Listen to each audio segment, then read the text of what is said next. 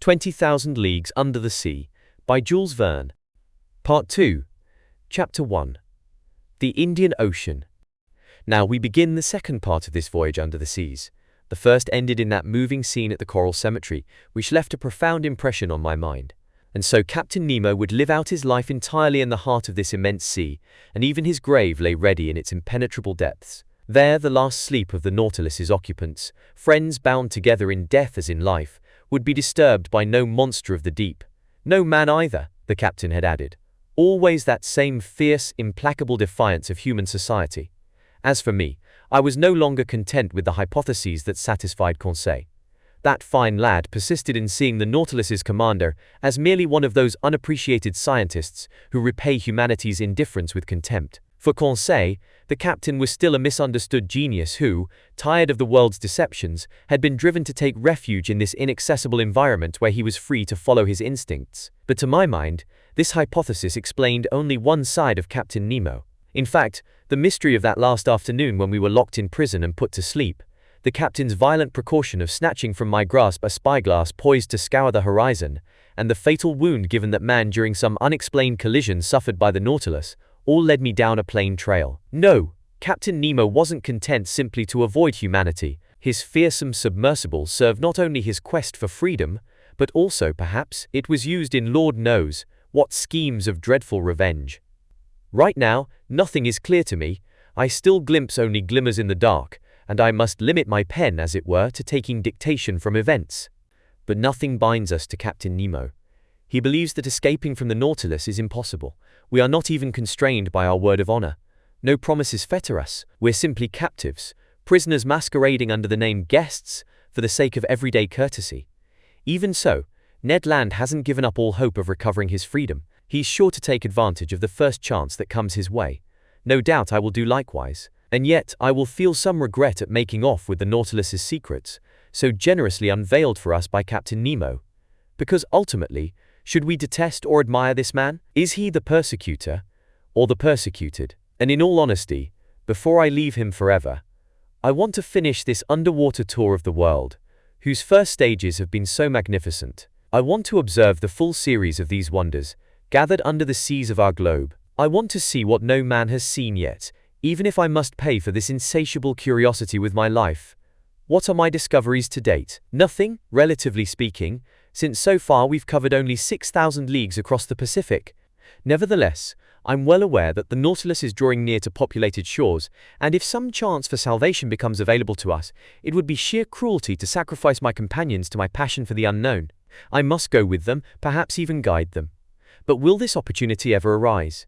The human being, robbed of his free will, craves such an opportunity.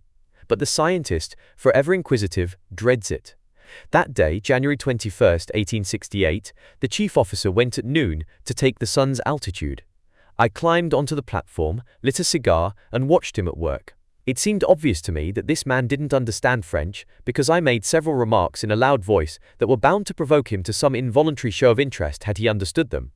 But he remained mute and emotionless. While he took his sights with his sextant, one of the Nautilus's sailors, that muscular man who had gone with us to Crespo Island during our first underwater excursion, came up to clean the glass panes of the beacon. I then examined the fittings of this mechanism, whose power was increased 100-fold by biconvex lenses that were designed like those in a lighthouse and kept its rays productively focused. This electric lamp was so constructed as to yield its maximum illuminating power.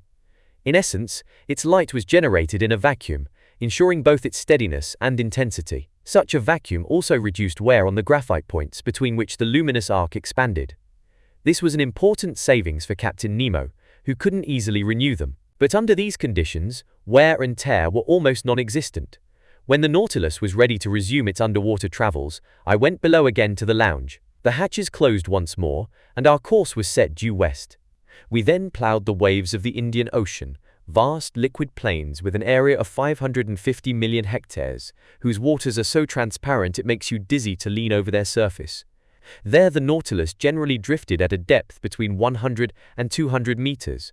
It behaved in this way for some days. To anyone without my grand passion for the sea, these hours would surely have seemed long and monotonous. But my daily strolls on the platform where I was revived by the life-giving ocean air, The sights in the rich waters beyond the lounge windows, the books to be read in the library, and the composition of my memoirs took up all my time and left me without a moment of weariness or boredom. All in all, we enjoyed a highly satisfactory state of health. The diet on board agreed with us perfectly, and for my part, I could easily have gone without those changes of pace that Ned Land, in a spirit of protest, kept taxing his ingenuity to supply us. What's more, in this constant temperature we didn't even have to worry about catching colds. Besides, the ship had a good stock of the madrepore dendrophilia, known in Provence by the name sea fennel, and a poultice made from the dissolved flesh of its polyps will furnish an excellent cough medicine. For some days we saw a large number of aquatic birds with webbed feet, known as gulls or seamews. Some were skillfully slain, and when cooked in a certain fashion they make a very acceptable platter of water game. Among the great wind riders, carried over long distances from every shore, and resting on the waves from their exhausting flights, I spotted some magnificent albatross, birds belonging to the longipens, long-winged family, whose discordant calls sound like the braying of an ass. The totipalms, fully webbed family, was represented by swift frigate birds, nimbly catching fish at the surface, and by numerous tropic birds of the genus Phaeton, among others the red-tailed tropic bird, the size of a pigeon, its white plumage shaded with pink tints that contrasted with its dark-hued wings. The Nautilus's nets hauled up several types of sea turtle from the hawksbill genus, with arching backs whose scales are highly prized. Diving easily, these reptiles can remain a good while underwater by closing the fleshy valves located at the external openings of their nasal passages. When they were captured, some hawksbills were still asleep inside their carapaces, a refuge from other marine animals. The flesh of these turtles was nothing memorable, but their eggs made an excellent feast. As for fish, they always filled us with wonderment when, staring through the open panels, we could unveil the secrets of their aquatic lives. I noted several species I hadn't previously been able to observe. I'll mention chiefly some trunkfish unique to the Red Sea, the Sea of the East Indies, and that part of the ocean washing the coasts of equinoctial America. Like turtles, armadillos, sea urchins, and crustaceans, these fish are protected by armor plate that's neither chalky nor stony but actual bone. Sometimes, this armor takes the shape of a solid triangle, sometimes that of a solid quadrangle. Among the triangular type, I noticed some half a decimeter long, with brown tails, yellow fins, and wholesome, exquisitely tasty flesh. I even recommend that they be acclimatized to fresh water, a change, incidentally, that a number of saltwater fish can make with ease. I'll also mention some quadrangular trunkfish topped by 4 large protuberances along the back. Trunkfish sprinkled with white spots on the underside of the body, which make good house pets like certain birds. Boxfish armed with stings formed by extensions of their bony crusts, and whose odd grunting has earned them the nickname sea pigs. Then some trunkfish known as dromedaries, with tough, leathery flesh and big conical humps.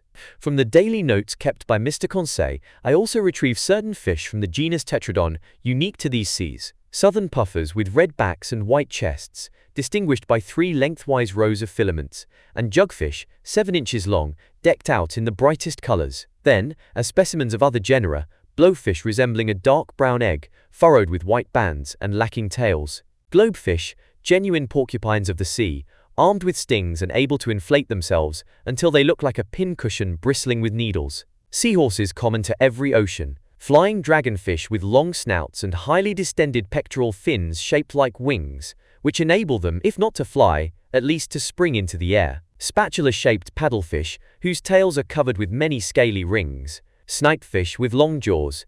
Excellent animals 25 centimeters long and gleaming with the most cheerful colors. Bluish-gray dragonets with wrinkled heads. Myriads of leaping blennies with black stripes and long pectoral fins, gliding over the surface of the water with prodigious speed. Delicious sailfish that can hoist their fins in a favorable current like so many unfurled sails.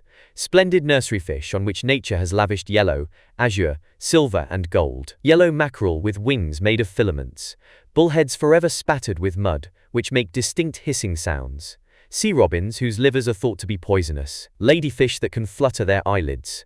Finally, archerfish with long tubular snouts, real ocean-going flycatchers, armed with a rifle unforeseen by either Remington or Chassepot. It slays insects by shooting them with a simple drop of water. From the 89th fish genus in Lacepid's system of classification, belonging to his second subclass of bony fish, characterized by gill covers and a bronchial membrane, I noted some scorpionfish whose heads are adorned with stings and which have only one dorsal fin. These animals are covered with small scales, or have none at all, depending on the subgenus to which they belong. The second subgenus gave us some didactylus specimens, 3 to 4 decimeters long, streaked with yellow, their heads having a phantasmagoric appearance. As for the first subgenus, it furnished several specimens of that bizarre fish aptly nicknamed toadfish, whose big head is sometimes gouged with deep cavities, sometimes swollen with protuberances. Bristling with stings and strewn with nodules, it sports hideously irregular horns. Its body and tail are adorned with callosities. Its stings can inflict dangerous injuries. It's repulsive and horrible.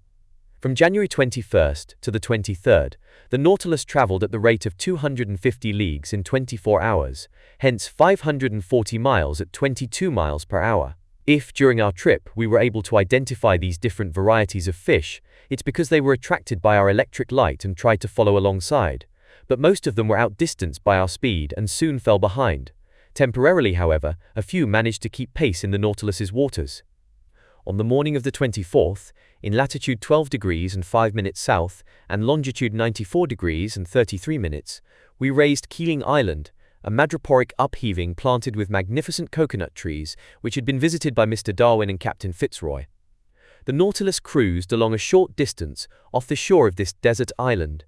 Our dragnets brought up many specimens of polyps and echinoderms, plus some unusual shells from the branch mollusca.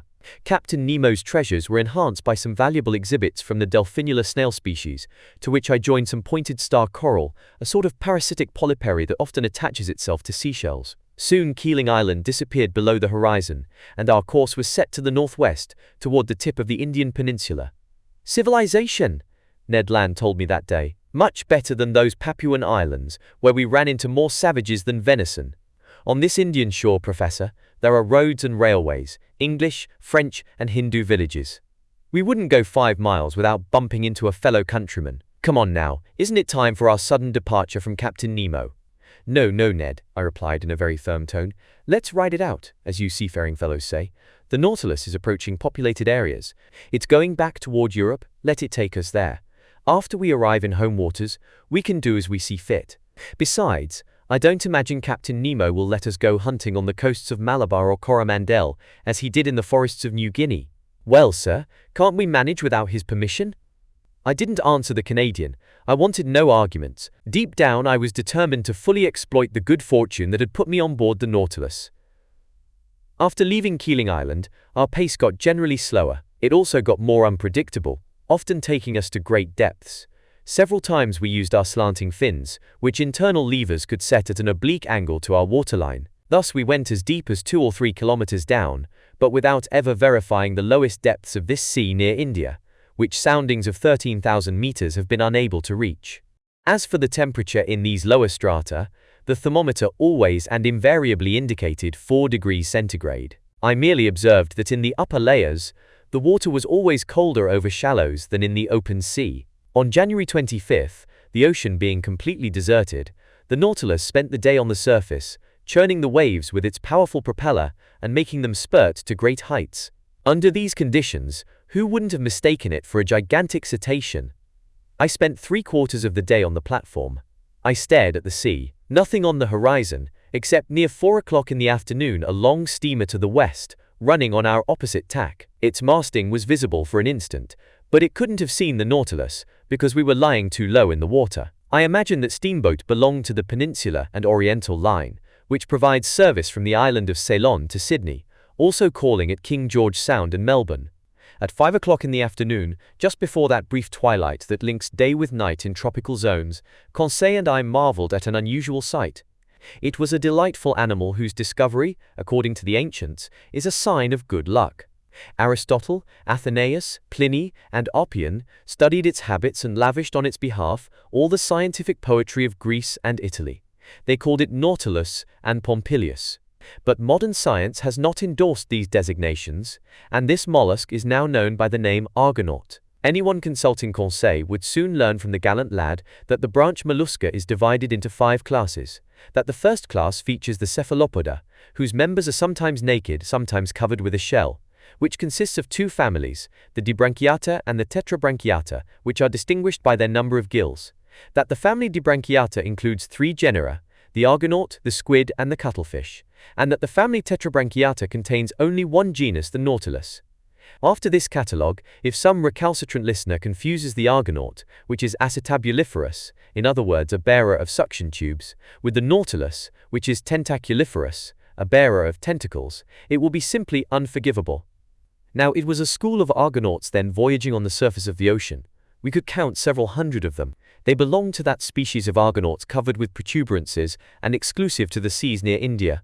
These graceful mollusks were swimming backward by means of their locomotive tubes, sucking water into these tubes and then expelling it. 6 of their 8 tentacles were long, thin, and floated on the water, while the other 2 were rounded into palms and spread to the wind like light sails. I could see perfectly their undulating, spiral-shaped shells, which Cuvier aptly compared to an elegant cockleboat. It's an actual boat indeed. It transports the animal that secretes it without the animal sticking to it. The argonaut is free to leave its shell, I told Conseil, but it never does. Not unlike Captain Nemo, Conseil replied sagely, which is why he should have christened his ship the Argonaut. For about an hour the Nautilus cruised in the midst of this school of mollusks. Then, Lord knows why, they were gripped with a sudden fear. As if at a signal, every sail was abruptly lowered, arms folded, bodies contracted, shells turned over by changing their center of gravity, and the whole flotilla disappeared under the waves. It was instantaneous, and no squadron of ships ever maneuvered with greater togetherness. Just then night fell suddenly, and the waves barely surged in the breeze, spreading placidly around the Nautilus's side plates. The next day, January 26th, we cut the equator on the 82nd meridian, and we re-entered the northern hemisphere. During that day, a fearsome school of sharks provided us with an escort, dreadful animals that teem in these seas and make them extremely dangerous. There were Port Jackson sharks with a brown back, a whitish belly, and 11 rows of teeth, big-eye sharks with necks marked by a large black spot encircled in white and resembling an eye, and Isabella sharks whose rounded snouts were strewn with dark speckles. Often these powerful animals rushed at the lounge window with a violence less than comforting. By this point, Ned Land had lost all self-control. He wanted to rise to the surface of the waves and harpoon the monsters, especially certain smooth-hound sharks whose mouths were paved with teeth arranged like a mosaic, and some big 5-meter tiger sharks that insisted on personally provoking him. But the Nautilus soon picked up speed, and easily left astern the fastest of these man-eaters. On January 27th, at the entrance to the huge Bay of Bengal, we repeatedly encountered a gruesome sight: human corpses floating on the surface of the waves. Carried by the Ganges to the high seas, these were deceased Indian villagers who hadn't been fully devoured by vultures, the only morticians in these parts. But there was no shortage of sharks to assist them with their undertaking chores. Near 7 o'clock in the evening, the Nautilus lay half submerged, navigating in the midst of milky white waves. As far as the eye could see, the ocean seemed lactified. Was it an effect of the moon's rays? No, because the new moon was barely 2 days old, and was still lost below the horizon in the sun's rays. The entire sky, although lit up by stellar radiation, seemed pitch black in comparison with the whiteness of these waters. Conseil couldn't believe his eyes, and he questioned me about the causes of this odd phenomenon. Luckily I was in a position to answer him. That's called a milk sea, I told him, a vast expanse of white waves, often seen along the coasts of Amboina and in these waterways. But, Conseil asked, could Master tell me the cause of this effect, because I presume this water hasn't really changed into milk? No, my boy, and this whiteness that amazes you is merely due to the presence of myriads of tiny creatures called infusoria, a sort of diminutive glowworm that's colorless and gelatinous in appearance, as thick as a strand of hair, and no longer than 1/5 of a millimeter. Some of these tiny creatures stick together over an area of several leagues. Several leagues, Conseil exclaimed. Yes, my boy, and don't even try to compute the number of these infusoria. You won't pull it off, because if I'm not mistaken, certain navigators have cruised through milk seas for more than 40 miles. I'm not sure that Conseil heeded my recommendation, because he seemed to be deep in thought, no doubt trying to calculate how many 1/5 of a millimeter are found in 40 square miles. As for me, I continued to observe this phenomenon. For several hours, the Nautilus's spur sliced through these whitish waves, and I watched it glide noiselessly over this soapy water, as if it were cruising through those foaming eddies that a bay's currents and countercurrents sometimes leave between each other. Near midnight, the sea suddenly resumed its usual hue, but behind us all the way to the horizon, the skies kept mirroring the whiteness of those waves, and for a good while seemed imbued with the hazy glow of an aurora borealis. Chapter 2. A new proposition from Captain Nemo. On January 28th, in latitude 9 degrees and 4 minutes north, when the Nautilus returned at noon to the surface of the sea, it lay in sight of land some 8 miles to the west.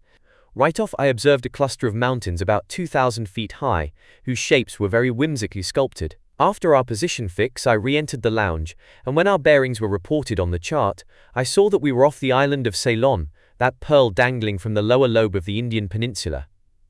I went looking in the library for a book about this island, one of the most fertile in the world.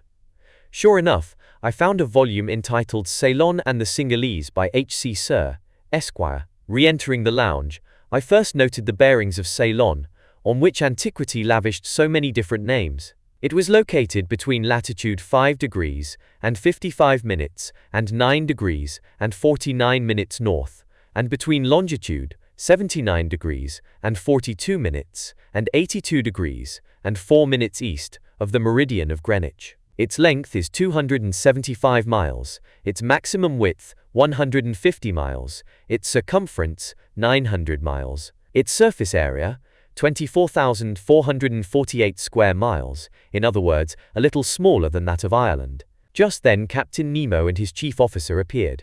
The captain glanced at the chart, then, turning to me, "The island of Ceylon," he said, "is famous for its pearl fisheries. Would you be interested, Professor Aronnax, in visiting one of those fisheries?" "Certainly, Captain." "Fine. It's easily done. Only, when we see the fisheries, we'll see no fishermen. The annual harvest hasn't yet begun. No matter. I'll give orders to make for the Gulf of Mannar, and we'll arrive there late tonight." The captain said a few words to his chief officer, who went out immediately. Soon the Nautilus re-entered its liquid element, and the pressure gauge indicated that it was staying at a depth of 30 feet. With the chart under my eyes, I looked for the Gulf of Mannar. I found it by the 9th parallel off the northwestern shores of Ceylon. It was formed by the long curve of Little Mannar Island. To reach it, we had to go all the way up Ceylon's west coast. "Professor," Captain Nemo then told me, "there are pearl fisheries in the Bay of Bengal, the seas of the East Indies, the seas of China and Japan, plus those seas south of the United States, the Gulf of Panama and the Gulf of California. But it's off Ceylon that such fishing reaps its richest rewards. No doubt, we'll be arriving a little early. Fishermen gather in the Gulf of Mannar only during the month of March, and for 30 days, some 300 boats concentrate on the lucrative harvest of these treasures from the sea. Each boat is manned by 10 oarsmen and 10 fishermen. The latter divide into 2 groups, dive in rotation, and descend to a depth of 12 meters with the help of a heavy stone clutched between their feet and attached by a rope to their boat." "You mean," I said, "that such primitive methods are still all that they use?" "All," Captain Nemo answered me, "although these fisheries belong to the most industrialized people in the world, the English, to whom the Treaty of Amiens granted them in 1802. Yet it strikes me that diving suits like yours could perform yeoman service in such work." "Yes, since those poor fishermen can't stay long underwater." On his voyage to Ceylon, the Englishman Percival made much of a Kaffir who stayed under 5 minutes without coming up to the surface, but I find that hard to believe. I know that some divers can last up to 57 seconds, and highly skillful ones to 87, but such men are rare, and when the poor fellows climb back on board, the water coming out of their noses and ears is tinted with blood. I believe the average time underwater that these fishermen can tolerate is 30 seconds, during which they hastily stuff their little nets with all the pearl oysters they can tear loose. But these fishermen generally don't live to advanced age. Their vision weakens, ulcers break out on their eyes, sores form on their bodies, and some are even stricken with apoplexy on the ocean floor. "Yes," I said, "it's a sad occupation, and one that exists only to gratify the whims of fashion. But tell me, Captain, how many oysters can a boat fish up in a workday?" "About 40,000 to 50,000. It's even said that in 1814, when the English government went fishing on its own behalf, its divers worked just 20 days and brought up 76 million oysters." "At least," I asked, "the fishermen are well paid, aren't they?" "Hardly, Professor. In Panama they make just $1 per week. In most places they earn only a penny for each oyster that has a pearl, and they bring up so many that have none. Only 1 penny to those poor people who make their employers rich. That's atrocious." "On that note, Professor," Captain Nemo told me, "you and your companions will visit the Mannar Oyster Bank, and if by chance some eager fisherman arrives early, well, we can watch him at work." "That suits me, Captain. By the way, Professor Aronnax, you aren't afraid of sharks, are you?" Sharks? I exclaimed. This struck me as a pretty needless question, to say the least. Well, Captain Nemo went on, I admit, Captain, I'm not yet on very familiar terms with that genus of fish. We're used to them, the rest of us, Captain Nemo answered, and in time you will be too. Anyhow, we'll be armed, and on our way we might hunt a man-eater or two. It's a fascinating sport. So, Professor, I'll see you tomorrow, bright and early.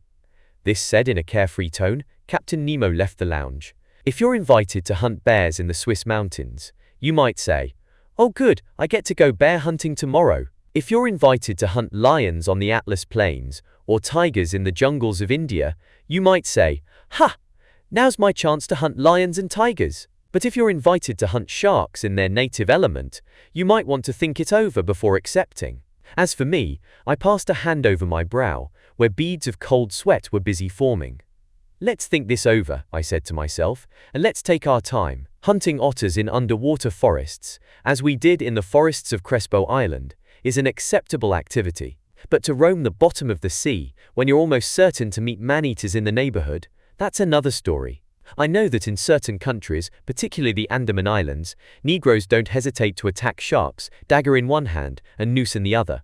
But I also know that many who face those fearsome animals don't come back alive. Besides, I'm not a Negro, and even if I were a Negro, in this instance, I don't think a little hesitation on my part would be out of place.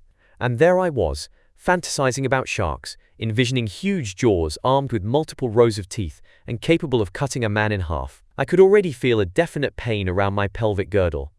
And how I resented the offhand manner in which the captain had extended his deplorable invitation. You would have thought it was an issue of going into the woods on some harmless fox hunt. Thank heavens, I said to myself, Conseil will never want to come along, and that'll be my excuse for not going with the captain. As for Ned Land, I admit I felt less confident of his wisdom. Danger, however great, held a perennial attraction for his aggressive nature. I went back to reading Sir's book, but I leafed through it mechanically. Between the lines I kept seeing fearsome, wide-open jaws. Just then Conseil and the Canadian entered with a calm, even gleeful air. Little did they know what was waiting for them. "Ye gods, sir," Ned Land told me, "your Captain Nemo, the devil take him, has just made us a very pleasant proposition." "Oh," I said, "you know about—" "With all due respect to Master," Conseil replied, "the Nautilus's commander has invited us, together with Master, for a visit tomorrow to Ceylon's magnificent pearl fisheries. He did so in the most cordial terms and conducted himself like a true gentleman." "He didn't tell you anything else?" "Nothing, sir," the Canadian replied. "He said you'd already discussed this little stroll." "Indeed," I said, "but didn't he give you any details on—" "Not a one, Mr. Naturalist. You will be going with us, right?" "Me? Why yes, certainly, of course. I can see that you like the idea, Mr. Land." "Yes, it will be a really unusual experience. And possibly dangerous," I added in an insinuating tone. "Dangerous?" Ned Land replied. "A simple trip to an oyster bank?" Assuredly, Captain Nemo hadn't seen fit to plant the idea of sharks in the minds of my companions. For my part, I stared at them with anxious eyes, as if they were already missing a limb or two. Should I alert them? Yes, surely, but I hardly knew how to go about it. "Would Master," Conseil said to me, "give us some background on pearl fishing?" "On the fishing itself?" I asked. "Or on the occupational hazards that—" "On the fishing," the Canadian replied. "Before we tackle the terrain, it helps to be familiar with it." "All right, sit down, my friends, and I'll teach you everything I myself have just been taught by the Englishman H.C. Sir." Ned and Conseil took seats on a couch, and right off the Canadian said to me, "Sir, just what is a pearl exactly?" "My gallant Ned," I replied, "for poets a pearl is a tear from the sea. For Orientals it's a drop of solidified dew. For the ladies it's a jewel they can wear on their fingers, necks and ears that's oblong in shape, glassy in luster, and formed from mother of pearl. For chemists it's a mixture of calcium phosphate and calcium carbonate with a little gelatin protein. And finally, for naturalists, it's a simple festering secretion from the organ that produces mother of pearl in certain bivalves." "Branch mollusca," Conseil said. "Class Acephala, order Testacea." "Correct, my scholarly Conseil. Now then, those Testacea capable of producing pearls include rainbow abalone, turbo snails, giant clams, and saltwater scallops. Briefly, all those that secrete mother of pearl, in other words, that blue, azure, violet or white substance lining the insides of their valves." "Are mussels included too?" the Canadian asked. "Yes, the mussels of certain streams in Scotland, Wales, Ireland, Saxony, Bohemia and France." "Good," the Canadian replied. From now on, we'll pay closer attention to 'em. But, I went on, for secreting pearls, the ideal mollusk is the pearl oyster Meleagrina margaritifera, that valuable shellfish. Pearls result simply from mother-of-pearl solidifying into a globular shape. Either they stick to the oyster's shell, or they become embedded in the creature's folds.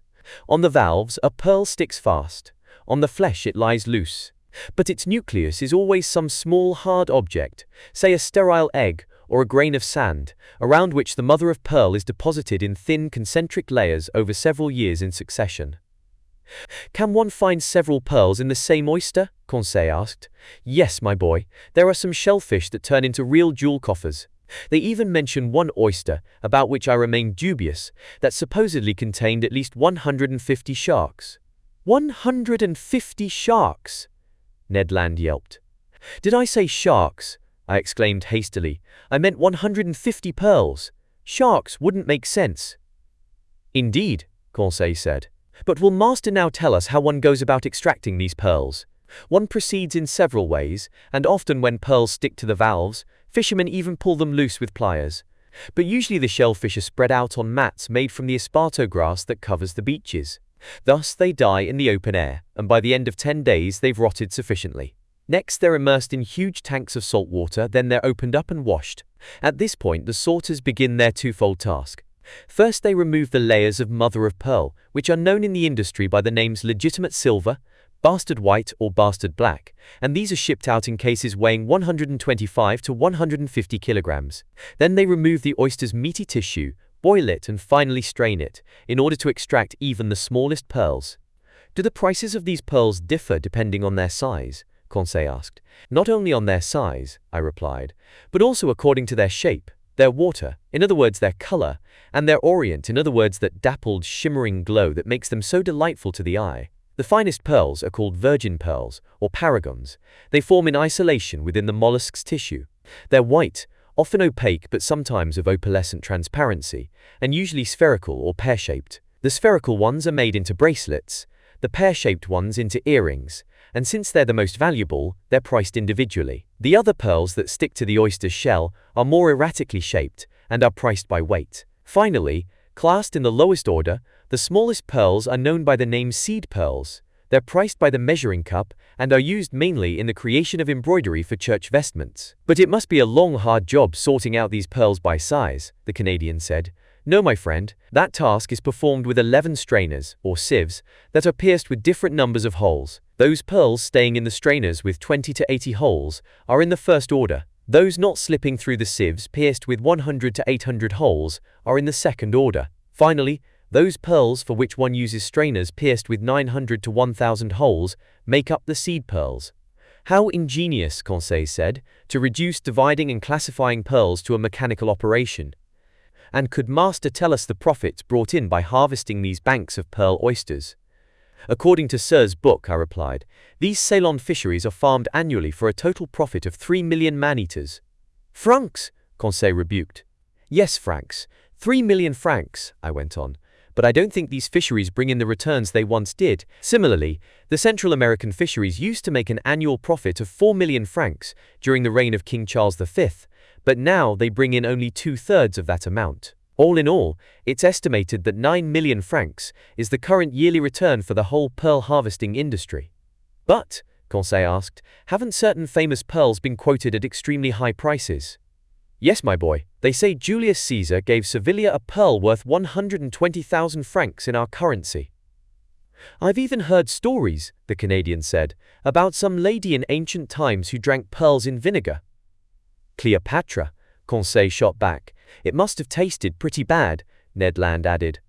Abominable, Ned, my friend, Conseil replied. But when a little glass of vinegar is worth 1,500,000 francs, its taste is a small price to pay. I'm sorry I didn't marry the gal, the Canadian said, throwing up his hands with an air of discouragement. Ned Land married to Cleopatra? Conseil exclaimed. But I was all set to tie the knot, Conseil, the Canadian replied in all seriousness. And it wasn't my fault, the whole business fell through. I even bought a pearl necklace for my fiancée, Kate Tender, but she married somebody else instead. Well, that necklace cost me only $1.50, but you can absolutely trust me on this, Professor. Its pearls were so big, they wouldn't have gone through that strainer with 20 holes. My gallant Ned, I replied, laughing. Those were artificial pearls, ordinary glass beads whose insides were coated with essence of Orient. Wow, the Canadian replied. That essence of Orient must sell for quite a large sum. As little as zero. It comes from the scales of a European carp. It's nothing more than a silver substance that collects in the water and is preserved in ammonia. It's worthless. Maybe that's why Kate Tender married somebody else, replied Mr. Land philosophically. But, I said, getting back to pearls of great value, I don't think any sovereign ever possessed one superior to the pearl owned by Captain Nemo. This one? Conseil said, pointing to a magnificent jewel in its glass case. Exactly. And I'm certainly not far off when I estimate its value at 2 million, francs? Conseil said quickly. Yes, I said, 2 million francs, and no doubt all it cost our captain was the effort to pick it up. Ha! Ned Land exclaimed. During our stroll tomorrow, who says we won't run into one just like it? Bah, Conseil put in. And why not? What good would a pearl worth millions do us here on the Nautilus? Here, no, Ned Land said, but elsewhere. Oh, elsewhere, Conseil put in, shaking his head. In fact, I said, Mr. Land is right. And if we ever brought back to Europe or America a pearl worth millions, it would make the story of our adventures more authentic and much more rewarding. That's how I see it, the Canadian said. But, said Conseil, who perpetually returned to the didactic side of things, is this pearl fishing ever dangerous? No, I replied quickly, especially if one takes certain precautions. What risks would you run in a job like that? Ned Land said, swallowing a few gulps of salt water. Whatever you say, Ned. Then, trying to imitate Captain Nemo's carefree tone, I asked, By the way, gallant Ned, are you afraid of sharks? Me, the Canadian replied. I'm a professional harpooner. It's my job to make a mockery of them. It isn't an issue, I said, of fishing for them with a swivel hook, hoisting them onto the deck of a ship, chopping off the tail with a sweep of the axe, opening the belly, ripping out the heart and tossing it into the sea. So it's an issue of, yes, precisely, in the water? In the water. Ye gods, just give me a good harpoon. You see, sir, these sharks are badly designed. They have to roll their bellies over to snap you up, and in the meantime, Ned Land had a way of pronouncing the word snap that sent chills down the spine. Well, how about you, Conseil?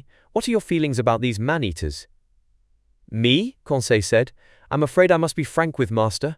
Good for you, I thought. If Master faces these sharks, Conseil said, I think his loyal manservant should face them with him. Chapter 3. A Pearl Worth 10 Million. Night fell. I went to bed. I slept pretty poorly.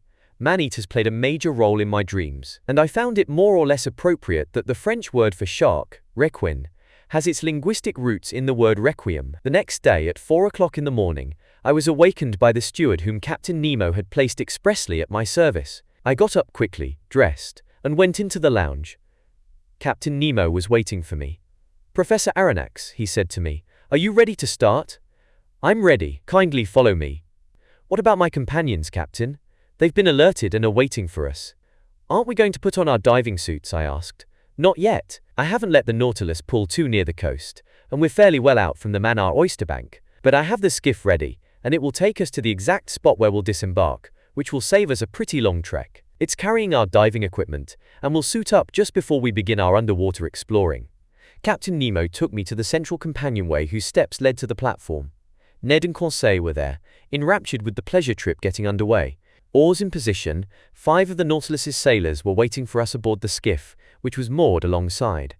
The night was still dark. Layers of clouds cloaked the sky and left only a few stars in view. My eyes flew to the side where land lay, but I saw only a blurred line covering 3/4 of the horizon from southwest to northwest. Going up Ceylon's west coast during the night, the Nautilus lay west of the bay, or rather that gulf formed by the mainland and Manor Island.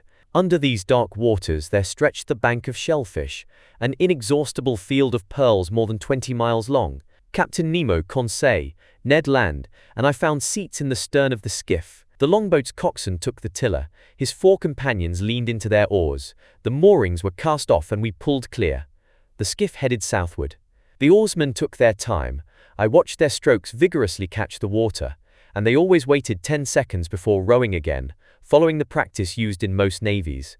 While the longboat coasted, drops of liquid flicked from the oars and hit the dark troughs of the waves, pitter-pattering like splashes of molten lead. Coming from well out, a mild swell made the skiff roll gently, and a few cresting billows lapped at its bow. We were silent. What was Captain Nemo thinking? Perhaps that this approaching shore was too close for comfort, contrary to the Canadian's views in which it still seemed too far away. As for Conseil, he had come along out of simple curiosity. Near 5:30, the first glimmers of light on the horizon defined the upper lines of the coast with greater distinctness. Fairly flat to the east, it swelled a little toward the south. 5 miles still separated it from us, and its beach merged with the misty waters. Between us and the shore, the sea was deserted. Not a boat, not a diver. Profound solitude reigned over this gathering place of pearl fishermen. As Captain Nemo had commented, we were arriving in these waterways a month too soon. At 6 o'clock the day broke suddenly, with that speed unique to tropical regions, which experience no real dawn or dusk. The sun's rays pierced the cloud curtain gathered on the easterly horizon, and the radiant orb rose swiftly. I could clearly see the shore, which featured a few sparse trees here and there. The skiff advanced toward Manor Island, which curved to the south. Captain Nemo stood up from his thwart and studied the sea. At his signal the anchor was lowered, but its chain barely ran because the bottom lay no more than a meter down, and this locality was one of the shallowest spots near the bank of shellfish. Instantly the skiff wheeled around under the ebb tide's outbound thrust. "Here we are, Professor Aronnax," Captain Nemo then said. "You observe this confined bay? A month from now, in this very place, the numerous fishing boats of the harvesters will gather, and these are the waters their divers will ransack so daringly. This bay is felicitously laid out for their type of fishing. It's sheltered from the strongest winds, and the sea is never very turbulent here. Highly favorable conditions for diving work. Now let's put on our underwater suits, and we'll begin our stroll." I didn't reply, and while staring at these suspicious waves, I began to put on my heavy aquatic clothes, helped by the longboat's sailors. Captain Nemo and my 2 companions suited up as well. None of the Nautilus's men were to go with us on this new excursion. Soon we were imprisoned up to the neck in India rubber clothing, and straps fastened the air devices onto our backs. As for the Ruhmkorff device, it didn't seem to be in the picture. Before inserting my head into its copper capsule, I commented on this to the captain. "Our lighting equipment would be useless to us," the captain answered me. "We won't be going very deep, and the sun's rays will be sufficient to light our way. Besides, it's unwise to carry electric lanterns under these waves. Their brightness might unexpectedly attract certain dangerous occupants of these waterways." As Captain Nemo pronounced these words, I turned to Conseil and Ned Land, but my 2 friends had already encased their craniums in their metal headgear, and they could neither hear nor reply. I had one question left to address to Captain Nemo. "What about our weapons?" I asked him. "Our rifles?" "Rifles? What for? Don't your mountaineers attack bears dagger in hand? And isn't steel surer than lead? Here's a sturdy blade. Slip it under your belt and let's be off." I stared at my companions. They were armed in the same fashion, and Ned Land was also brandishing an enormous harpoon he had stowed in the skiff before leaving the Nautilus. Then, following the captain's example, I let myself be crowned with my heavy copper sphere, and our air tanks immediately went into action. An instant later, the longboat sailors helped us overboard one after the other, and we set foot on level sand in 1.5 meters of water. Captain Nemo gave us a hand signal. We followed him down a gentle slope and disappeared under the waves.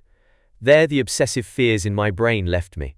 I became surprisingly calm again. The ease with which I could move increased my confidence, and the many strange sights captivated my imagination. The sun was already sending sufficient light under these waves. The tiniest objects remained visible.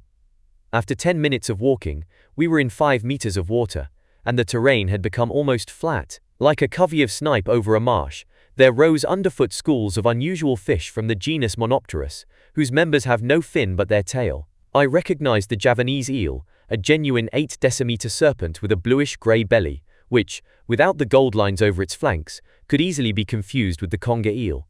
From the butterfish genus, whose oval bodies are very flat, I observed several adorned in brilliant colors and sporting a dorsal fin like a sickle edible fish that, when dried and marinated, make an excellent dish known by the name carawade. Then some sea poachers, fish belonging to the genus Aspidophoroids, whose bodies are covered with scaly armor divided into 8 lengthwise sections. Meanwhile, as the sun got progressively higher, it lit up the watery mass more and more. The seafloor changed little by little.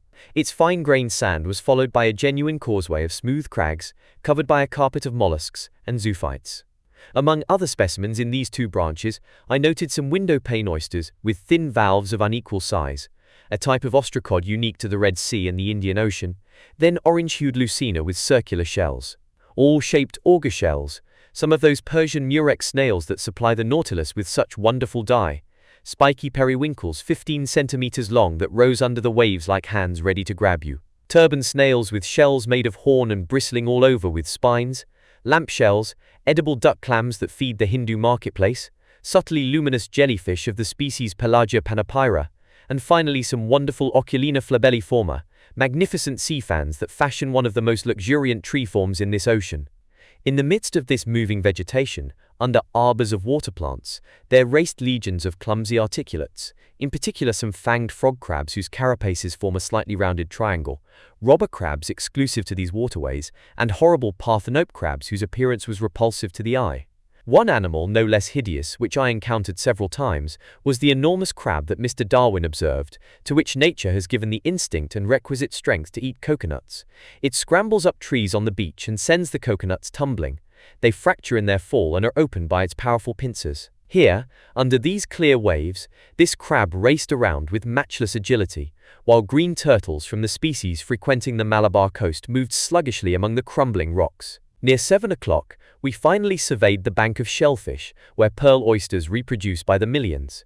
These valuable mollusks stick to rocks, where they're strongly attached by a mass of brown filaments that forbids their moving about. In this respect, oysters are inferior even to mussels, to whom nature has not denied all talent for locomotion. The shellfish Meleagrina, that womb for pearls whose valves are nearly equal in size, has the shape of a round shell with thick walls and a very rough exterior. Some of these shells were furrowed with flaky greenish bands that radiated down from the top. These were the young oysters. The others had rugged black surfaces, measured up to 15 centimeters in width, and were 10 or more years old. Captain Nemo pointed to this prodigious heap of shellfish, and I saw that these mines were genuinely inexhaustible, since nature's creative powers are greater than man's destructive instincts. True to those instincts, Ned Land greedily stuffed the finest of these mollusks into a net he carried at his side. But we couldn't stop. We had to follow the captain, who headed down trails seemingly known only to himself. The seafloor rose noticeably, and when I lifted my arms, sometimes they would pass above the surface of the sea. Then the level of the oyster bank would lower unpredictably. Often we went around tall, pointed rocks rising like pyramids. In their dark crevices huge crustaceans, aiming their long legs like heavy artillery, watched us with unblinking eyes, while underfoot there crept millipedes, bloodworms, aretia worms and annelid worms, whose antennas and tubular tentacles were incredibly long. Just then, a huge cave opened up in our path, hollowed from a picturesque pile of rocks whose smooth heights were completely hung with underwater flora. At first this cave looked pitch black to me. Inside, the sun's rays seemed to diminish by degrees. Their hazy transparency was nothing more than drowned light. Captain Nemo went in. We followed him. My eyes soon grew accustomed to this comparative gloom. I distinguished the unpredictably contoured springings of a vault, supported by natural pillars firmly based on a granite foundation, like the weighty columns of Tuscan architecture. Why had our incomprehensible guide taken us into the depths of this underwater crypt? I would soon find out. After going down a fairly steep slope, our feet trod the floor of a sort of circular pit. There Captain Nemo stopped, and his hand indicated an object that I hadn't yet noticed. It was an oyster of extraordinary dimensions, a titanic giant clam, a holy water font that could have held a whole lake, a basin more than 2 meters wide, hence even bigger than the one adorning the Nautilus's lounge. I approached this phenomenal mollusk. Its massive filaments attached it to a table of granite, and there it grew by itself in the midst of the cave's calm waters. I estimated the weight of this giant clam at 300 kilograms. Hence such an oyster held 15 kilos of meat, and you'd need the stomach of King Gargantua to eat a couple dozen. Captain Nemo was obviously familiar with this bivalve's existence. This wasn't the first time he'd paid it a visit, and I thought his sole reason for leading us to this locality was to show us a natural curiosity. I was mistaken. Captain Nemo had an explicit personal interest in checking on the current condition of this giant clam. The mollusk's 2 valves were partly open. The captain approached and stuck his dagger vertically between the shells to discourage any ideas about closing. Then with his hands he raised the fringed, membrane-filled tunic that made up the animal's mantle. There, between its leaf-like folds, I saw a loose pearl as big as a coconut. Its globular shape, perfect clarity, and wonderful orient made it a jewel of incalculable value. Carried away by curiosity, I stretched out my hand to take it, weigh it, fondle it. But the captain stopped me, signaled no, removed his dagger in one swift motion, and let the two valves snap shut. I then understood Captain Nemo's intent. By leaving the pearl buried beneath the giant clam's mantle, he allowed it to grow imperceptibly. With each passing year, the mollusk's secretions added new concentric layers. The captain alone was familiar with the cave where this wonderful fruit of nature was ripening. He alone reared it, so to speak, in order to transfer it one day to his dearly beloved museum. Perhaps, following the examples of oyster farmers in China and India, he had even predetermined the creation of this pearl by sticking under the mollusk's folds some piece of glass or metal that was gradually covered with mother-of-pearl. In any case, comparing this pearl to others I already knew about, and to those shimmering in the captain's collection, I estimated that it was worth at least 10 million francs. It was a superb natural curiosity rather than a luxurious piece of jewelry, because I don't know of any female ear that could handle it. Our visit to this opulent giant clam came to an end. Captain Nemo left the cave, and we climbed back up the bank of shellfish in the midst of these clear waters not yet disturbed by divers at work. We walked by ourselves, genuine loiterers stopping or straying as our fancies dictated. For my part, I was no longer worried about those dangers my imagination had so ridiculously exaggerated. The shallows drew noticeably closer to the surface of the sea, and soon, walking in only a meter of water, my head passed well above the level of the ocean.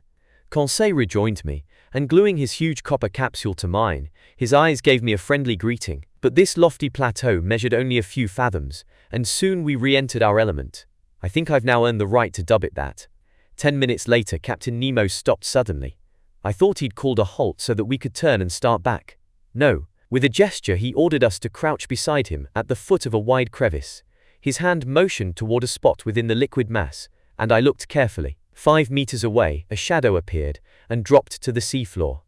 The alarming idea of sharks crossed my mind, but I was mistaken, and once again we didn't have to deal with monsters of the deep. It was a man, a living man, a black Indian fisherman, a poor devil who no doubt had come to gather what he could before harvest time. I saw the bottom of his dinghy, moored a few feet above his head. He would dive and go back up in quick succession. A stone cut in the shape of a sugar loaf, which he gripped between his feet while a rope connected it to his boat, served to lower him more quickly to the ocean floor. This was the extent of his equipment. Arriving on the seafloor at a depth of about 5 meters, he fell to his knees and stuffed his sack with shellfish gathered at random. Then he went back up, emptied his sack, pulled up his stone, and started all over again, the whole process lasting only 30 seconds. This diver didn't see us. A shadow cast by our crag hid us from his view. And besides, how could this poor Indian ever have guessed that human beings, creatures like himself, were near him under the waters, eavesdropping on his movements, not missing a single detail of his fishing? So he went up and down several times. He gathered only about 10 shellfish per dive, because he had to tear them from the banks, where each clung with its tough mass of filaments. And how many of these oysters for which he risked his life would have no pearl in them? I observed him with great care.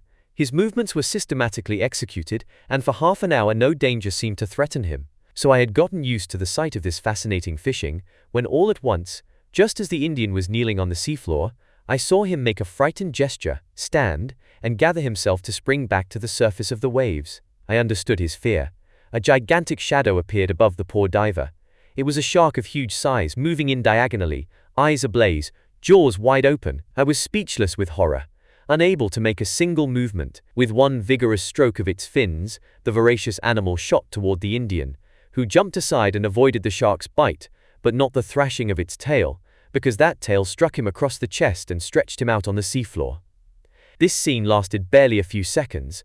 The shark returned, rolled over on its back, and was getting ready to cut the Indian in half, when Captain Nemo, who was stationed beside me, suddenly stood up. Then he strode right toward the monster, dagger in hand, ready to fight it at close quarters. Just as it was about to snap up the poor fisherman, the man-eater saw its new adversary, repositioned itself on its belly, and headed swiftly toward him. I can see Captain Nemo's bearing to this day. Bracing himself, he waited for the fearsome man-eater with wonderful composure, and when the latter rushed at him, the captain leaped aside with prodigious quickness, avoided a collision, and sank his dagger into its belly. But that wasn't the end of the story. A dreadful battle was joined. The shark bellowed, so to speak. Blood was pouring into the waves from its wounds. The sea was dyed red, and through this opaque liquid I could see nothing else. Nothing else until the moment when, through a rift in the clouds, I saw the daring captain clinging to one of the animal's fins, fighting the monster at close quarters, belaboring his enemy's belly with stabs of the dagger yet unable to deliver the deciding thrust, in other words, a direct hit to the heart. In its struggles, the man-eater churned the watery mass so furiously, its eddies threatened to knock me over. I wanted to run to the captain's rescue, but I was transfixed with horror, unable to move. I stared, wild-eyed. I saw the fight enter a new phase. The captain fell to the seafloor, toppled by the enormous mass weighing him down. Then the shark's jaws opened astoundingly wide, like a pair of industrial shears, and that would have been the finish of Captain Nemo had not Ned Land, quick as thought, rushed forward with his harpoon and driven its dreadful point into the shark's underside. The waves were saturated with masses of blood. The waters shook with the movements of the man-eater, which thrashed about with indescribable fury. Ned Land hadn't missed his target. This was the monster's death rattle. Pierced to the heart, it was struggling with dreadful spasms whose aftershocks knocked Conseil off his feet. Meanwhile, Ned Land pulled the captain clear. Uninjured, the latter stood up, went right to the Indian, quickly cut the rope binding the man to his stone, took the fellow in his arms, and with a vigorous kick of the heel, rose to the surface of the sea. The three of us followed him, and a few moments later, miraculously safe, we reached the fisherman's longboat. Captain Nemo's first concern was to revive this unfortunate man. I wasn't sure he would succeed. I hoped so, since the poor devil hadn't been under very long. But that stroke from the shark's tail could have been his death blow. Fortunately, after vigorous massaging by Conseil and the captain, I saw the nearly drowned man regain consciousness little by little. He opened his eyes. How startled he must have felt, how frightened even, at seeing 4 huge copper craniums leaning over him. And above all, what must he have thought when Captain Nemo pulled a bag of pearls from a pocket in his diving suit and placed it in the fisherman's hands? This magnificent benefaction from the man of the waters to the poor Indian from Ceylon was accepted by the latter with trembling hands. His bewildered eyes indicated that he didn't know to what superhuman creatures he owed both his life and his fortune. At the captain's signal, we returned to the bank of shellfish, and retracing our steps, we walked for half an hour until we encountered the anchor connecting the seafloor with the Nautilus's skiff. Back on board, the sailors helped divest us of our heavy copper carapaces. Captain Nemo's first words were spoken to the Canadian. "Thank you, Mr. Land," he told him. "Tit for tat, Captain," Ned Land replied. "I owed it to you." The ghost of a smile glided across the captain's lips, and that was all. "To the Nautilus," he said. The longboat flew over the waves. A few minutes later we encountered the shark's corpse again, floating. From the black markings on the tips of its fins I recognized the dreadful Squalus melanopterus from the seas of the East Indies, a variety in the species of sharks proper. It was more than 25 feet long. Its enormous mouth occupied a third of its body. It was an adult, as could be seen from the 6 rows of teeth forming an isosceles triangle in its upper jaw. Conseil looked at it with purely scientific fascination, and I'm sure he placed it, not without good reason, in the class of cartilaginous fish, order Chondropterygia with fixed gills, family Salacia, genus Squalus. While I was contemplating this inert mass, suddenly a dozen of these voracious melanoptera appeared around our longboat. But, paying no attention to us, they pounced on the corpse and quarreled over every scrap of it. By 8:30 we were back on board the Nautilus. There I fell to thinking about the incidents that marked our excursion over the Mannar oysterbank. 2 impressions inevitably stood out. One concerned Captain Nemo's matchless bravery, the other his devotion to a human being, a representative of that race from which he had fled beneath the seas. In spite of everything, this strange man hadn't yet succeeded in completely stifling his heart. When I shared these impressions with him, he answered me in a tone touched with emotion. "That Indian professor lives in the land of the oppressed, and I am to this day, and will be until my last breath, a native of that same land." Chapter 4. The Red Sea. During the day of January 29th, the island of Ceylon disappeared below the horizon, and at a speed of 20 miles per hour, the Nautilus glided into the labyrinthine channels that separate the Maldive and Laccadive Islands. It likewise hugged Kilton Island, a shore of madreporic origin discovered by Vasco da Gama in 1499, and one of 19 chief islands in the island group of the Laccadives, located between latitude 10 degrees and 14 degrees and 30 minutes north, and between longitude 50 degrees and 72 minutes and 69 degrees east. By then we had fared 16,220 miles, or 7,500 leagues, from our starting point in the seas of Japan. The next day, January 30th, when the Nautilus rose to the surface of the ocean, there was no more land in sight. Setting its course to the north-northwest, the ship headed toward the Gulf of Oman, carved out between Arabia and the Indian Peninsula, and providing access to the Persian Gulf. This was obviously a blind alley with no possible outlet, so where was Captain Nemo taking us? I was unable to say, which didn't satisfy the Canadian, who that day asked me where we were going. "We're going, Mr. Ned, where the captain's fancy takes us." "His fancy," the Canadian replied, "won't take us very far.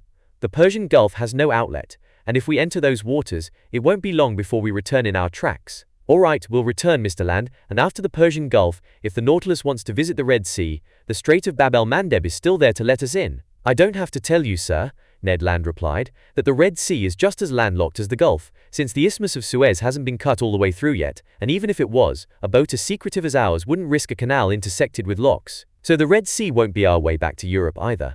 "But I didn't say we'd return to Europe. What do you figure then?" "I figure that after visiting these unusual waterways of Arabia and Egypt, the Nautilus will go back down to the Indian Ocean, perhaps through Mozambique Channel, perhaps off the Mascarene Islands, and then make for the Cape of Good Hope." "And once we're at the Cape of Good Hope?" the Canadian asked with typical persistence. "Well then, we'll enter that Atlantic Ocean, with which we aren't yet familiar." "What's wrong, Ned, my friend? Are you tired of this voyage under the seas? Are you bored with the constantly changing sight of these underwater wonders?" "Speaking for myself, I'll be extremely distressed to see the end of a voyage so few men will ever have a chance to make." "But don't you realize, Professor Aronnax," the Canadian replied, "that soon we'll have been imprisoned for 3 whole months aboard this Nautilus?" "No, Ned, I didn't realize it, I don't want to realize it, and I don't keep track of every day and every hour." "But when will it be over?" "In its appointed time. Meanwhile, there's nothing we can do about it, and our discussions are futile. My gallant Ned, if you come and tell me a chance to escape is available to us, then I'll discuss it with you. But that isn't the case, and in all honesty, I don't think Captain Nemo ever ventures into European seas." This short dialogue reveals that in my mania for the Nautilus, I was turning into the spitting image of its commander. As for Ned Land, he ended our talk in his best speechifying style. "That's all fine and dandy, but in my humble opinion, a life in jail is a life without joy." For 4 days until February 3rd, the Nautilus inspected the Gulf of Oman at various speeds and depths. It seemed to be traveling at random, as if hesitating over which course to follow, but it never crossed the Tropic of Cancer. After leaving this gulf, we raised Muscat for an instant, the most important town in the country of Oman. I marveled at its strange appearance in the midst of the black rocks surrounding it, against which the white of its houses and forts stood out sharply. I spotted the rounded domes of its mosques, the elegant tips of its minarets, and its fresh, leafy terraces. But it was only a fleeting vision, and the Nautilus soon sank beneath the dark waves of these waterways. Then our ship went along at a distance of 6 miles from the Arabic coasts of Mahra and Hadramaut, their undulating lines of mountains relieved by a few ancient ruins. On February 5th we finally put into the Gulf of Aden, a genuine funnel stuck into the neck of Bab el-Mandeb and bottling these Indian waters in the Red Sea. On February 6th, the Nautilus cruised in sight of the city of Aden, perched on a promontory connected to the continent by a narrow isthmus, a sort of inaccessible Gibraltar whose fortifications the English rebuilt after capturing it in 1839. I glimpsed the octagonal minarets of this town, which used to be one of the wealthiest, busiest commercial centers along this coast, as the Arab historian Idrisi tells it. I was convinced that when Captain Nemo reached this point, he would back out again, but I was mistaken, and much to my surprise he did nothing of the sort. The next day, February 7th, we entered the Strait of Bab el-Mandeb, whose name means Gate of Tears in the Arabic language. 20 miles wide, it's only 52 kilometers long, and with the Nautilus launched at full speed, clearing it was the work of barely an hour. But I didn't see a thing, not even Perim Island, where the British government built fortifications to strengthen Aden's position. There were many English and French steamers ploughing this narrow passageway, liners going from Suez to Bombay, Calcutta, Melbourne, Reunion Island, and Mauritius. Far too much traffic for the Nautilus to make an appearance on the surface, so it wisely stayed in mid-water. Finally, at noon, we were plowing the waves of the Red Sea. The Red Sea, that great lake so famous in biblical traditions, seldom replenished by rains, fed by no important rivers, continually drained by a high rate of evaporation, its water level dropping 1.5 meters every year. If it were fully landlocked like a lake, this odd gulf might dry up completely. On this score it's inferior to its neighbors, the Caspian Sea and the Dead Sea, whose levels lower only to the point where their evaporation exactly equals the amounts of water they take to their hearts. This Red Sea is 2,600 kilometers long, with an average width of 240. In the days of the Cebers, Ptolemies and the Roman emperors, it was a great commercial artery for the world, and when its isthmus has been cut through, it will completely regain that bygone importance that the Suez railways have already brought back in part. I would not even attempt to understand the whim that induced Captain Nemo to take us into this gulf, but I wholeheartedly approved of the Nautilus's entering it. It adopted a medium pace, sometimes staying on the surface, sometimes diving to avoid some ship, and so I could observe both the inside and topside of this highly unusual sea. On February 8th, as early as the first hours of daylight, Mocha appeared before us, a town now in ruins, whose walls would collapse at the mere sound of a cannon, and which shelters a few leafy date trees here and there. This once important city used to contain 6 public marketplaces, plus 26 mosques, and its walls, protected by 14 forts, fashioned a 3-kilometer girdle around it. Then the Nautilus drew near the beaches of Africa, where the sea is considerably deeper. There, through the open panels, and in a midwater of crystal clarity, our ship enabled us to study wonderful bushes of shining coral and huge chunks of rock wrapped in splendid green furs of algae and fucus. What an indescribable sight, and what a variety of settings and scenery were these reefs and volcanic islands leveled off by the Libyan coast. But soon the Nautilus hugged the eastern shore where these tree forms appeared in all their glory. This was off the coast of Tihama, and there such zoophyte displays not only flourished below sea level, but they also fashioned picturesque networks that unreeled as high as 10 fathoms above it. The latter were more whimsical but less colorful than the former, which kept their bloom thanks to the moist vitality of the waters. How many delightful hours I spent in this way at the lounge window! How many new specimens of underwater flora and fauna I marveled at beneath the light of our electric beacon! Mushroom-shaped fungus coral, some slate-colored sea anemone including the species Thalasianthus aster among others, organ pipe coral arranged like flutes and just begging for a puff from the god Pan, shells unique to this sea that dwell in madreporic cavities and whose bases are twisted into squat spirals, and finally 1,000 samples of a polypary I hadn't observed until then, the common sponge. First division in the polyp group, the class Spongaria has been created by scientists precisely for this unusual exhibit, whose usefulness is beyond dispute. The sponge is definitely not a plant, as some naturalists still believe, but an animal of the lowest order, a polypary inferior, even to coral. Its animal nature isn't in doubt, and we can't accept even the views of the ancients, who regarded it as halfway between plant and animal. But I must say that naturalists are not in agreement on the structural mode of sponges. For some it's a polypary, and for others, such as Professor Milne Edwards, it's a single solitary individual. The class Spongiaria contains about 300 species that are encountered in a large number of seas and even in certain streams, where they've been given the name freshwater sponges. But their waters of choice are the Red Sea and the Mediterranean near the Greek islands or the coast of Syria. These waters witness the reproduction and growth of soft, delicate bath sponges whose prices run as high as 150 francs apiece, the yellow sponge from Syria, the horn sponge from Barbary, etc. But since I had no hope of studying these zoophytes in the seaports of the Levant, from which we were separated by the insuperable Isthmus of Suez, I had to be content with observing them in the waters of the Red Sea.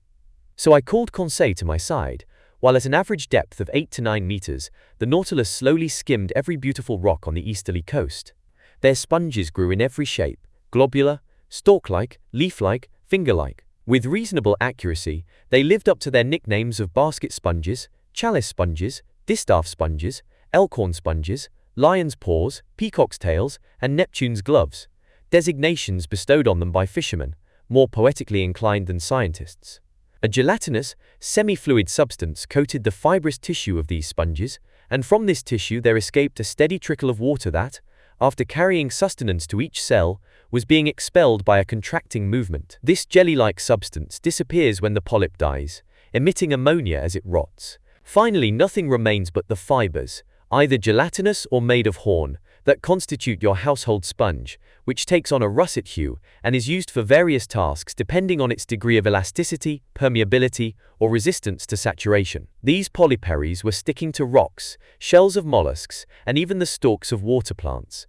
They adorned the smallest crevices, some sprawling, others standing or hanging like coral outgrowths. I told Conseil that sponges are fished up in two ways, either by dragnet or by hand. The latter method calls for the services of a diver, but it's preferable because it spares the polypary's tissue, leaving it with a much higher market value. Other zoophytes swarming near the sponges consisted chiefly of a very elegant species of jellyfish. Mollusks were represented by varieties of squid that, according to Professor Aubigny, are unique to the Red Sea, and reptiles by Vergata turtles belonging to the genus Chelonia, which furnished our table with a dainty but wholesome dish. As for fish, they were numerous and often remarkable. Here are the ones that the Nautilus's nets most frequently hauled on board. Rays, including spotted rays that were oval in shape and brick red in color, their bodies strewn with erratic blue speckles and identifiable by their jagged double stings, silver-backed skates, common stingrays with stippled tails, butterfly rays that looked like huge 2-meter cloaks flapping at mid-depth, toothless guitarfish that were a type of cartilaginous fish closer to the shark, trunk fish known as dromedaries that were 1.5 feet long and had humps ending in backward curving stings, serpentine moray eels with silver tails, and bluish backs plus brown pectorals trimmed in grey piping, a species of butterfish called the fiatola decked out in thin gold stripes and the 3 colours of the French flag, Montague blennies 4 decimeters long, superb jacks handsomely embellished by 7 black crosswise streaks with blue and yellow fins plus gold and silver scales, snooks, standard mullet with yellow heads, parrotfish, wrasse, triggerfish, gobies, etc., plus 1,000 other fish common to the oceans we had already crossed. On February 9th, the Nautilus cruised in the widest part of the Red Sea, measuring 190 miles straight across from Suakin on the west coast to Quanfitha on the east coast. At noon that day, after our position fix, Captain Nemo climbed onto the platform, where I happened to be. I vowed not to let him go below again without at least sounding him out on his future plans. As soon as he saw me, he came over, graciously offered me a cigar, and said to me, "Well, Professor, are you pleased with this Red Sea? Have you seen enough of its hidden wonders, its fish and zoophytes, its gardens of sponges and forests of coral? Have you glimpsed the towns built on its shores?" "Yes, Captain Nemo," I replied, "and the Nautilus is wonderfully suited to this whole survey. Ah, it's a clever boat." "Yes, sir, clever, daring, and invulnerable. It fears neither the Red Sea's dreadful storms nor its currents and reefs." "Indeed," I said, "this sea is mentioned as one of the worst, and in the days of the ancients, if I'm not mistaken, it had an abominable reputation." "Thoroughly abominable, Professor Aronnax. The Greek and Latin historians can find nothing to say in its favor. And the Greek geographer Strabo adds that it's especially rough during the rainy season and the period of summer prevailing winds. The Arab Idrisi, referring to it by the name Gulf of Kulzumum, relates that ships perished in large numbers on its sandbanks, and that no one risked navigating it by night. This, he claims, is a sea subject to fearful hurricanes, strewn with inhospitable islands, and with nothing good to offer, either on its surface or in its depths. As a matter of fact, the same views can also be found in Arion, Agatharchides, and Artemidorus. One can easily see, I answered, that those historians didn't navigate aboard the Nautilus. "Indeed," the captain replied with a smile, "and in this respect, the moderns aren't much farther along than the ancients. It took many centuries to discover the mechanical power of steam. Who knows whether we'll see a second Nautilus within the next 100 years? Progress is slow, Professor Aronnax." "It's true," I replied. "Your ship is a century ahead of its time, perhaps several centuries. It would be most unfortunate if such a secret were to die with its inventor." Captain Nemo did not reply. After some minutes of silence, "We were discussing," he said, "the views of ancient historians on the dangers of navigating this Red Sea." "True," I replied, "but weren't their fears exaggerated?" "Yes and no, Professor Aronnax," answered Captain Nemo, who seemed to know his Red Sea by heart. "To a modern ship, well-rigged, solidly constructed, and in control of its course thanks to obedient steam, some conditions are no longer hazardous that offered all sorts of dangers to the vessels of the ancients. Picture those early navigators venturing forth in sailboats built from planks, lashed together with palm tree ropes, corked with powdered resin, and coated with dogfish grease. They didn't even have instruments for taking their bearings. They went by guesswork in the midst of currents they barely knew. Under such conditions, shipwrecks had to be numerous, but nowadays steamers providing service between Suez and the South Seas have nothing to fear from the fury of this gulf, despite the contrary winds of its monsoons. Their captains and passengers no longer prepare for departure with sacrifices to placate the gods, and after returning, they don't traipse in wreaths and gold ribbons to say thanks at the local temple. Agreed, I said, and steam seems to have killed off all gratitude in seamen's hearts. But since you seem to have made a special study of this sea, Captain, can you tell me how it got its name? Many explanations exist on the subject, Professor Aronnax. Would you like to hear the views of one chronicler in the 14th century? Gladly. This fanciful fellow claims the sea was given its name after the crossing of the Israelites, when the Pharaoh perished in those waves that came together again at Moses' command. To mark that miraculous sequel, the sea turned a red without equal. Thus no other course would do but to name it for its hue. An artistic explanation, Captain Nemo, I replied, but I'm unable to rest content with it, so I'll ask you for your own personal views. Here they come. To my thinking, Professor Aronnax, this Red Sea designation must be regarded as a translation of the Hebrew word Edrom. And if the ancients gave it that name, it was because of the unique color of its waters. Until now, however, I've seen only clear waves without any unique hue. Surely, but as we move ahead to the far end of this gulf, you'll note its odd appearance. I recall seeing the Bay of El Tur completely red, like a lake of blood.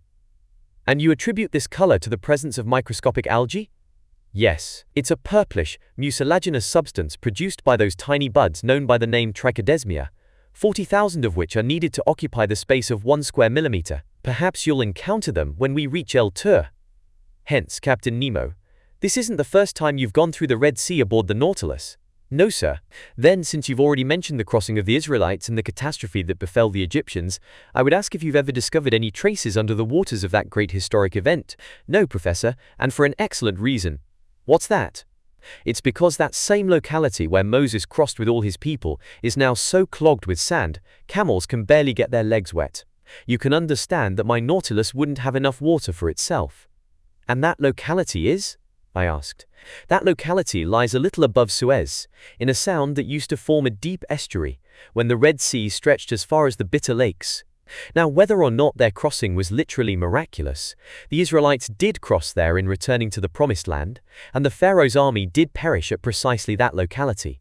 So I think that excavating those sands would bring to light a great many weapons and tools of Egyptian origin. Obviously, I replied, and for the sake of archaeology, let's hope that sooner or later such excavations do take place, once new towns are settled on the isthmus after the Suez Canal has been cut through. A canal, by the way, of little use to a ship such as the Nautilus. Surely, but of great use to the world at large, Captain Nemo said. The ancients well understood the usefulness to commerce of connecting the Red Sea with the Mediterranean, but they never dreamed of cutting a canal between the two, and instead they picked the Nile as their link. If we can trust tradition, it was probably Egypt's king Sesostris who started digging the canal needed to join the Nile with the Red Sea. What's certain is that in 615 BC King Necho II was hard at work on a canal that was fed by Nile water and ran through the Egyptian plains opposite Arabia. This canal could be traveled in 4 days, and it was so wide, 2 triple-tiered galleys could pass through it abreast. Its construction was continued by Darius the Great, son of Hystaspes, and probably completed by King Ptolemy II. Strabo saw it used for shipping, but the weakness of its slope between its starting point, near Bubastis, and the Red Sea left it navigable only a few months out of the year. This canal served commerce until the century of Rome's Antonine emperors. It was then abandoned and covered with sand, subsequently reinstated by Arabia's Caliph Omar I, and finally filled in for good in 761 or 762 AD by Caliph al-Mansur, in an effort to prevent supplies from reaching Muhammad ibn Abdullah, who had rebelled against him. During his Egyptian campaign, your General Napoleon Bonaparte discovered traces of this old canal in the Suez Desert, and when the tide caught him by surprise, he well-nigh perished just a few hours before rejoining his regiment at Hajaroth, the very place where Moses had pitched camp 3,300 years before him. Well, Captain, what the ancients hesitated to undertake, Mr. de Lesseps is now finishing up. His joining of these two seas will shorten the route from Cadiz to the East Indies by 9,000 kilometers, and he'll soon change Africa into an immense island. Yes, Professor Aronnax, and you have every right to be proud of your fellow countrymen. Such a man brings a nation more honor than the greatest commanders. Like so many others, he began with difficulties and setbacks, but he triumphed because he has the volunteer spirit. And it's sad to think that this deed, which should have been an international deed, which would have ensured that any administration went down in history, will succeed only through the efforts of one man. So all hail to Mr. de Lesseps. Yes, all hail to that great French citizen, I replied, quite startled by how emphatically Captain Nemo had just spoken. Unfortunately, he went on, I can't take you through that Suez Canal, but the day after tomorrow, you'll be able to see the long jetties of Port Said when we're in the Mediterranean. In the Mediterranean? I exclaimed. Yes, Professor. Does that amaze you? What amazes me is thinking we'll be there the day after tomorrow. Oh, really? Yes, Captain.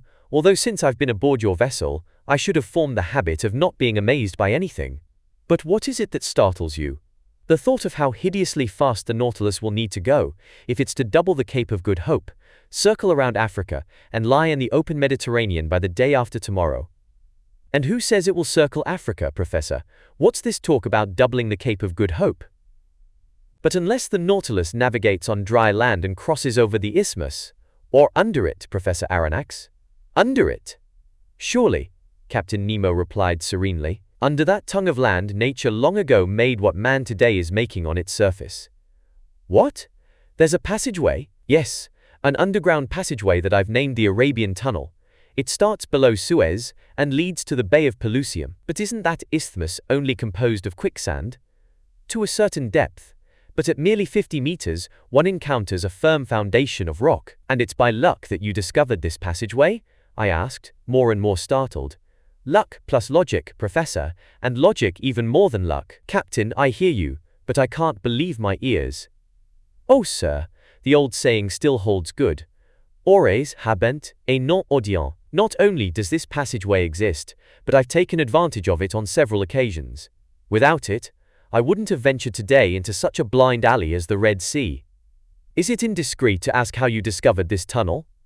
Sir, the captain answered me, there can be no secrets between men who will never leave each other. I ignored this innuendo and waited for Captain Nemo's explanation.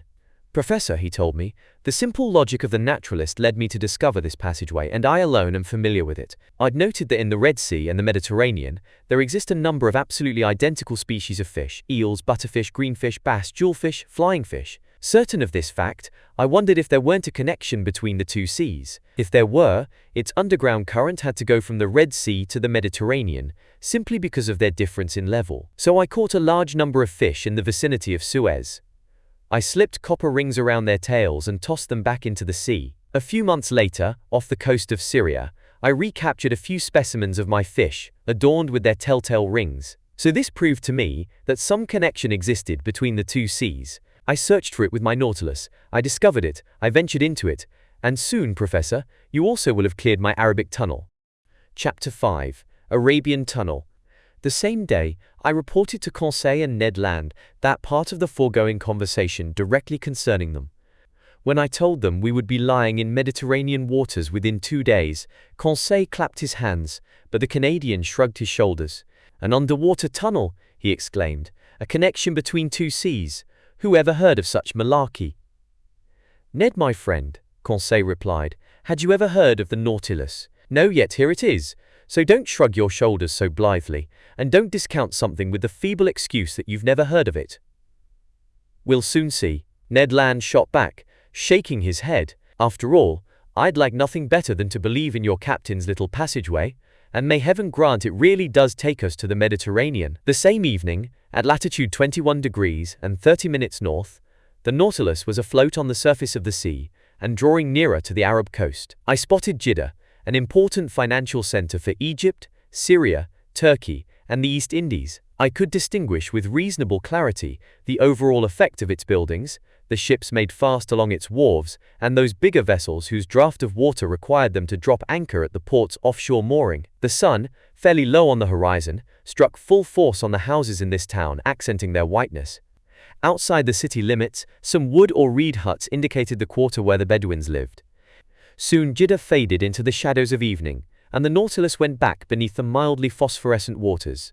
The next day, February 10th, several ships appeared, running on our opposite tack. The Nautilus resumed its underwater navigating, but at the moment of our noon sights, the sea was deserted, and the ship rose again to its waterline. With Ned and Conseil, I went to sit on the platform. The coast to the east looked like a slightly blurred mass in a damp fog. Leaning against the sides of the skiff, we were chatting of one thing and another, when Ned Land stretched his hand toward a point in the water, saying to me, "See anything out there, Professor?"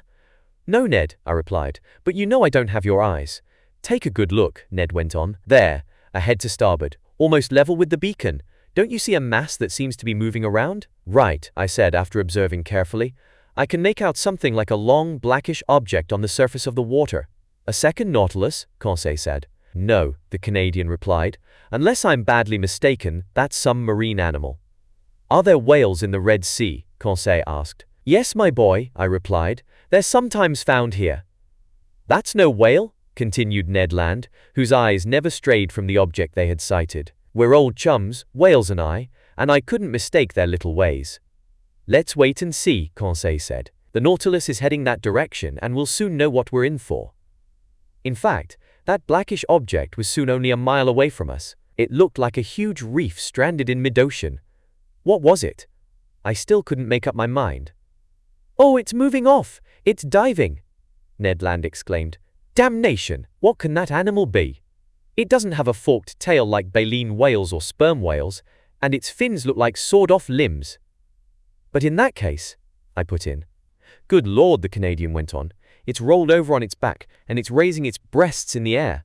It's a siren, Conseil exclaimed. With all due respect to Master, it's an actual mermaid. That word siren put me back on track, and I realized that the animal belonged to the order Sirenia, marine creatures that legends have turned into mermaids, half woman, half fish. No, I told Conseil, that's no mermaid. It's an unusual creature, of which only a few specimens are left in the Red Sea. That's a dugong. Order Sirenia, group Pisciforma, subclass Monodelphia, class Mammalia, branch Vertebrata, Conseil replied.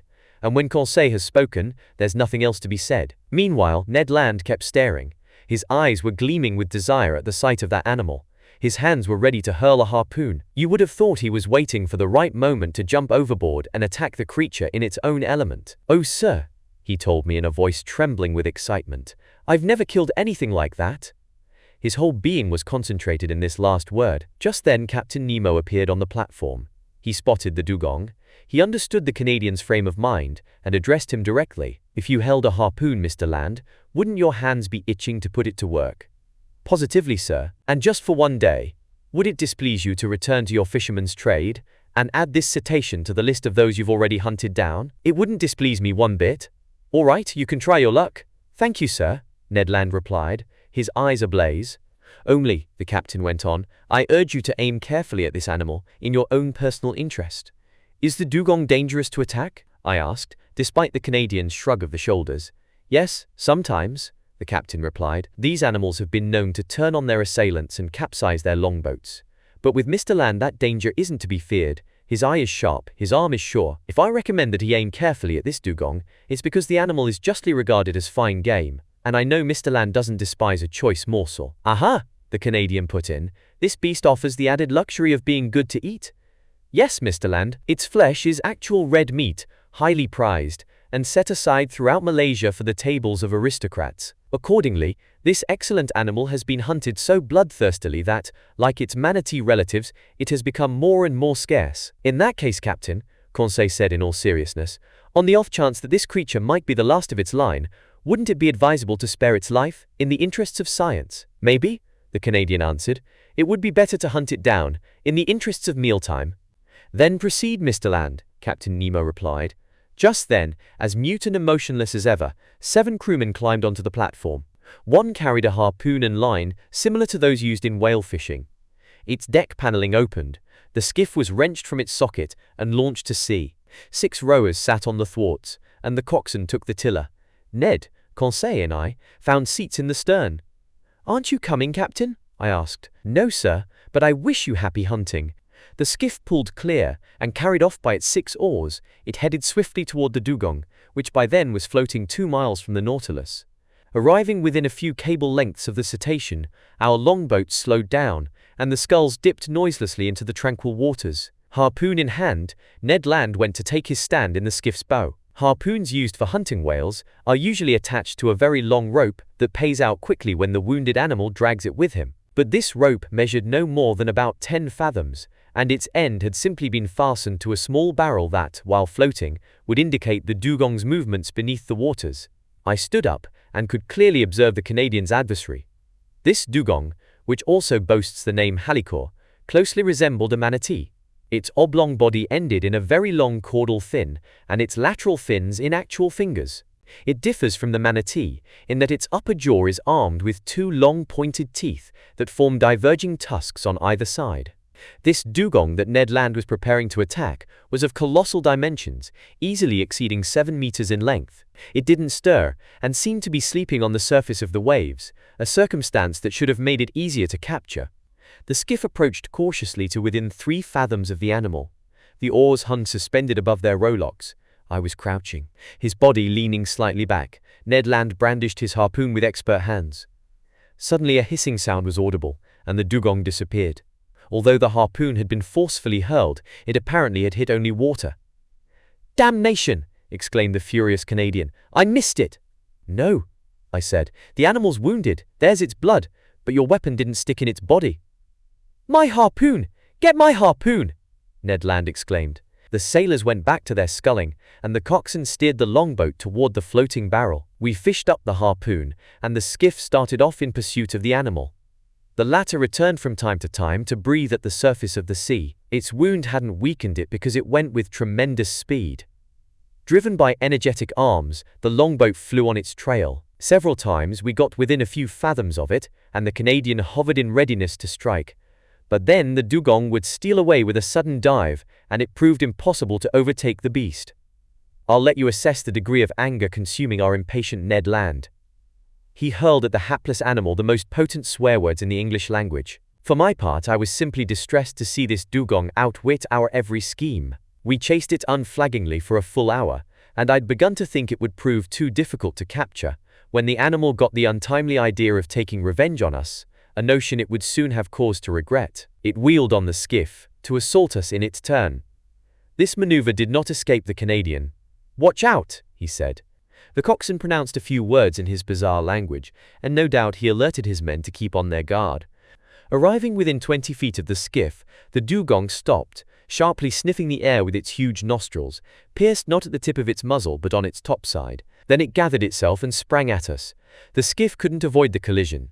Half overturned, it shipped a ton or two of water that we had to bail out, but thanks to our skillful coxswain, we were fouled on the bias rather than broadside, so we didn't capsize. Clinging to the stem post, Ned Land thrust his harpoon again and again into the gigantic animal, which embedded its teeth in our gunwale and lifted the longboat out of the water as a lion would lift a deer. We were thrown on top of each other, and I have no idea how the venture would have ended had not the Canadian, still thirsting for the beast's blood, finally pierced it to the heart. I heard its teeth grind on sheet iron, and the dugong disappeared, taking our harpoon along with it. But the barrel soon popped up on the surface, and a few moments later the animal's body appeared and rolled over on its back. Our skiff rejoined it, took it in tow, and headed to the Nautilus.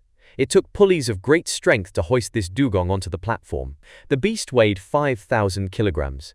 It was carved up in sight of the Canadian, who remained to watch every detail of the operation. At dinner the same day, my steward served me some slices of this flesh, skillfully dressed by the ship's cook. I found it excellent, even better than veal if not beef. The next morning, February 11th, the Nautilus's pantry was enriched by more dainty game. A covey of terns alighted on the Nautilus. They were a species of Sterna nilotica unique to Egypt, beak black, head grey and stippled, eyes surrounded by white dots, back, wings and tail greyish, belly and throat white, feet red. Also caught were a couple dozen Nile duck, superior tasting wildfowl whose neck and crown of the head are white speckled with black. By then the Nautilus had reduced speed. It moved ahead at a saunter, so to speak. I observed that the Red Sea's water was becoming less salty the closer we got to Suez. Near 5 o'clock in the afternoon, we sighted Cape Ras Mohammed to the north. This cape forms the tip of Arabia Petraea, which lies between the Gulf of Suez and the Gulf of Aqaba. The Nautilus entered the Strait of Jubal, which leads to the Gulf of Suez. I could clearly make out a high mountain crowning Ras Mohammed between the two gulfs. It was Mount Horeb, that biblical Mount Sinai on whose summit Moses met God face to face. That summit the mind's eye always pictures as wreathed in lightning. At 6 o'clock, sometimes afloat and sometimes submerged, the Nautilus passed well out from El Tur, which sat at the far end of a bay whose waters seemed to be dyed red, as Captain Nemo had already mentioned. Then night fell in the midst of a heavy silence occasionally broken by the calls of pelicans and nocturnal birds, by the sound of surf chafing against rocks, or by the distant moan of a steamer churning the waves of the Gulf with noisy blades. From 8 to 9 o'clock, the Nautilus stayed a few meters beneath the waters. According to my calculations, we had to be quite close to Suez. Through the panels in the lounge, I spotted rocky bottoms brightly lit by our electric rays. It seemed to me that the strait was getting narrower and narrower. At 9:15, when our boat returned to the surface, I climbed onto the platform. I was quite impatient to clear Captain Nemo's tunnel, couldn't sit still, and wanted to breathe the fresh night air. Soon, in the shadows, I spotted a pale signal light glimmering a mile away, half discolored by mist. "A floating lighthouse," said someone next to me. I turned and discovered the captain. "That's the floating signal light of Suez," he went on. "It won't be long before we reach the entrance to the tunnel. It can't be very easy to enter it." "No, sir." Accordingly, I'm in the habit of staying in the pilot house and directing maneuvers myself. And now, if you'll kindly go below, Professor Aronnax, the Nautilus is about to sink beneath the waves, and it will only return to the surface after we've cleared the Arabian Tunnel. I followed Captain Nemo. The hatch closed, the ballast tanks filled with water, and the submersible sank some 10 meters down. Just as I was about to repair to my stateroom, the captain stopped me. "Professor," he said to me, "would you like to go with me to the wheelhouse?" I was afraid to ask, I replied. "Come along then. This way, you'll learn the full story about this combination underwater and underground navigating." Captain Nemo led me to the central companionway. In mid-stair, he opened a door, went along the upper gangways, and arrived at the wheelhouse, which, as you know, stands at one end of the platform. It was a cabin measuring 6 feet square and closely resembling those occupied by the helmsmen of steamboats on the Mississippi or Hudson rivers. In the center stood an upright wheel geared to rudder cables running to the Nautilus's stern. Set in the cabin's walls were 4 deadlights, windows of biconvex glass that enabled the man at the helm to see in every direction. The cabin was dark, but my eyes soon grew accustomed to its darkness, and I saw the pilot, a muscular man whose hands rested on the pegs of the wheel. Outside, the sea was brightly lit by the beacon shining behind the cabin at the other end of the platform.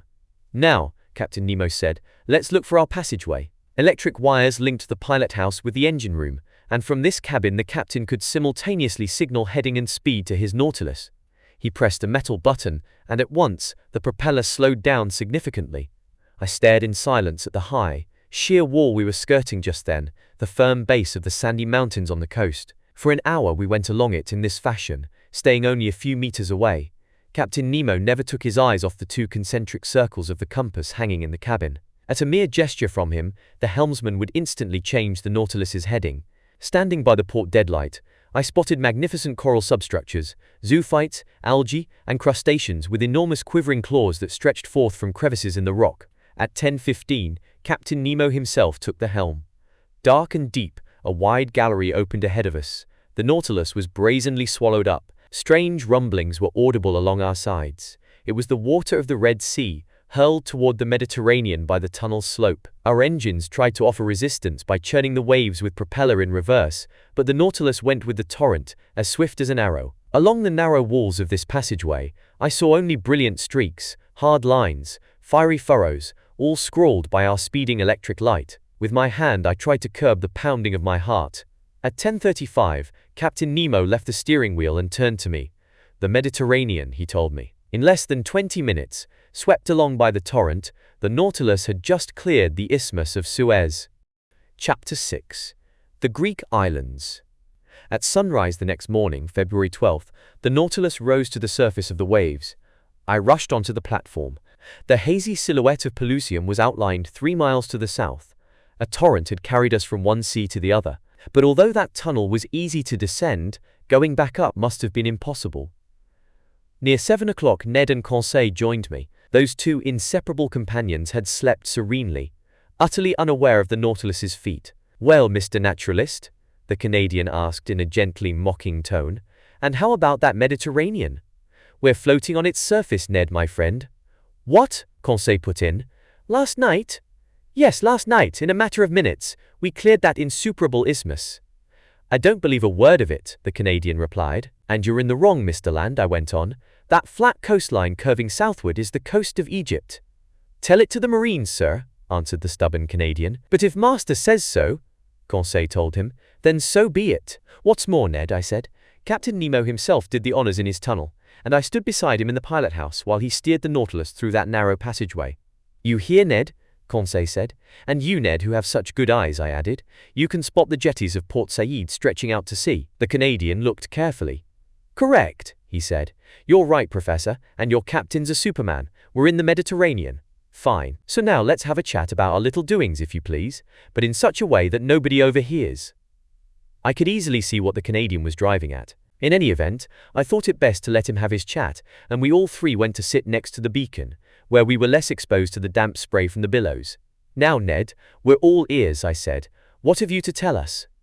What I've got to tell you is very simple, the Canadian replied. We're in Europe, and before Captain Nemo's whims take us deep into the polar seas or back to Oceania, I say we should leave this nautilus. I confess that such discussions with the Canadian always baffled me. I didn't want to restrict my companion's freedom in any way, and yet I had no desire to leave Captain Nemo. Thanks to him and his submersible, I was finishing my undersea research by the day, and I was rewriting my book on the great ocean depths in the midst of its very element. Would I ever again have such an opportunity to observe the ocean's wonders? Absolutely not. So I couldn't entertain this idea of leaving the Nautilus before completing our course of inquiry. Ned, my friend, I said, answer me honestly. Are you bored with this ship? Are you sorry that fate has cast you into Captain Nemo's hands? The Canadian paused for a short while before replying. Then, crossing his arms, honestly, he said, I'm not sorry about this voyage under the seas. I'll be glad to have done it, but in order to have done it, it has to finish. That's my feeling. It will finish, Ned. Where and when? Where? I don't know. When? I can't say. Or rather, I suppose it will be over when these seas have nothing more to teach us. Everything that begins in this world must inevitably come to an end. I think as Master does, Conseil replied, and it's extremely possible that after crossing every sea on the globe, Captain Nemo will bid the three of us a fond farewell. Bid us a fond farewell, the Canadian exclaimed. You mean beat us to a fare thee well? Let's not exaggerate, Mr. Land, I went on. We have nothing to fear from the captain, but neither do I share Conseil's views. We're privy to the Nautilus's secrets, and I don't expect that its commander, just to set us free, will meekly stand by while we spread those secrets all over the world. But in that case, what do you expect? The Canadian asked. That we'll encounter advantageous conditions for escaping just as readily in 6 months as now. Great Scott, Ned Land put in. And where, if you please, will we be in 6 months, Mr. Naturalist? Perhaps here, perhaps in China. You know how quickly the Nautilus moves. It crosses oceans like swallows cross the air, or express trains continents. It doesn't fear heavily traveled seas. Who can say it won't hug the coasts of France, England, or America, where an escape attempt could be carried out just as effectively as here? Professor Aronnax, the Canadian replied, your arguments are rotten to the core. You talk way off in the future. We'll be here, we'll be there. Me, I'm talking about right now. We are here, and we must take advantage of it. I was hard-pressed by Ned Land's common sense, and I felt myself losing ground. I no longer knew what arguments to put forward on my behalf. Sir, Ned went on, let's suppose that by some impossibility Captain Nemo offered your freedom to you this very day. Would you accept? I don't know, I replied. And suppose he adds that this offer he's making you today won't ever be repeated. Then would you accept? I did not reply. And what thinks our friend Conseil? Ned Land asked. Your friend Conseil, the fine lad replied serenely, has nothing to say for himself. He's a completely disinterested party on this question. Like his master, like his comrade Ned, he's a bachelor. Neither wife, parents, nor children are waiting for him back home. He's in master's employ, he thinks like master, he speaks like master, and much to his regret he can't be counted on to form a majority. Only 2 persons face each other here. Master on one side, Ned Land on the other. That said, your friend Conseil is listening, and he's ready to keep score. I couldn't help smiling, as Conseil wiped himself out of existence. Deep down, the Canadian must have been overjoyed at not having to contend with him. Then, sir, Ned Land said, since Conseil is no more, we'll have this discussion between just the 2 of us. I've talked, you've listened. What's your reply? It was obvious that the matter had to be settled, and evasions were distasteful to me. Ned, my friend, I said, here's my reply. You have right on your side, and my arguments can't stand up to yours. It will never do to count on Captain Nemo's benevolence. The most ordinary good sense would forbid him to set us free. On the other hand, good sense decrees that we take advantage of our first opportunity to leave the Nautilus. Fine, Professor Aronnax, that's wisely said. But one proviso, I said, just one. The opportunity must be the real thing. Our first attempt to escape must succeed, because if it misfires, we won't get a second chance, and Captain Nemo will never forgive us. That's also well put, the Canadian replied, but your proviso applies to any escape attempt, whether it happens in 2 years or 2 days. So this is still the question. If a promising opportunity comes up, we have to grab it. Agreed. And now, Ned, will you tell me what you mean by a promising opportunity? One that leads the Nautilus on a cloudy night within a short distance of some European coast. And you'll try to get away by swimming? Yes, if we're close enough to shore and the ship's afloat on the surface. No, if we're well out and the ship's navigating under the waters. And in that event, I'll try to get hold of the skiff. I know how to handle it. We'll stick ourselves inside, undo the bolts, and rise to the surface, without the helmsman in the bow seeing a thing. Fine, Ned. Stay on the lookout for such an opportunity, but don't forget, one slip UP will finish us. I won't forget, sir. And now, Ned, would you like to know my overall thinking on your plan? Gladly, Professor Aronnax. Well then, I think, and I don't mean I hope, that your promising opportunity won't ever arise. Why not? Because Captain Nemo recognizes that we haven't given up all hope of recovering our freedom, and he'll keep on his guard, above all in seas within sight of the coasts of Europe. I'm of Master's opinion, Conseil said. We'll soon see, Ned Land replied, shaking his head with a determined expression. And now, Ned Land, I added, let's leave it at that. Not another word on any of this. The day you're ready, alert us, and we're with you. I turn it all over to you. That's how we ended this conversation, which later was to have such serious consequences. At first, I must say, events seemed to confirm my forecasts, much to the Canadians' despair. Did Captain Nemo view us with distrust in these heavily traveled seas, or did he simply want to hide from the sight of those ships of every nation that plowed the Mediterranean? I have no idea, but usually he stayed in mid-water and well out from any coast. Either the Nautilus surfaced only enough to let its pilot house emerge, or it slipped away to the lower depths, although, between the Greek islands and Asia Minor, we didn't find bottom even at 2,000 meters down. Accordingly, I became aware of the Isle of Carpathos, one of the Sporades Islands, only when Captain Nemo placed his finger over a spot on the world map and quoted me this verse from Virgil, Est in Carpatio Neptuni gurgita vatis Caeruleus Proteus. It was indeed that bygone abode of Proteus, the old shepherd of King Neptune's flocks, an island located between Rhodes and Crete, which Greeks now call Carpathos, Italians Scarpanto. Through the lounge window I could see only its granite bedrock. The next day, February 14th, I decided to spend a few hours studying the fish of this island group. But for whatever reason, the panels remained hermetically sealed. After determining the Nautilus's heading, I noted that it was proceeding toward the ancient island of Crete, also called Candia. At the time I had shipped aboard the Abraham Lincoln, this whole island was in rebellion against its tyrannical rulers, the Ottoman Empire of Turkey. But since then I had absolutely no idea what happened to this revolution, and Captain Nemo, deprived of all contact with the shore, was hardly the man to keep me informed. So I didn't allude to this event when, that evening, I chanced to be alone with the captain in the lounge. Besides, he seemed silent and preoccupied. Then, contrary to custom, he ordered that both panels in the lounge be opened, and going from the one to the other, he carefully observed the watery mass. For what purpose? I hadn't a guess, and for my part I spent my time studying the fish that passed before my eyes. Among others, I noted that sand goby mentioned by Aristotle, and commonly known by the name sea loach, which is encountered exclusively in the salty waters next to the Nile Delta. Near them, some semi-phosphorescent red porgy rolled by, a variety of gilthead that the Egyptians ranked among their sacred animals, lauding them in religious ceremonies when their arrival in the river's waters announced the fertile flood season. I also noticed some wrasse, known as the tapiro, 3 decimeters long, bony fish with transparent scales whose bluish-gray color is mixed with red spots. They're enthusiastic eaters of marine vegetables, which gives them an exquisite flavor. Hence, these tapiro were much in demand by the epicures of ancient Rome, and their entrails were dressed with brains of peacock, tongue of flamingo and testes of moray to make that divine platter that so enraptured the Roman Emperor Vitellius.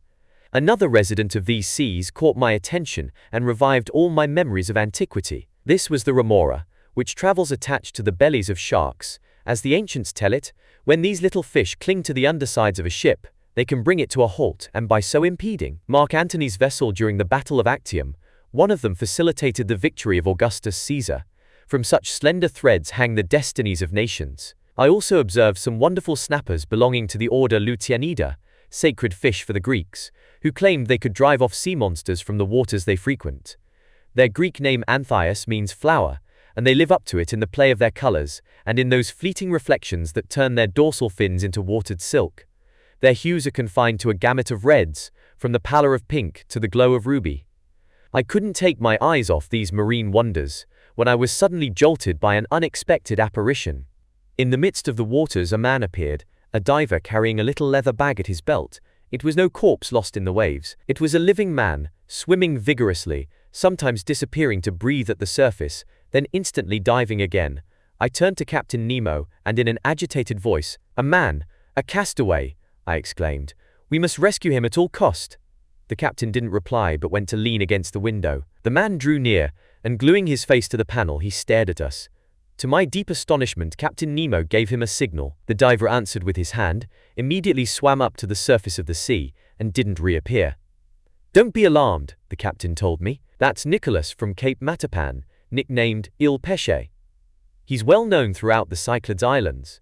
A bold diver. Water is his true element, and he lives in the sea more than on shore, going constantly from one island to another, even to Crete."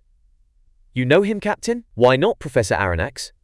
This said, Captain Nemo went to a cabinet standing near the lounge's left panel. Next to this cabinet, I saw a chest bound with hoops of iron, its lid bearing a copper plaque that displayed the Nautilus's monogram with its motto, Mobilis in Mobili. Just then, ignoring my presence, the captain opened this cabinet, a sort of safe that contained a large number of ingots. They were gold ingots, and they represented an enormous sum of money. Where had this precious metal come from? How had the captain amassed this gold, and what was he about to do with it? I didn't pronounce a word, I gaped. Captain Nemo took out the ingots one by one and arranged them methodically inside the chest, filling it to the top, at which point I estimate that it held more than 1,000 kilograms of gold, in other words, close to 5 million francs. After securely fastening the chest, Captain Nemo wrote an address on its lid in characters that must have been modern Greek. This done, the captain pressed a button whose wiring was in communication with the crew's quarters. 4 men appeared and, not without difficulty, pushed the chest out of the lounge. Then I heard them hoist it up the iron companionway by means of pulleys. Just then Captain Nemo turned to me. "You were saying, Professor?" he asked me. "I wasn't saying a thing, Captain." "Then, sir, with your permission, I'll bid you good evening." And with that, Captain Nemo left the lounge. I re-entered my stateroom, very puzzled, as you can imagine. I tried in vain to fall asleep. I kept searching for a relationship between the appearance of the diver and that chest filled with gold. Soon, from certain rolling and pitching movements, I sensed that the Nautilus had left the lower strata and was back on the surface of the water. Then I heard the sound of footsteps on the platform. I realized that the skiff was being detached and launched to sea. For an instant it bumped the Nautilus's side, then all sounds ceased.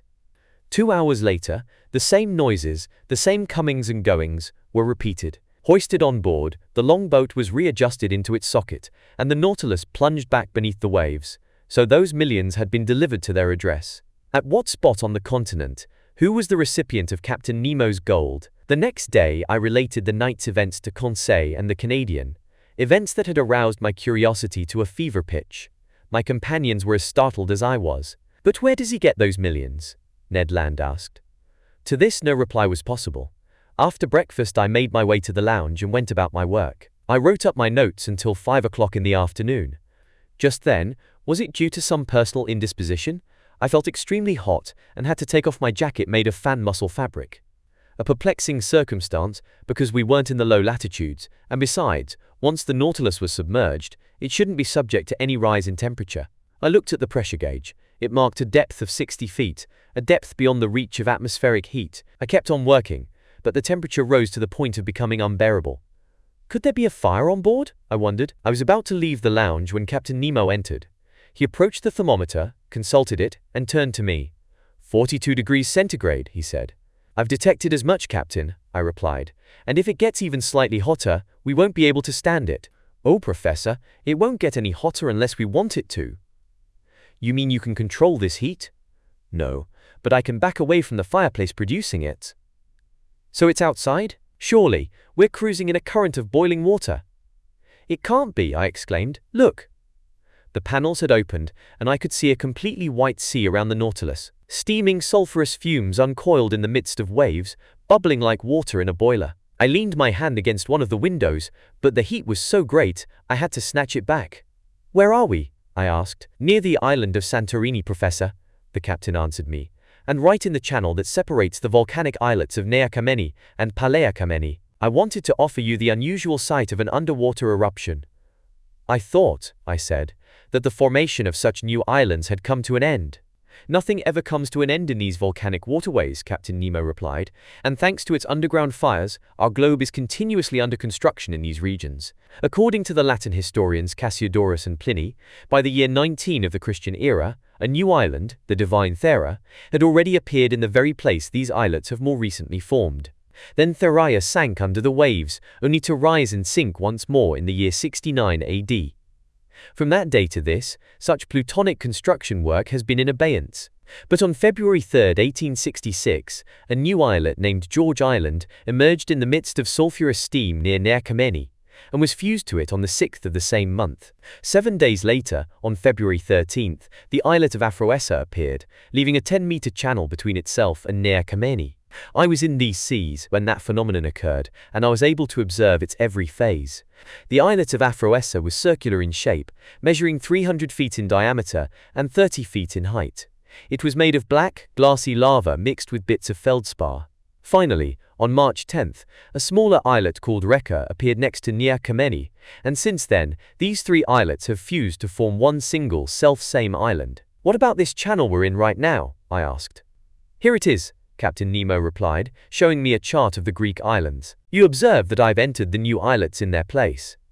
But will this channel fill up one day?" "Very likely, Professor Aronnax, because since 1866, 8 little lava islets have surged up in front of the port of St. Nicholas on Palea Kamenni. So it's obvious that Nea and Palea will join in days to come. In the middle of the Pacific, tiny infusoria build continents. But here they're built by volcanic phenomena. Look, sir, look at the construction work going on under these waves." I returned to the window. The Nautilus was no longer moving. The heat had become unbearable. From the white it had recently been, the sea was turning red, a coloration caused by the presence of iron salts. Although the lounge was hermetically sealed, it was filling with an intolerable stink of sulfur, and I could see scarlet flames of such brightness, they overpowered our electric light. I was swimming in perspiration, I was stifling, I was about to be cooked. Yes, I felt myself cooking in actual fact. "We can't stay any longer in this boiling water," I told the captain. "No, it wouldn't be advisable," replied Nemo the emotionless. He gave an order. The Nautilus tacked about, and retreated from this furnace it couldn't brave with impunity. A quarter of an hour later, we were breathing fresh air on the surface of the waves. It then occurred to me that if Ned had chosen these waterways for our escape attempt, we wouldn't have come out alive from this sea of fire. The next day, February 16th, we left this basin, which tallies depths of 3,000 meters between Rhodes and Alexandria, and passing well out from Serigo Island after doubling Cape Matapan, the Nautilus left the Greek islands behind. Chapter 7. The Mediterranean in 48 hours. The Mediterranean, your ideal blue sea. To Greeks, simply the sea. To Hebrews, the Great Sea. To Romans, Mare Nostrum. Bordered by orange trees, aloes, cactus, and maritime pine trees, perfumed with the scent of myrtle, framed by rugged mountains, saturated with clean, transparent air but continuously under construction by fires in the earth. This sea is a genuine battlefield where Neptune and Pluto still struggle for world domination. "Here on these beaches and waters," says the French historian Michelet, "a man is revived by one of the most invigorating climates in the world." But as beautiful as it was, I could get only a quick look at this basin, whose surface area comprises 2 million square kilometers. Even Captain Nemo's personal insights were denied me, because that mystifying individual didn't appear one single time during our high-speed crossing. I estimate that the Nautilus covered a track of some 600 leagues under the waves of this sea, and this voyage was accomplished in just 24 hours times 2. Departing from the waterways of Greece on the morning of February 16th, we cleared the Strait of Gibraltar by sunrise on the 18th. It was obvious to me that this Mediterranean, pinned in the middle of those shores he wanted to avoid, gave Captain Nemo no pleasure. Its waves and breezes brought back too many memories, if not too many regrets. Here he no longer had the ease of movement and freedom of maneuver that the oceans allowed him, and his Nautilus felt cramped so close to the coasts of both Africa and Europe. Accordingly, our speed was 25 miles, that is, 12 4-kilometer leagues, per hour. Needless to say, Ned Land had to give up his escape plans, much to his distress. Swept along at the rate of 12 to 13 meters per second, he could hardly make use of the skiff. Leaving the Nautilus under these conditions would have been like jumping off a train racing at this speed, a rash move if there ever was one. Moreover, to renew our air supply, the submersible rose to the surface of the waves only at night, and relying solely on compass and log, it steered by dead reckoning. Inside the Mediterranean, then, I could catch no more of its fast-passing scenery than a traveller might see from an express train. In other words, I could view only the distant horizons, because the foregrounds flashed by like lightning. But Conseil and I were able to observe those Mediterranean fish, whose powerful fins kept pace for a while in the Nautilus's waters. We stayed on watch before the lounge windows, and our notes enable me to reconstruct, in a few words, the ichthyology of this sea. Among the various fish inhabiting it, some I viewed, others I glimpsed, and the rest I missed completely because of the Nautilus's speed. Kindly allow me to sort them out using this whimsical system of classification.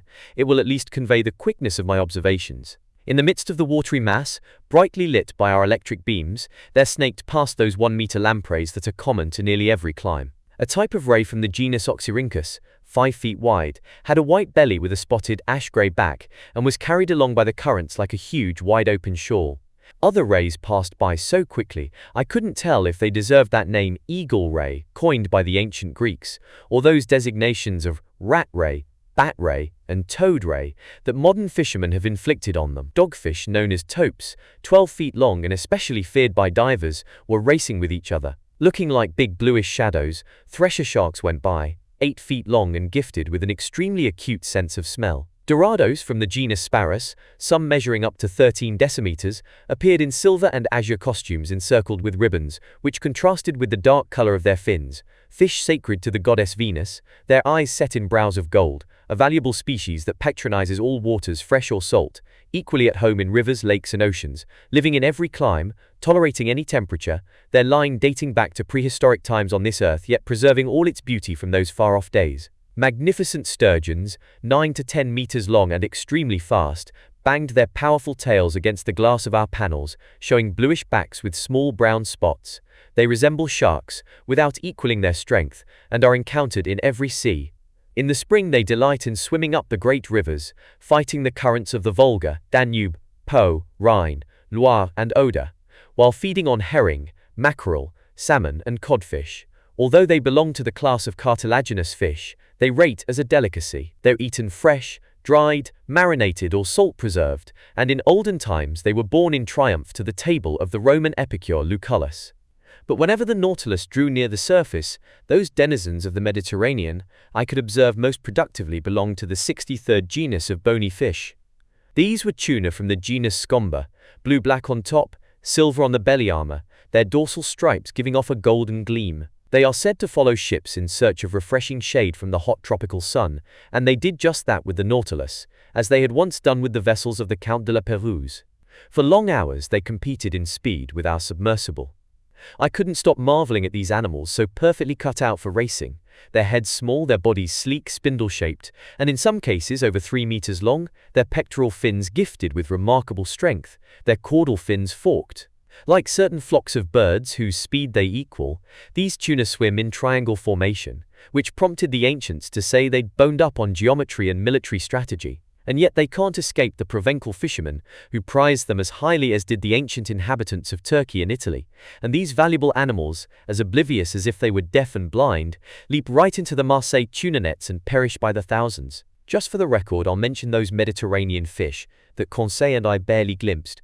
There were whitish eels of the species Gymnotus fasciatus that passed like elusive wisps of steam, conger eels 3 to 4 meters long that were tricked out in green, blue and yellow, 3-foot hake with a liver that makes a dainty morsel, wormfish drifting like thin seaweed, sea robins that poets call lyrifish and seamen pipers, and whose snouts have 2 jagged triangular plates shaped like old Homer's lyre, swallowfish swimming as fast as the bird they're named after, red-headed groupers whose dorsal fins are trimmed with filaments, some shad, spotted with black, grey, brown, blue, yellow and green, that actually respond to tinkling handbells. Splendid diamond-shaped turbot that were like aquatic pheasants with yellowish fins stippled in brown and the left topside mostly marbled in brown and yellow.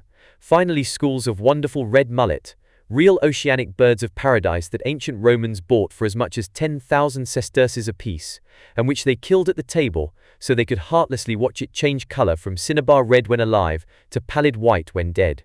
And as for other fish common to the Atlantic and Mediterranean, I was unable to observe miralets, triggerfish, puffers, seahorses, jewelfish, trumpetfish, blennies, grey mullet, wrasse, smelt, flying fish, anchovies, sea bream, porgies, garfish, or any of the chief representatives of the order Pleuronecta, such as sole, flounder, plaice, dab and brill, simply because of the dizzying speed with which the Nautilus hustled through these opulent waters. As for marine mammals, on passing by the mouth of the Adriatic Sea, I thought I recognized 2 or 3 sperm whales equipped with the single dorsal fin denoting the genus Physeter, some pilot whales from the genus Globicephalus, exclusive to the Mediterranean, the forepart of the head striped with small distinct lines, and also a dozen seals with white bellies and black coats, known by the name monk seals, and just as solemn as if they were 3-meter Dominicans.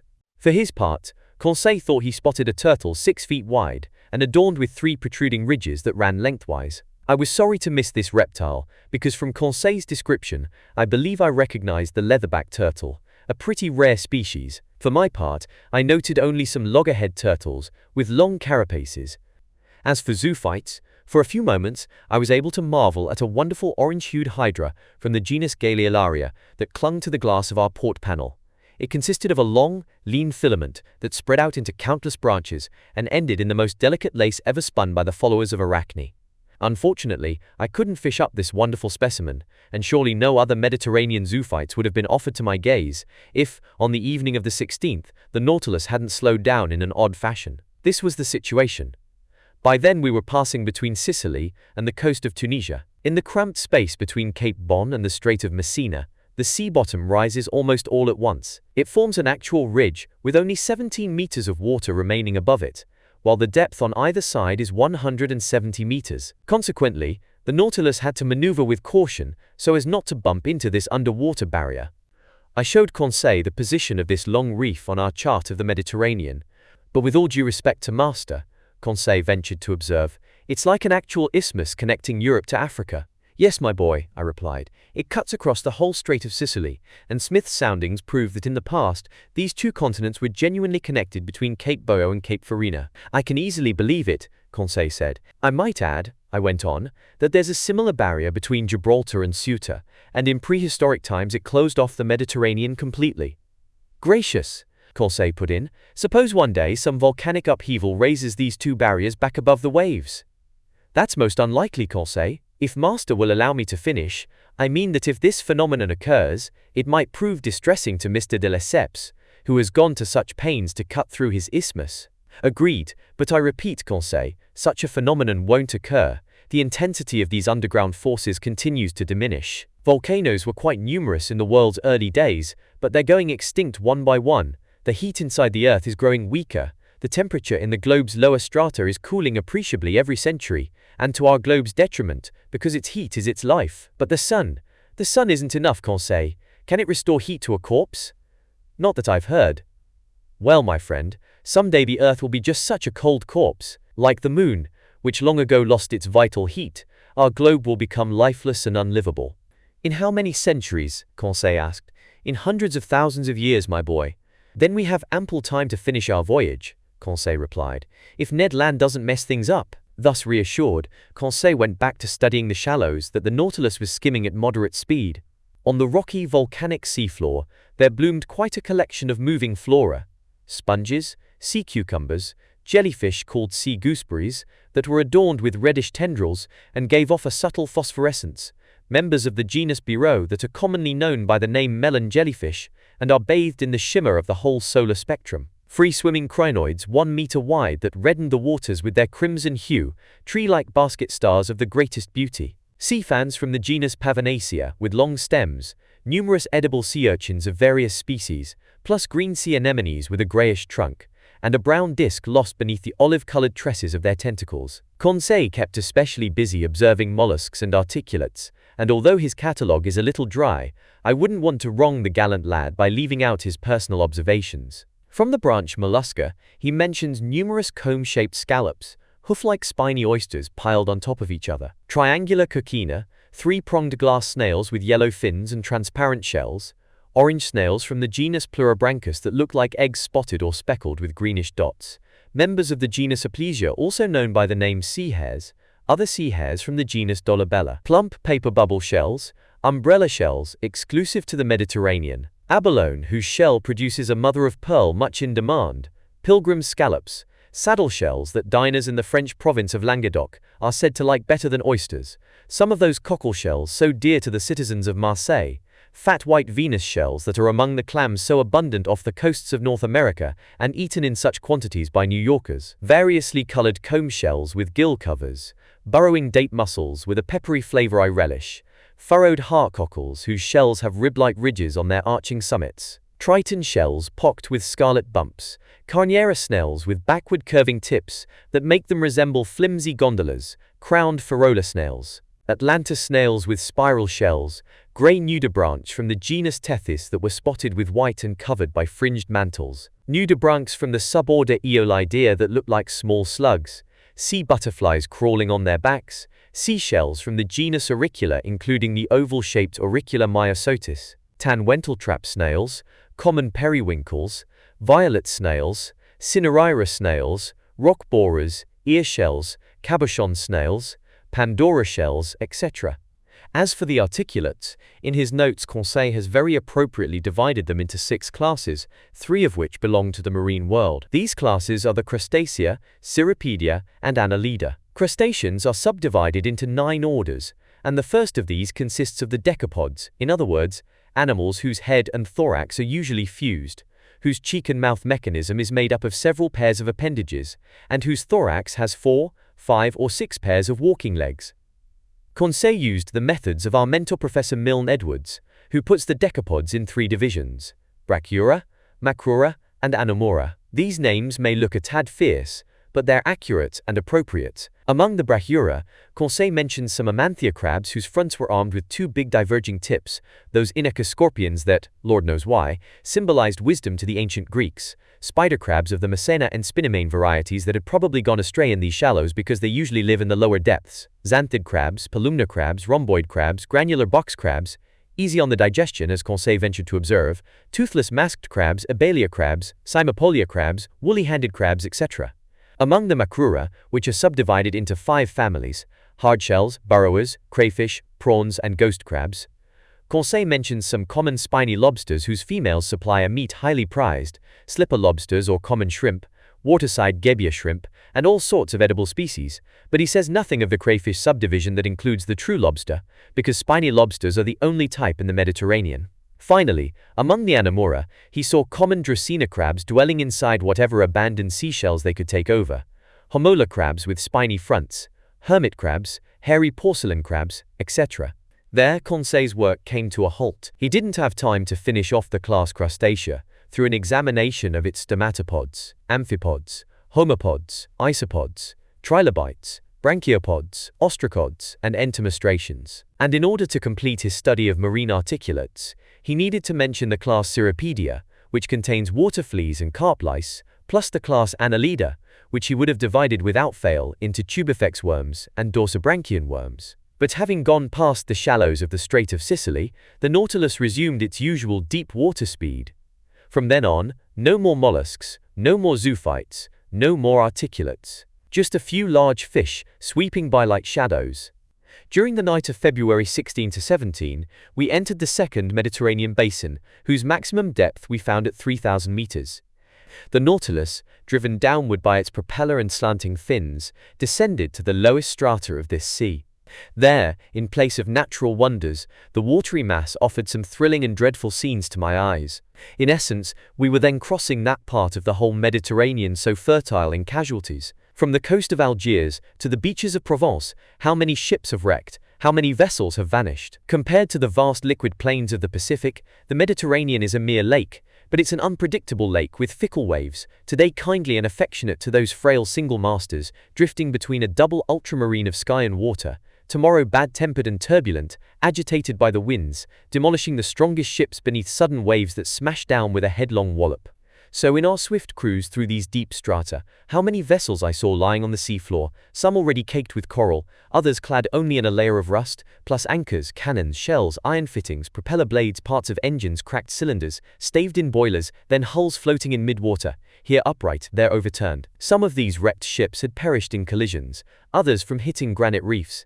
I saw a few that had sunk straight down, their masting still upright, their rigging stiffened by the water. They looked like they were at anchor by some immense, open, offshore mooring, where they were waiting for their departure time. When the Nautilus passed between them, covering them with sheets of electricity, they seemed ready to salute us with their colors and send us their serial numbers. But no, nothing but silence and death filled this field of catastrophes. I observed that these Mediterranean depths became more and more cluttered with such gruesome wreckage as the Nautilus drew nearer to the Strait of Gibraltar. By then the shores of Africa and Europe were converging, and in this narrow space collisions were commonplace. There I saw numerous iron undersides, the phantasmagoric ruins of steamers, some lying down, others rearing up like fearsome animals. One of these boats made a dreadful first impression. Sides torn open, funnel bent, paddle wheels stripped to the mountings, rudder separated from the sternpost and still hanging from an iron chain, the board on its stern eaten away by marine salts. How many lives were dashed in this shipwreck? How many victims were swept under the waves? Had some sailor on board lived to tell the story of this dreadful disaster, or do the waves still keep this casualty a secret? It occurred to me, Lord knows why, that this boat buried under the sea might have been the Atlas, lost with all hands some 20 years ago and never heard from again.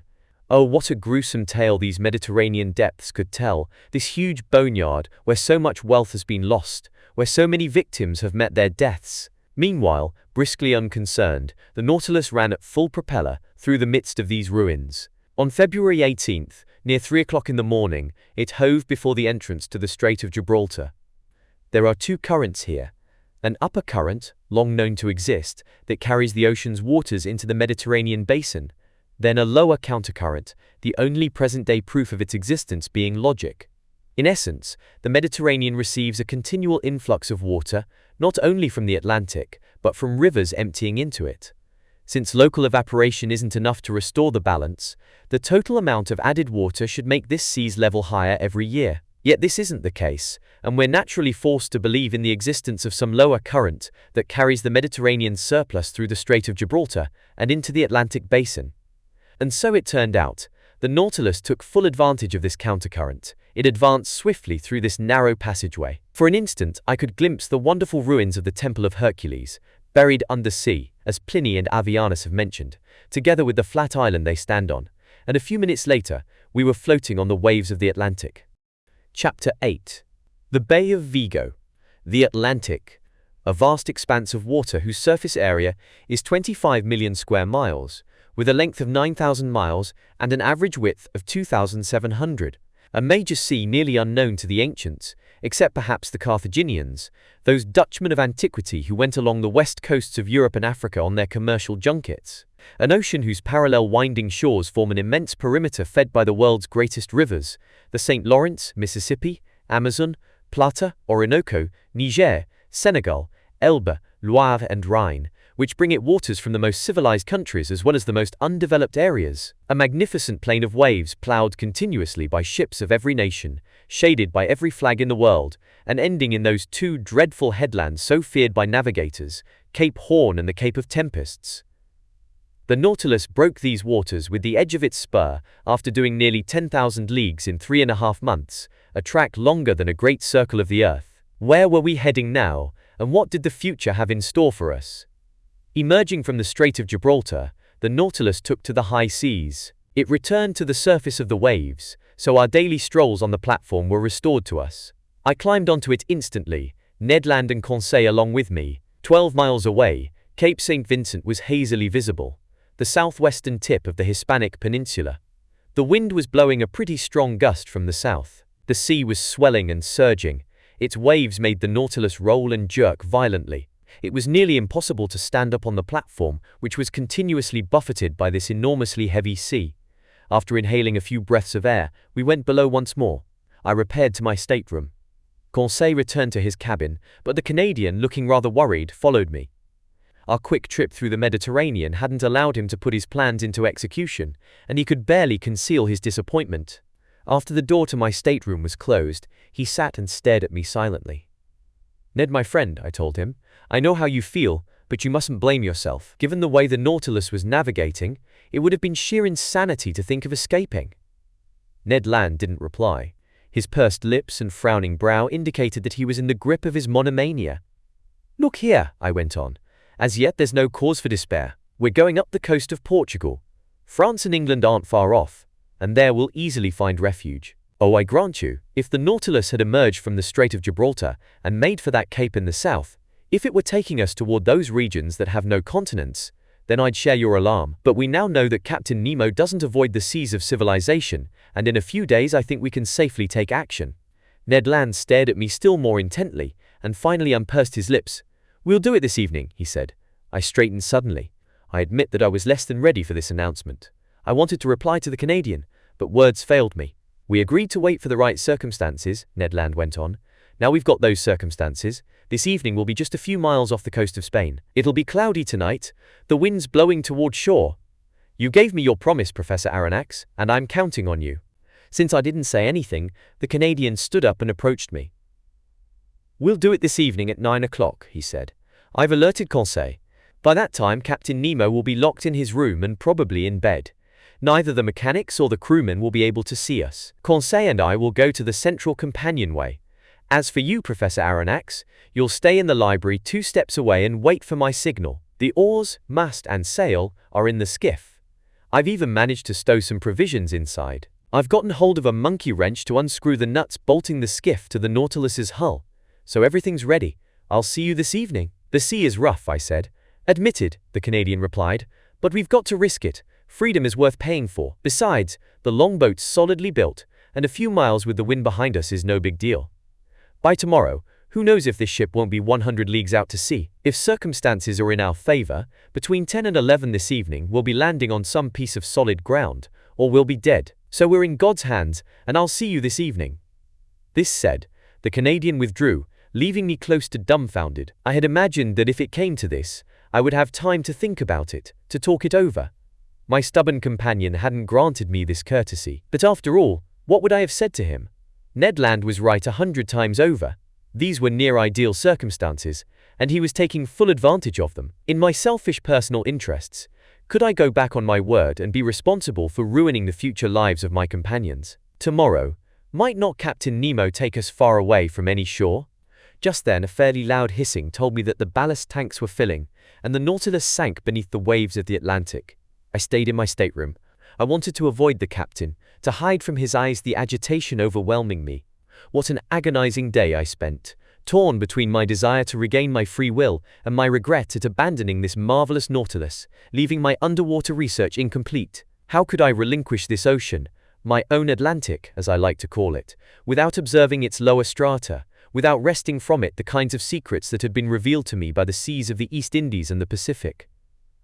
I was putting down my novel half-read. I was waking up as my dream neared its climax. How painfully the hours passed, as I sometimes envisioned myself safe on shore with my companions, or, despite my better judgment, as I sometimes wished that some unforeseen circumstances would prevent Ned Land from carrying out his plans. Twice I went to the lounge. I wanted to consult the compass. I wanted to see if the Nautilus's heading was actually taking us closer to the coast, or spiriting us farther away. But no. The Nautilus was still in Portuguese waters. Heading north, it was cruising along the ocean's beaches. So I had to resign myself to my fate and get ready to escape. My baggage wasn't heavy. My notes, nothing more. As for Captain Nemo, I wondered what he would make of our escaping, what concern or perhaps what distress it might cause him, and what he would do in the twofold event of our attempt either failing or being found out. Certainly I had no complaints to register with him, on the contrary. Never was hospitality more wholehearted than his. Yet in leaving him I couldn't be accused of ingratitude. No solemn promises bound us to him. In order to keep us captive, he had counted only on the force of circumstances and not on our word of honor. But his avowed intention to imprison us forever on his ship justified our every effort. I hadn't seen the captain since our visit to the island of Santorini. Would fate bring me into his presence before our departure? I both desired and dreaded it.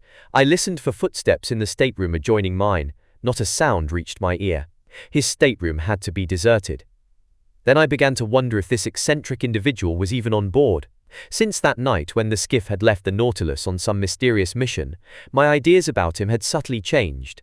In spite of everything, I thought that Captain Nemo must have kept up some type of relationship with the shore.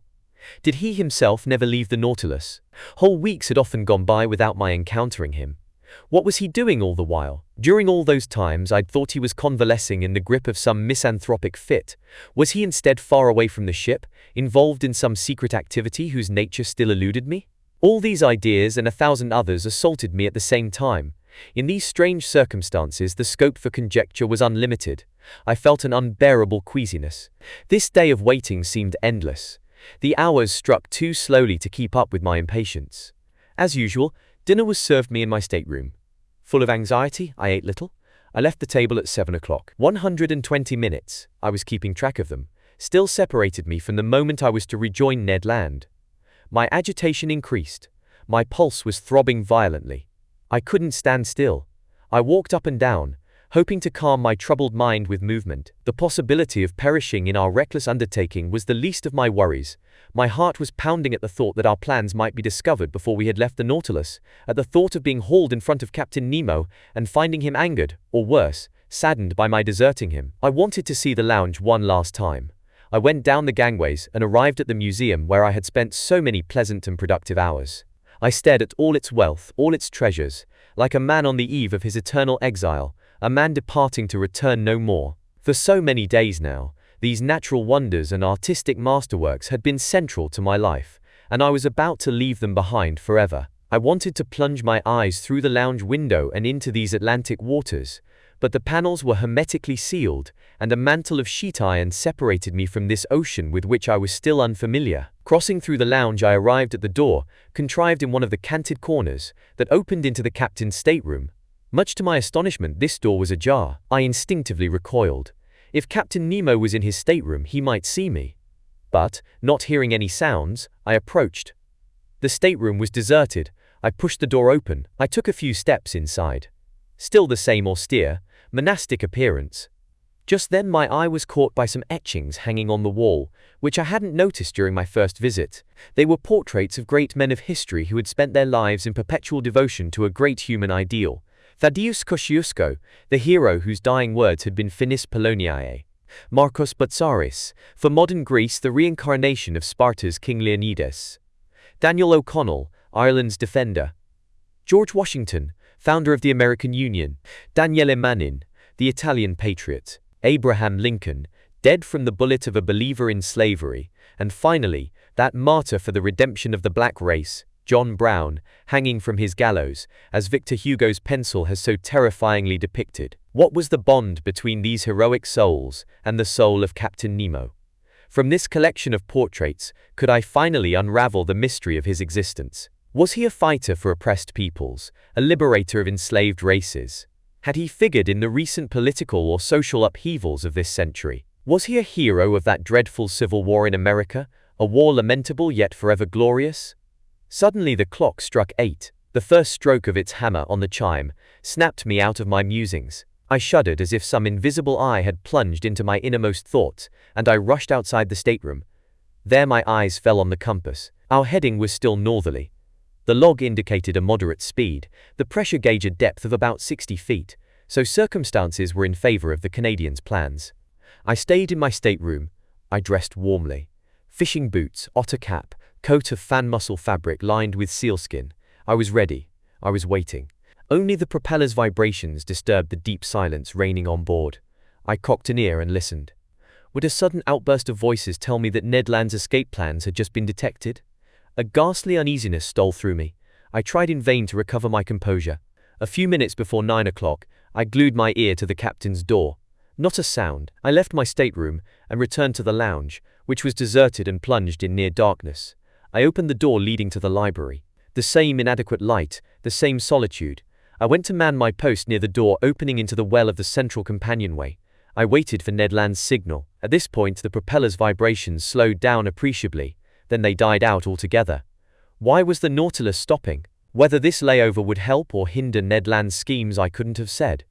The silence was further disturbed only by the pounding of my heart. Suddenly I felt a mild jolt. I realized the Nautilus had come to rest on the ocean floor. My alarm increased. The Canadian's signal hadn't reached me. I longed to rejoin Ned Land and urge him to postpone his attempt.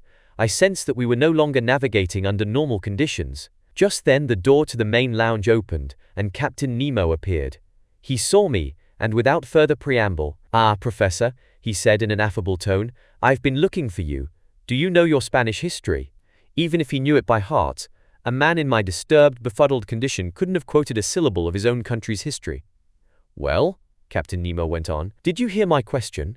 Do you know the history of Spain?" "Very little of it," I replied. "The most learned men," the captain said, "still have much to learn." "Have a seat," he added, "and I'll tell you about an unusual episode in this body of history." The captain stretched out on a couch, and I mechanically took a seat near him, but half in the shadows. "Professor," he said, "listen carefully. This piece of history concerns you in one definite respect, because it will answer a question you've no doubt been unable to resolve." "I'm listening, Captain," I said, not knowing what my partner in this dialogue was driving at, and wondering if this incident related to our escape plans. "Professor," Captain Nemo went on, "if you're amenable, we'll go back in time to 1702. You're aware of the fact that in those days your King Louis XIV thought an imperial gesture would suffice to humble the Pyrenees and the dust, so he inflicted his grandson, the Duke of Anjou, on the Spaniards. Reigning more or less poorly under the name King Philip V, this aristocrat had to deal with mighty opponents abroad. In essence, the year before, the royal houses of Holland, Austria and England had signed a treaty of alliance at The Hague, aiming to wrest the Spanish crown from King Philip V and to place it on the head of an archduke whom they prematurely dubbed King Charles III. Spain had to withstand these allies, but the country had practically no army or navy. Yet it wasn't short of money, provided that its galleons, laden with gold and silver from America, could enter its ports. Now then, late in 1702, Spain was expecting a rich convoy, which France ventured to escort with a fleet of 23 vessels under the command of Admiral de Chateau-Renaud, because by that time the Allied navies were roving the Atlantic. This convoy was supposed to put into Cadiz, but after learning that the English fleet lay across those waterways, the Admiral decided to make for a French port. The Spanish commanders in the convoy objected to this decision. They wanted to be taken to a Spanish port, if not to Cadiz, then to the Bay of Vigo, located on Spain's northwest coast and not blockaded. Admiral de Chateau-Renaud was so indecisive as to obey this directive, and the galleons entered the Bay of Vigo. Unfortunately, this bay forms an open, offshore mooring that's impossible to defend, so it was essential to hurry and empty the galleons before the Allied fleets arrived, and there would have been ample time for this unloading if a wretched question of trade agreements hadn't suddenly come up. "Are you clear on the chain of events?" Captain Nemo asked me. "Perfectly clear," I said, not yet knowing why I was being given this history lesson. "Then I'll continue. Here's what came to pass. The tradesmen of Cadiz had negotiated a charter, whereby they were to receive all merchandise coming from the West Indies. Now then, unloading the ingots from those galleons at the port of Vigo would have been a violation of their rights. So they lodged a complaint in Madrid, and they obtained an order from the indecisive King Philip V. Without unloading, the convoy would stay in custody at the offshore mooring of Vigo until the enemy fleets had retreated. Now then, just as this decision was being handed down, English vessels arrived in the Bay of Vigo on October 22, 1702.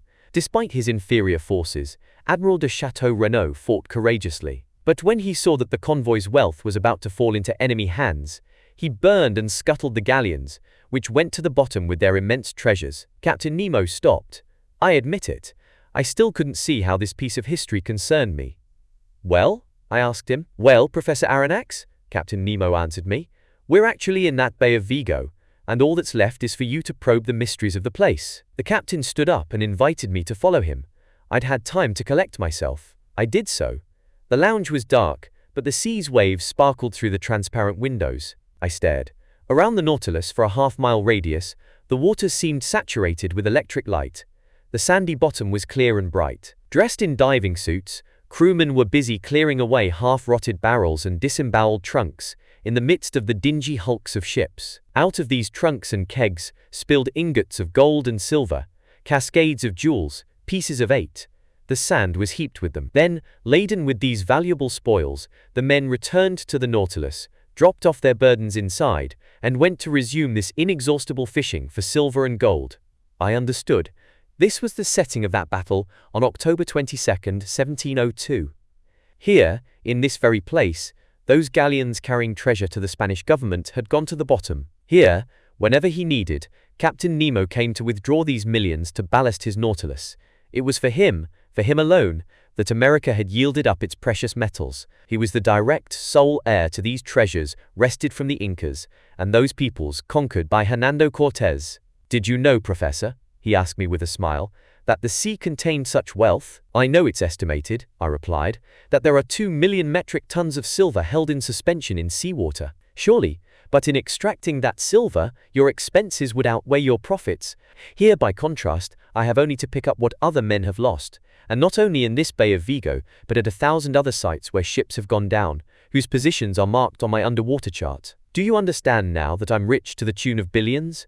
I understand, Captain. Nevertheless, allow me to inform you that by harvesting this very Bay of Vigo, you're simply forestalling the efforts of a rival organization. What organization? A company chartered by the Spanish government to search for these sunken galleons. The company's investors were lured by the bait of enormous gains, because this scuttled treasure is estimated to be worth 500 million francs. It was 500 million francs, Captain Nemo replied, but no more. Right, I said, hence a timely warning to those investors would be an act of charity, yet who knows if it would be well received. Usually what gamblers regret the most isn't the loss of their money so much as the loss of their insane hopes.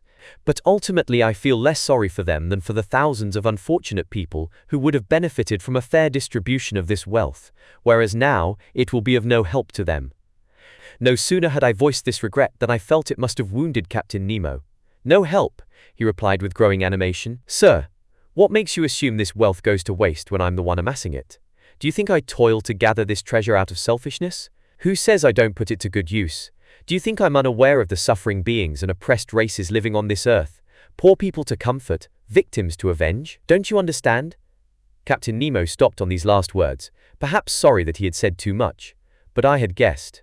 Whatever motives had driven him to seek independence under the seas, he remained a human being before all else. His heart still throbbed for suffering humanity, and his immense philanthropy went out both to downtrodden races and to individuals. And now I knew where Captain Nemo had delivered those millions, when the Nautilus navigated the waters where Crete was in rebellion against the Ottoman Empire. Chapter 9. A Lost Continent. The next morning, February 19th, I beheld the Canadian entering my stateroom. I was expecting this visit. He wore an expression of great disappointment. Well, sir, he said to me. Well, Ned, the fates were against us yesterday. Yes, that damned captain had to call a halt just as we were going to escape from his boat. Yes, Ned, he had business with his bankers. His bankers? Or rather his bank vaults, by which I mean this ocean, where his wealth is safer than in any national treasury. I then related the evening's incidents to the Canadian, secretly hoping he would come around to the idea of not deserting the captain. But my narrative had no result other than Ned's voicing deep regret that he hadn't strolled across the Vigo battlefield on his own behalf. Anyhow, he said, it's not over yet. My first harpoon missed, that's all. We'll succeed the next time, and as soon as this evening, if need be. What's the Nautilus's heading? I asked. I've no idea, Ned replied. All right, at noon we'll find out what our position is. The Canadian returned to Conseil's side. As soon as I was dressed, I went into the lounge. The compass wasn't encouraging. The Nautilus's course was south-southwest. We were turning our backs on Europe. I could hardly wait until our position was reported on the chart. Near 11:30, the ballast tanks emptied, and the submersible rose to the surface of the ocean. I leaped onto the platform. Ned Land was already there. No more shore in sight. Nothing but the immenseness of the sea. A few sails were on the horizon. No doubt ships going as far as Cape Sao Roque to find favorable winds for doubling the Cape of Good Hope. The sky was overcast. A squall was on the way. Furious, Ned tried to see through the mists on the horizon. He still hoped that behind all that fog there lay those shores he longed for. At noon, the sun made a momentary appearance. Taking advantage of this rift in the clouds, the chief officer took the orb's altitude. Then the sea grew turbulent.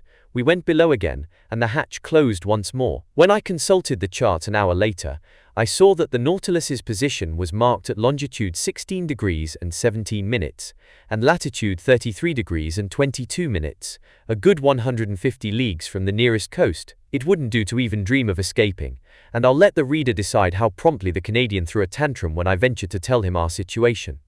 As for me, I wasn't exactly grief-stricken. I felt as if a heavy weight had been lifted from me, and I was able to resume my regular tasks in a state of comparative calm. Near 11 o'clock in the evening, I received a most unexpected visit from Captain Nemo. He asked me very graciously if I felt exhausted from our vigil the night before. I said no.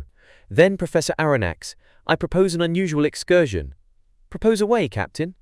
So far you've visited the ocean depths only by day and under sunlight. Would you like to see these depths on a dark night? Very much. I warn you, this will be an exhausting stroll. We'll need to walk long hours and scale a mountain. The roads aren't terribly well kept up. Everything you say, Captain, just increases my curiosity. I'm ready to go with you. Then come along, Professor, and we'll go put on our diving suits. Arriving at the wardrobe, I saw that neither my companions nor any crewmen would be coming with us on this excursion. Captain Nemo hadn't even suggested my fetching Ned or Conseil. In a few moments we had put on our equipment. Air tanks, abundantly charged, were placed on our backs, but the electric lamps were not in readiness. I commented on this to the captain. "They'll be useless to us," he replied. I thought I hadn't heard him right, but I couldn't repeat my comment because the captain's head had already disappeared into its metal covering. I finished harnessing myself, I felt an alpenstock being placed in my hand, and a few minutes later, after the usual procedures, we set foot on the floor of the Atlantic, 300 meters down. Midnight was approaching.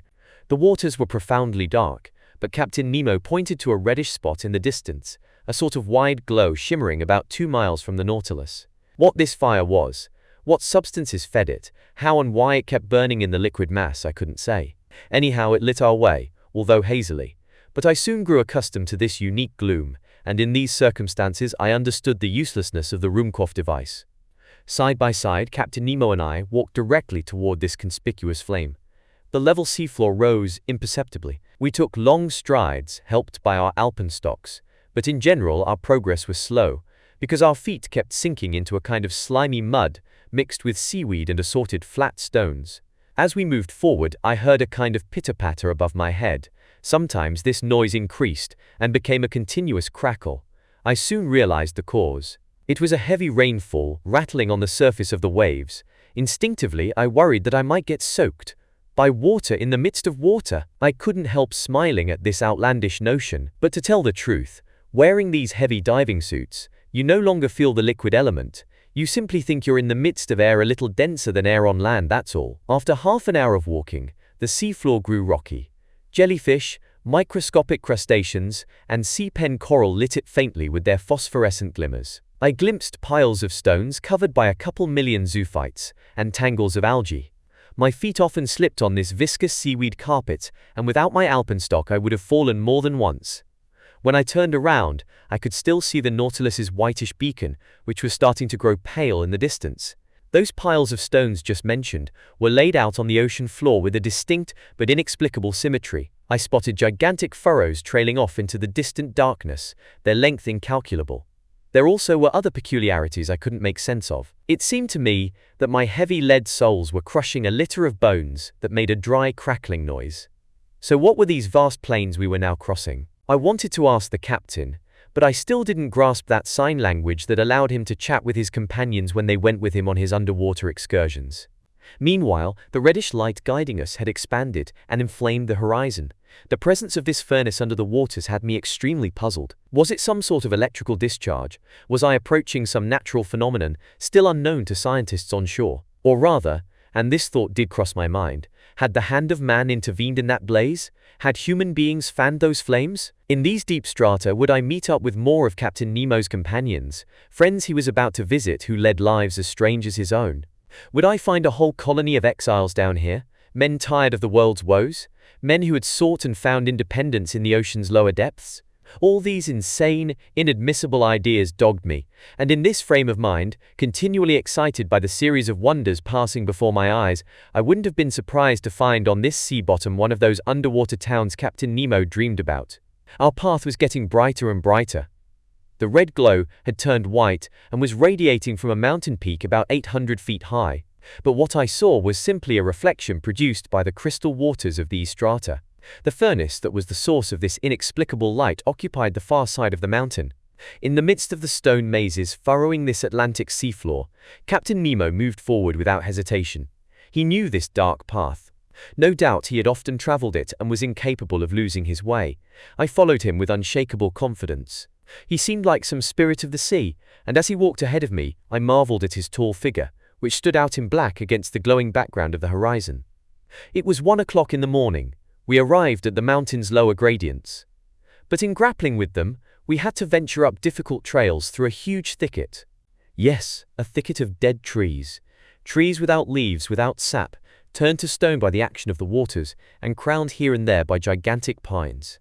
It was like a still erect coalfield, its roots clutching broken soil, its boughs clearly outlined against the ceiling of the waters like thin, black, paper cutouts. Picture a forest clinging to the sides of a peak in the Harz Mountains, but a submerged forest. The trails were cluttered with algae and fucus plants, hosts of crustaceans swarming among them. I plunged on, scaling rocks, straddling fallen tree trunks, snapping marine creepers that swayed from one tree to another, startling the fish that flitted from branch to branch. Carried away, I didn't feel exhausted anymore. I followed a guide who was immune to exhaustion. What a sight! How can I describe it? How can I portray these woods and rocks in this liquid setting, their lower parts dark and sullen, their upper parts tinted red in this light, whose intensity was doubled by the reflecting power of the waters? We scaled rocks that crumbled behind us, collapsing in enormous sections with the hollow rumble of an avalanche. To our right and left, there were carved gloomy galleries, where the eye lost its way. Huge glades opened up, seemingly cleared by the hand of man, and I sometimes wondered whether some residents of these underwater regions would suddenly appear before me. But Captain Nemo kept climbing. I didn't want to fall behind. I followed him boldly. My alpenstock was a great help. One wrong step would have been disastrous on the narrow paths cut into the sides of these chasms, but I walked along with a firm tread and without the slightest feeling of dizziness. Sometimes I leaped over a crevasse whose depth would have made me recoil had I been in the midst of glaciers on shore.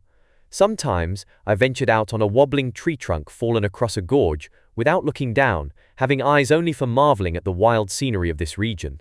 There, leaning on erratically cut foundations, monumental rocks seemed to defy the laws of balance. From between their stony knees, trees sprang up like jets under fearsome pressure, supporting other trees that supported them in turn. Next, natural towers with wide, steeply carved battlements leaned at angles that, on dry land, the laws of gravity would never have authorized. And I too could feel the difference created by the water's powerful density. Despite my heavy clothing, copper headpiece, and metal soles, I climbed the most impossibly steep gradients with all the nimbleness, I swear it, of a chamois or a Pyrenees mountain goat. As for my account of this excursion under the waters, I'm well aware that it sounds incredible. I'm the chronicler of deeds seemingly impossible and yet incontestably real. This was no fantasy. This was what I saw and felt. 2 hours after leaving the Nautilus, we had cleared the timberline, and 100 feet above our heads stood the mountain peak, forming a dark silhouette against the brilliant glare that came from its far slope. Petrified shrubs rambled here and there in sprawling zigzags. Fish rose in a body at our feet, like birds startled in tall grass. The rocky mass was gouged with impenetrable crevices, deep caves, unfathomable holes at whose far ends I could hear fearsome things moving around. My blood would curdle as I watched some enormous antenna bar my path, or saw some frightful pincer snap shut in the shadow of some cavity. 1,000 specks of light glittered in the midst of the gloom. They were the eyes of gigantic crustaceans crouching in their lairs, giant lobsters rearing up like spear carriers and moving their claws with a scrap iron clanking, titanic crabs aiming their bodies like cannons on their carriages, and hideous devilfish intertwining their tentacles like bushes of writhing snakes. What was this astounding world that I didn't yet know? In what order did these articulates belong, these creatures for which the rocks provided a second carapace? Where had nature learned the secret of their vegetating existence, and for how many centuries had they lived in the ocean's lower strata? But I couldn't linger. Captain Nemo, on familiar terms with these dreadful animals, no longer minded them. We arrived at a preliminary plateau where still other surprises were waiting for me. Their picturesque ruins took shape, betraying the hand of man, not our creator. They were huge stacks of stones, in which you could distinguish the indistinct forms of palaces and temples, now arrayed in hosts of blossoming zoophytes, and over it all, not ivy, but a heavy mantle of algae and fucus plants. But what part of the globe could this be, this land swallowed by cataclysms? Who had set up these rocks and stones like the dolmens of prehistoric times? Where was I? Where had Captain Nemo's fancies taken me? I wanted to ask him. Unable to, I stopped him. I seized his arm, but he shook his head, pointed to the mountain's topmost peak, and seemed to tell me, "Come on, come with me, come higher." I followed him with one last burst of energy, and in a few minutes I had scaled the peak, which crowned the whole rocky mass by some 10 meters. I looked back down the side we had just cleared. There the mountain rose only 700 to 800 feet above the plains, but on its far slope it crowned the receding bottom of this part of the Atlantic by a height twice that. My eyes scanned the distance and took in a vast area lit by intense flashes of light. In essence, this mountain was a volcano, 50 feet below its peak, amid a shower of stones and slag. A wide crater vomited torrents of lava that were dispersed in fiery cascades into the heart of the liquid mass. So situated, this volcano was an immense torch that lit up the lower plains all the way to the horizon. As I said, this underwater crater spewed lava, but not flames. Flames need oxygen from the air and are unable to spread underwater. But a lava flow, which contains in itself the principle of its incandescence, can rise to a white heat, overpower the liquid element, and turn it into steam on contact. Swift currents swept away all this diffuse gas, and torrents of lava slid to the foot of the mountain, like the disgorgings of a Mount Vesuvius, over the city limits of a second Torre del Greco. In fact, there beneath my eyes was a town in ruins, demolished, overwhelmed, laid low, its roofs caved in, its temples pulled down, its arches dislocated, its columns stretching over the earth. In these ruins you could still detect the solid proportions of a sort of Tuscan architecture. Farther off, the remains of a gigantic aqueduct. Here, the caked heights of an acropolis along with the fluid forms of a Parthenon. There, the remnants of a wharf, as if some bygone port had long ago harbored merchant vessels and triple-tiered war galleys on the shores of some lost ocean. Still farther off, long rows of collapsing walls, deserted thoroughfares, a whole Pompeii buried under the waters, which Captain Nemo had resurrected before my eyes. Where was I? I had to find out at all cost. I wanted to speak, I wanted to rip off the copper sphere imprisoning my head. But Captain Nemo came over and stopped me with a gesture. Then, picking up a piece of chalky stone, he advanced to a black basaltic rock and scrawled this one word: Atlantis. What lightning flashed through my mind. Atlantis, that ancient land of Meropis mentioned by the historian Theopompus, Plato's Atlantis, the continent whose very existence has been denied by such philosophers and scientists as Origen, Porphyry, Iamblichus, D'Anville, Moltebrun, and Humboldt, who entered its disappearance in the ledger of myths and folktales.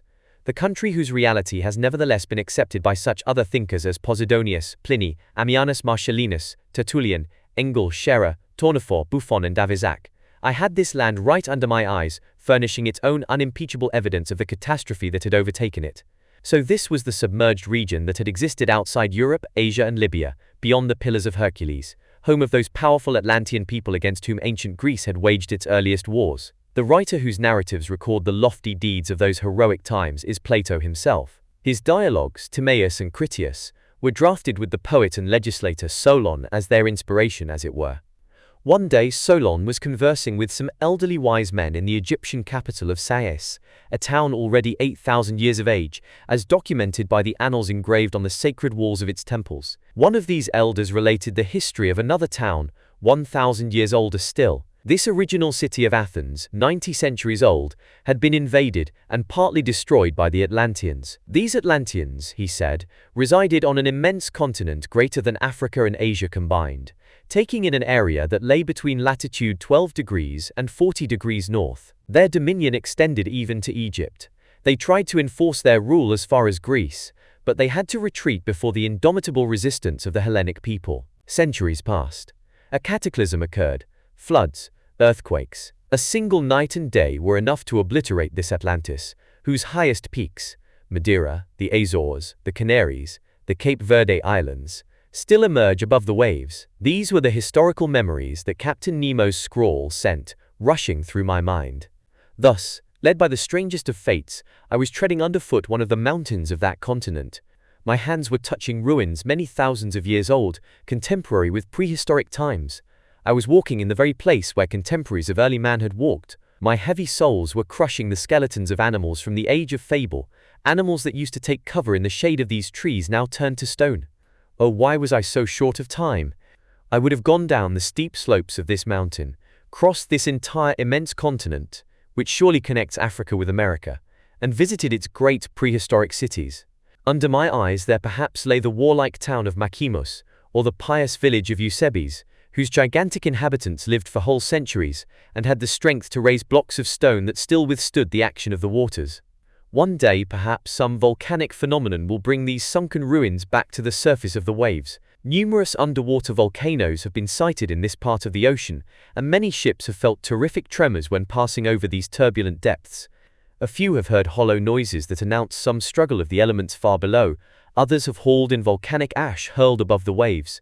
As far as the equator, This whole seafloor is still under construction by plutonic forces, and in some remote epoch, built up by volcanic disgorgings and successive layers of lava, who knows whether the peaks of these fire-belching mountains may reappear above the surface of the Atlantic. As I mused in this way, trying to establish in my memory every detail of this impressive landscape, Captain Nemo was leaning his elbows on a moss-covered monument, motionless as if petrified in some mute trance. Was he dreaming of those lost generations, asking them for the secret of human destiny? Was it here that this strange man came to revive himself, basking in historical memories, reliving that bygone life, he who had no desire for our modern one? I would have given anything to know his thoughts, to share them, understand them. We stayed in this place an entire hour, contemplating its vast plains in the lava's glow, which sometimes took on a startling intensity. Inner boilings sent quick shivers running through the mountain's crust. Noises from deep underneath, clearly transmitted by the liquid medium, reverberated with majestic amplitude.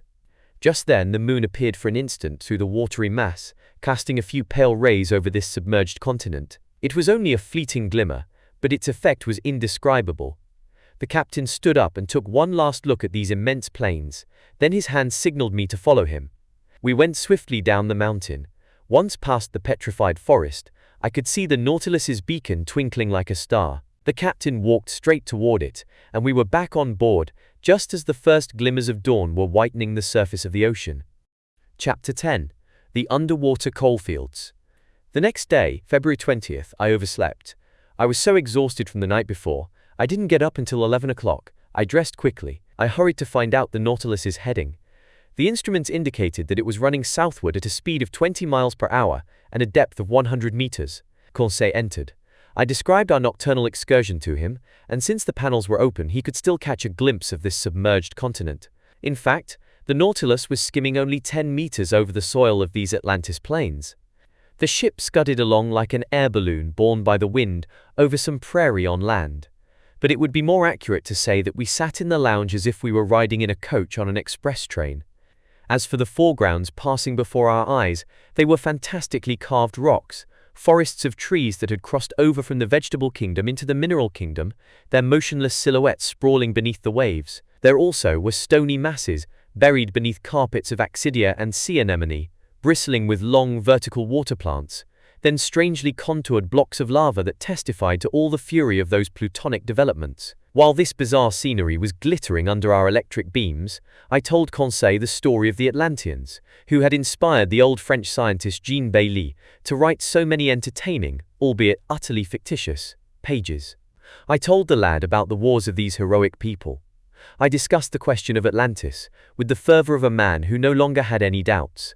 But Conseil was so distracted he barely heard me, and his lack of interest in any commentary on this historical topic was soon explained. In essence, numerous fish had caught his eye, and when fish pass by, Conseil vanishes into his world of classifying and leaves real life behind. In which case I could only tag along and resume our ichthyological research. Even so, these Atlantic fish were not noticeably different from those we had observed earlier. There were rays of gigantic size, 5 meters long, and with muscles so powerful they could leap above the waves.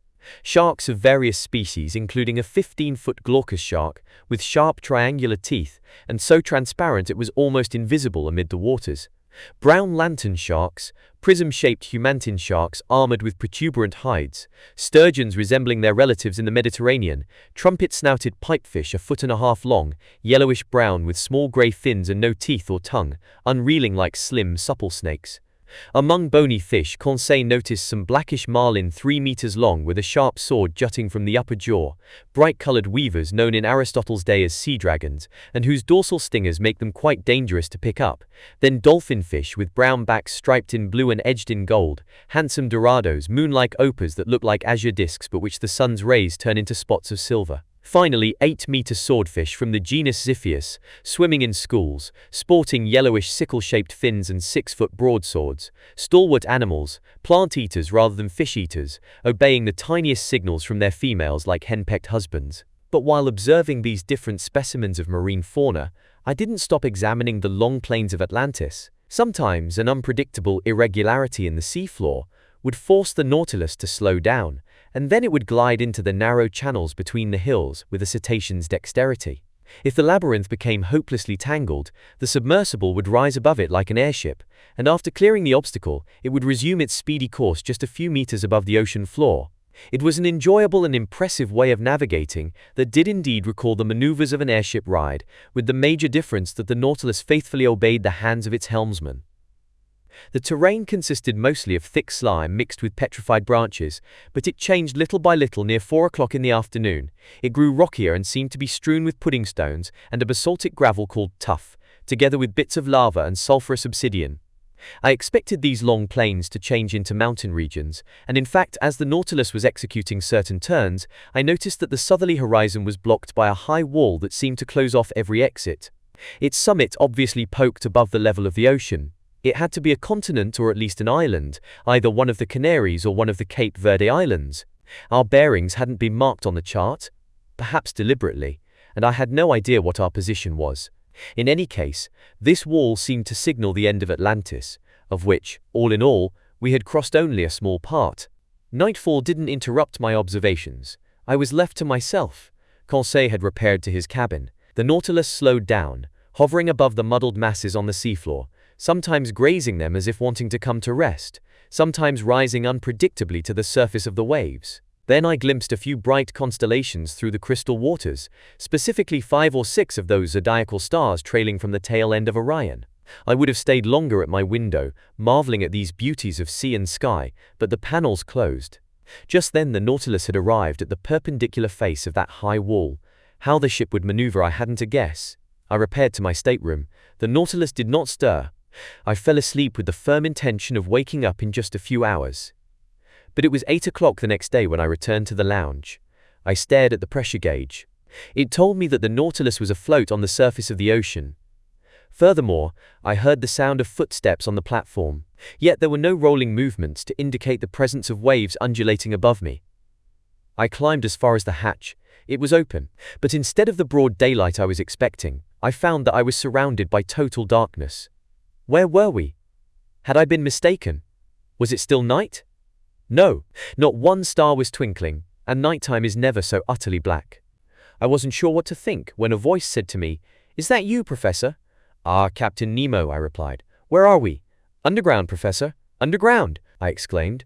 "And the Nautilus is still floating?" "It always floats. But I don't understand." "Wait a little while. Our beacon is about to go on, and if you want some light on the subject, you'll be satisfied." I set foot on the platform and waited. The darkness was so profound I couldn't see, even Captain Nemo. However, looking at the zenith directly overhead, I thought I caught sight of a feeble glimmer, a sort of twilight filtering through a circular hole. Just then the beacon suddenly went on, and its intense brightness made that hazy light vanish. This stream of electricity dazzled my eyes, and after momentarily shutting them, I looked around. The Nautilus was stationary. It was floating next to an embankment shaped like a wharf. As for the water now buoying the ship, it was a lake completely encircled by an inner wall about 2 miles in diameter, hence 6 miles around. Its level, as indicated by the pressure gauge, would be the same as the outside level because some connection had to exist between this lake and the sea. Slanting inward over their base, these high walls converged to form a vault shaped like an immense upside-down funnel that measured 500 or 600 meters in height. At its summit, there gaped the circular opening through which I had detected that faint glimmer, obviously daylight. Before more carefully examining the interior features of this enormous cavern, and before deciding if it was the work of nature or humankind, I went over to Captain Nemo. "Where are we?" I said. "In the very heart of an extinct volcano," the captain answered me. "A volcano whose interior was invaded by the sea after some convulsion in the earth. While you were sleeping, Professor, the Nautilus entered this lagoon through a natural channel that opens 10 meters below the surface of the ocean. This is our home port, secure, convenient, secret, and sheltered against winds from any direction. Along the coasts of your continents or islands, show me any offshore mooring that can equal this safe refuge for withstanding the fury of hurricanes." "Indeed," I replied. "Here you're in perfect safety, Captain Nemo. Who could reach you in the heart of a volcano? But don't I see an opening at its summit?" "Yes, its crater. A crater formerly filled with lava, steam, and flames, but which now lets in this life-giving air we're breathing." "But which volcanic mountain is this?" I asked. "It's one of the many islets with which this sea is strewn. For ships a mere reef, for us an immense cavern. I discovered it by chance, and chance served me well. But couldn't someone enter through the mouth of its crater? No more than I could exit through it. You can climb about 100 feet up the inner base of this mountain, but then the walls overhang, they lean too far in to be scaled. I can see, Captain, that nature is your obedient servant, any time or any place. You're safe on this lake, and nobody else can visit its waters. But what's the purpose of this refuge? The Nautilus doesn't need a harbor. No, Professor, but it needs electricity to run, batteries to generate its electricity, sodium to feed its batteries, coal to make its sodium, and coalfields from which to dig its coal. Now then, right at this spot, the sea covers entire forests that sank underwater in prehistoric times. Today, turned to stone, transformed into carbon fuel, they offer me inexhaustible coal mines. So, Captain, your men practice the trade of miners here? Precisely. These mines extend under the waves like the coalfields at Newcastle. Here, dressed in diving suits, pick and mattock in hand, my men go out and dig this carbon fuel for which I don't need a single mine on land. When I burn this combustible to produce sodium, the smoke escaping from the mountain's crater gives it the appearance of a still active volcano. And will we see your companions at work? No, at least not this time, because I'm eager to continue our underwater tour of the world. Accordingly, I'll rest content with drawing on my reserve stock of sodium. We'll stay here long enough to load it on board, in other words, a single workday. Then we'll resume our voyage. So, Professor Aronnax, if you'd like to explore this cavern and circle its lagoon, seize the day. I thanked the captain and went to look for my two companions, who hadn't yet left their cabin. I invited them to follow me, not telling them where we were. They climbed onto the platform. Conseil, whom nothing could startle, saw it as a perfectly natural thing to fall asleep under the waves and wake up under a mountain. But Ned Land had no idea in his head other than to see if this cavern offered some way out. After breakfast near 10 o'clock, we went down onto the embankment. So here we are, back on shore, Conseil said. I'd hardly call this shore, the Canadian replied. And besides, we aren't on it but under it. A sandy beach unfolded before us, measuring 500 feet at its widest point between the waters of the lake and the foot of the mountain's walls. Via this strand you could easily circle the lake, but the base of these high walls consisted of broken soil over which there lay picturesque piles of volcanic blocks and enormous pumice stones. All these crumbling masses were covered with an enamel polished by the action of underground fires, and they glistened under the stream of electric light from our beacon. Stirred up by our footsteps, the mica-rich dust on this beach flew into the air like a cloud of sparks. The ground rose appreciably as it moved away from the sand flats by the waves, and we soon arrived at some long, winding gradients, genuinely steep paths that allowed us to climb little by little. But we had to tread cautiously in the midst of pudding stones that weren't cemented together, and our feet kept skidding on glassy trachyte made of feldspar and quartz crystals. The volcanic nature of this enormous pit was apparent all around us. I ventured to comment on it to my companions. Can you picture, I asked them, what this funnel must have been like when it was filled with boiling lava, and the level of that incandescent liquid rose right to the mountain's mouth, like cast iron up the insides of a furnace? I can picture it perfectly, Conseil replied. But will Master tell me why this huge smelter suspended operations, and how it is that an oven was replaced by the tranquil waters of a lake? In all likelihood, Conseil, because some convulsion created an opening below the surface of the ocean, the opening that serves as a passageway for the Nautilus. Then the waters of the Atlantic rushed inside the mountain. There ensued a dreadful struggle between the elements of fire and water, a struggle ending in King Neptune's favor. But many centuries have passed since then, and this submerged volcano has changed into a peaceful cavern. That's fine, Ned Land answered. I accept the explanation, but in our personal interests, I'm sorry this opening the professor mentions wasn't made above sea level. But Ned, my friend, Conseil answered, if it weren't an underwater passageway, the Nautilus couldn't enter it. And I might add, Mr. Land, I said, that the waters wouldn't have rushed under the mountain, and the volcano would still be a volcano. So you have nothing to be sorry about. Our climb continued. The gradients got steeper and narrower. Sometimes they were cut across by deep pits that had to be cleared. Masses of overhanging rock had to be gotten around. You slid on your knees, you crept on your belly. But helped by the Canadian's strength and Conseil's dexterity, we overcame every obstacle. At an elevation of about 30 meters, the nature of the terrain changed without becoming any easier. Pudding stones and trachyte gave way to black basaltic rock. Here, lying in slabs all swollen with blisters, there shaped like actual prisms and arranged into a series of columns that supported the springings of this immense vault, a wonderful sample of natural architecture. Then, among this basaltic rock, there snaked long, hardened lava flows inlaid with veins of bituminous coal and in places covered by wide carpets of sulfur. The sunshine coming through the crater had grown stronger, shedding a hazy light over all the volcanic waste forever buried in the heart of this extinct mountain. But when we had ascended to an elevation of about 250 feet, we were stopped by insurmountable obstacles. The converging inside walls changed into overhangs, and our climb into a circular stroll. At this topmost level, the vegetable kingdom began to challenge the mineral kingdom. Shrubs, and even a few trees, emerged from crevices in the walls. I recognized some spurges that let their caustic, purgative sap trickle out. There were heliotropes, very remiss at living up to their sun-worshipping reputations, since no sunlight ever reached them. Their clusters of flowers drooped sadly, their colors and scents were faded. Here and there chrysanthemums sprouted timidly at the feet of aloes with long, sad, sickly leaves. But between these lava flows I spotted little violets that still gave off a subtle fragrance, and I confess that I inhaled it with delight. The soul of a flower is its scent, and those splendid water plants, flowers of the sea, have no souls. We had arrived at the foot of a sturdy clump of dragon trees, which were splitting the rocks with exertions of their muscular roots, when Ned Land exclaimed, "Oh, sir, a hive!" "A hive?" I answered, with a gesture of utter disbelief.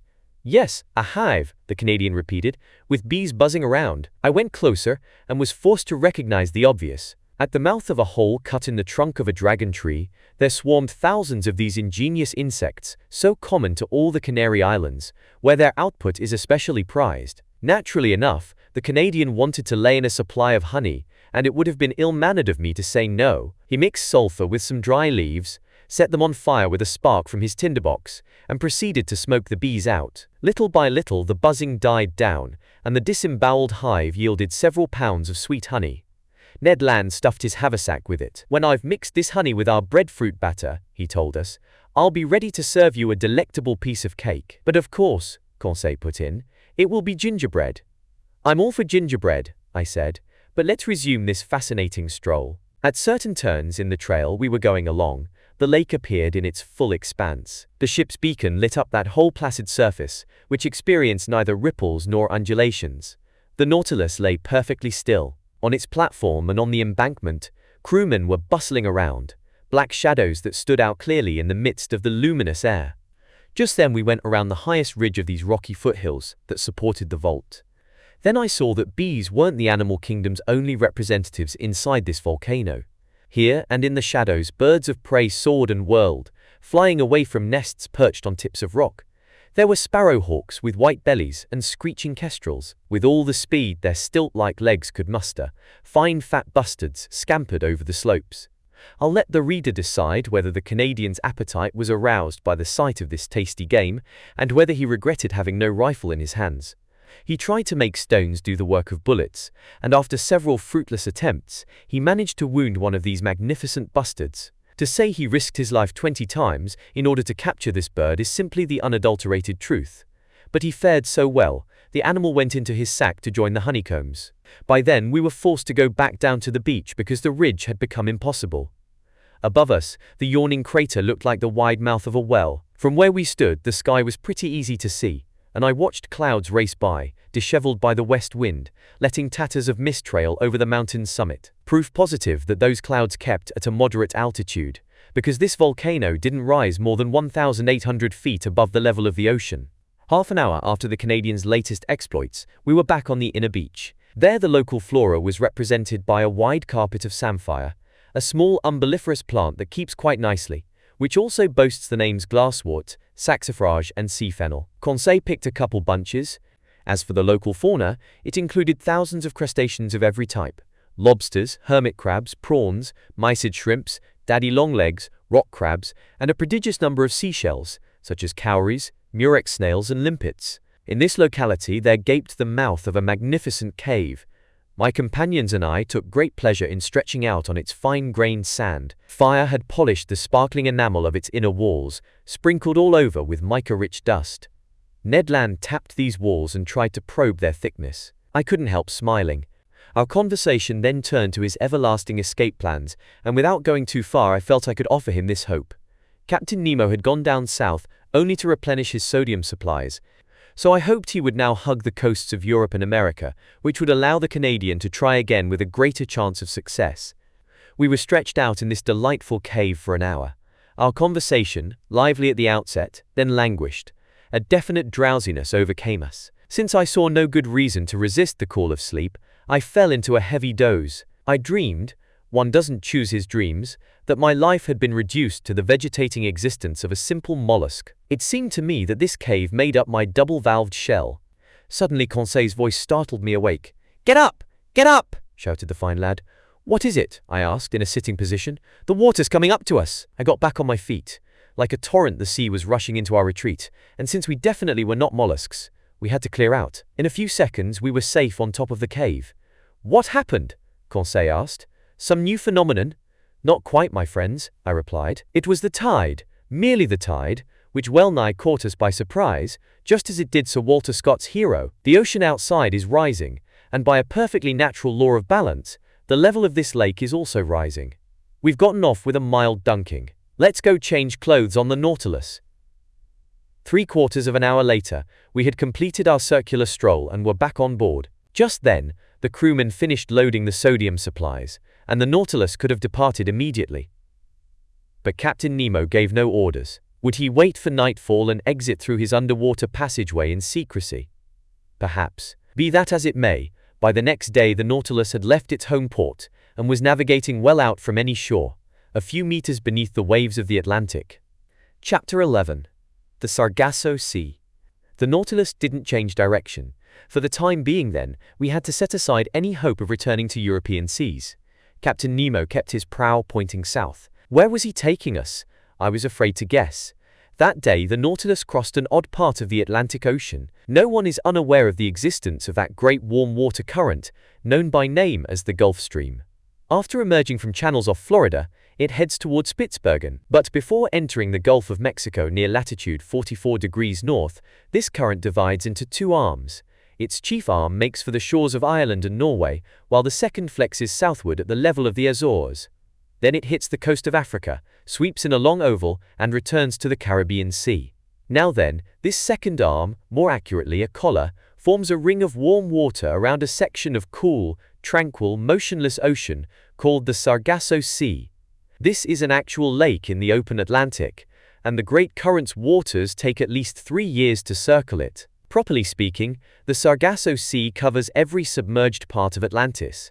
Certain authors have even held that the many weeds strewn over this sea were torn loose from the prairies of that ancient continent. But it's more likely that these grasses, algae and fucus plants were carried off from the beaches of Europe and America, then taken as far as this zone by the Gulf Stream. This is one of the reasons why Christopher Columbus assumed the existence of a new world. When the ships of that bold investigator arrived in the Sargasso Sea, they had great difficulty navigating in the midst of these weeds, which, much to their crew's dismay, slowed them down to a halt, and they wasted 3 long weeks crossing this sector. Such was the region our Nautilus was visiting just then. A genuine prairie, a tightly woven carpet of algae, gulfweed and bladderwrack so dense and compact a craft stempost couldn't tear through it without difficulty. Accordingly, not wanting to entangle his propeller in this weed-choked mass, Captain Nemo stayed at a depth some meters below the surface of the waves. The name Sargasso comes from the Spanish word sargazo, meaning gulfweed. This gulfweed, the swimming gulfweed or berry carrier, is the chief substance making up this immense shoal. And here's why these water plants collect in this placid Atlantic basin, according to the expert on the subject, Commander Maury, author of The Physical Geography of the Sea. The explanation he gives seems to entail a set of conditions that everybody knows. Now, Maury says, if bits of cork or chaff or any floating substance be put into a basin and a circular motion be given to the water, all the light substances will be found crowding together near the center of the pool, where there is the least motion. Just such a basin is the Atlantic Ocean to the Gulf Stream, and the Sargasso Sea is the center of the whirl. I share Maury's view, and I was able to study the phenomenon in this exclusive setting where ships rarely go. Above us, huddled among the brown weeds, there floated objects originating from all over. Tree trunks ripped from the Rocky Mountains or the Andes and sent floating down the Amazon or the Mississippi.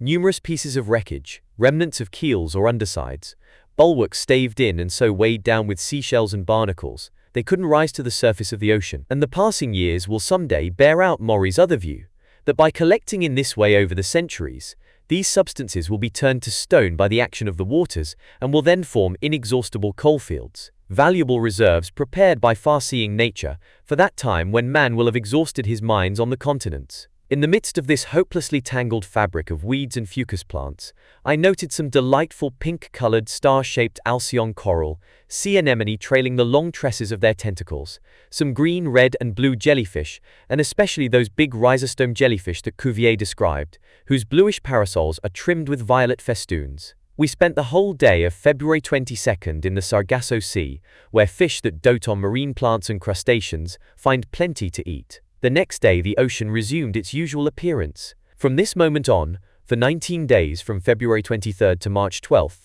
the Nautilus stayed in the middle of the Atlantic, hustling us along at a constant speed of 100 leagues every 24 hours.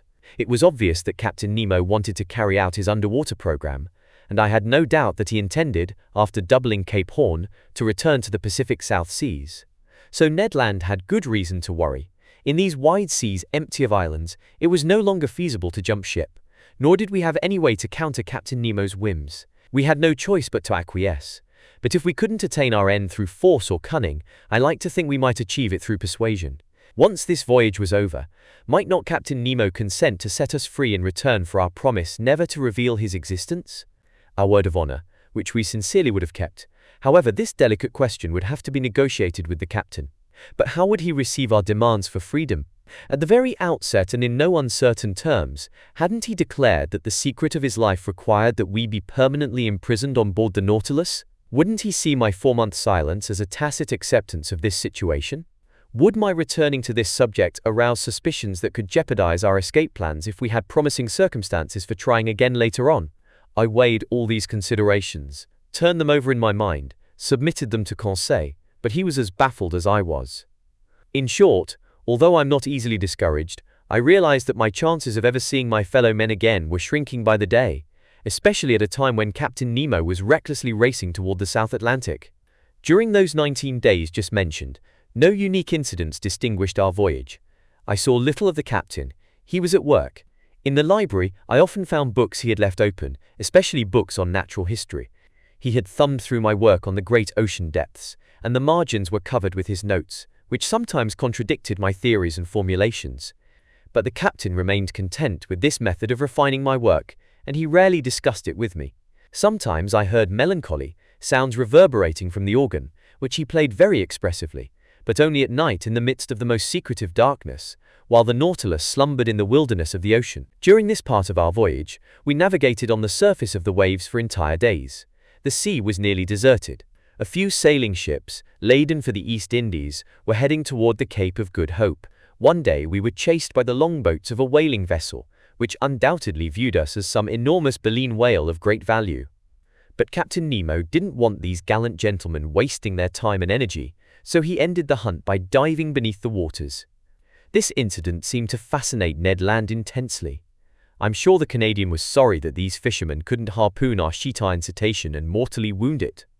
During this period, the fish Conseil and I observed differed little from those we had already studied in other latitudes. Chief among them were specimens of that dreadful cartilaginous genus that's divided into 3 subgenera numbering at least 32 species. Striped sharks 5 meters long, the head squat and wider than the body, the caudal fin curved, the back with 7 big black parallel lines running lengthwise. Then pearland sharks, ash gray, pierced with 7 gill openings, furnished with a single dorsal fin placed almost exactly in the middle of the body. Some big dogfish also passed by, a voracious species of shark if there ever was one. With some justice, fishermen's yarns aren't to be trusted, but here's what a few of them relate. Inside the corpse of one of these animals, there were found a buffalo head and a whole calf. In another, 2 tuna and a sailor in uniform. In yet another, a soldier with his saber. In another, finally, a horse with its rider. In candor, none of these sounds like divinely inspired truth. But the fact remains that not a single dogfish let itself get caught in the Nautilus's nets, so I can't vouch for their veracity. Schools of elegant, playful dolphins swam alongside for entire days. They went in groups of 5 or 6, hunting in packs like wolves over the countryside. Moreover, they're just as voracious as dogfish, if I can believe a certain Copenhagen professor who says that from one dolphin's stomach, he removed 13 porpoises and 15 seals. True, it was a killer whale, belonging to the biggest known species, whose length sometimes exceeds 24 feet. The family Delphinia numbers 10 genera, and the dolphins I saw were akin to the genus Delphinorhynchus, remarkable for an extremely narrow muzzle 4 times as long as the cranium. Measuring 3 meters, their bodies were black on top, underneath a pinkish white strewn with small, very scattered spots. From these seas I'll also mention some unusual specimens of croakers, fish from the order Acanthopterydergia, family Cyanidea. Some authors, more artistic than scientific, claim that these fish are melodious singers, that their voices in unison put on concerts unmatched by human choristers. I don't say nay, but to my regret these croakers didn't serenade us as we passed. Finally, to conclude, Conseil classified a large number of flying fish. Nothing could have made a more unusual sight than the marvelous timing with which dolphins hunt these fish. Whatever the range of its flight, however evasive its trajectory, even up and over the nautilus, the hapless flying fish always found a dolphin to welcome it with open mouth. These were either flying gurnards or kite-like sea robins, whose lips glowed in the dark, at night scrawling fiery streaks in the air before plunging into the murky waters like so many shooting stars. Our navigating continued under these conditions until March 13th. That day, the Nautilus was put to work in some depth-sounding experiments that fascinated me deeply. By then we had fared nearly 13,000 leagues from our starting point in the Pacific high seas.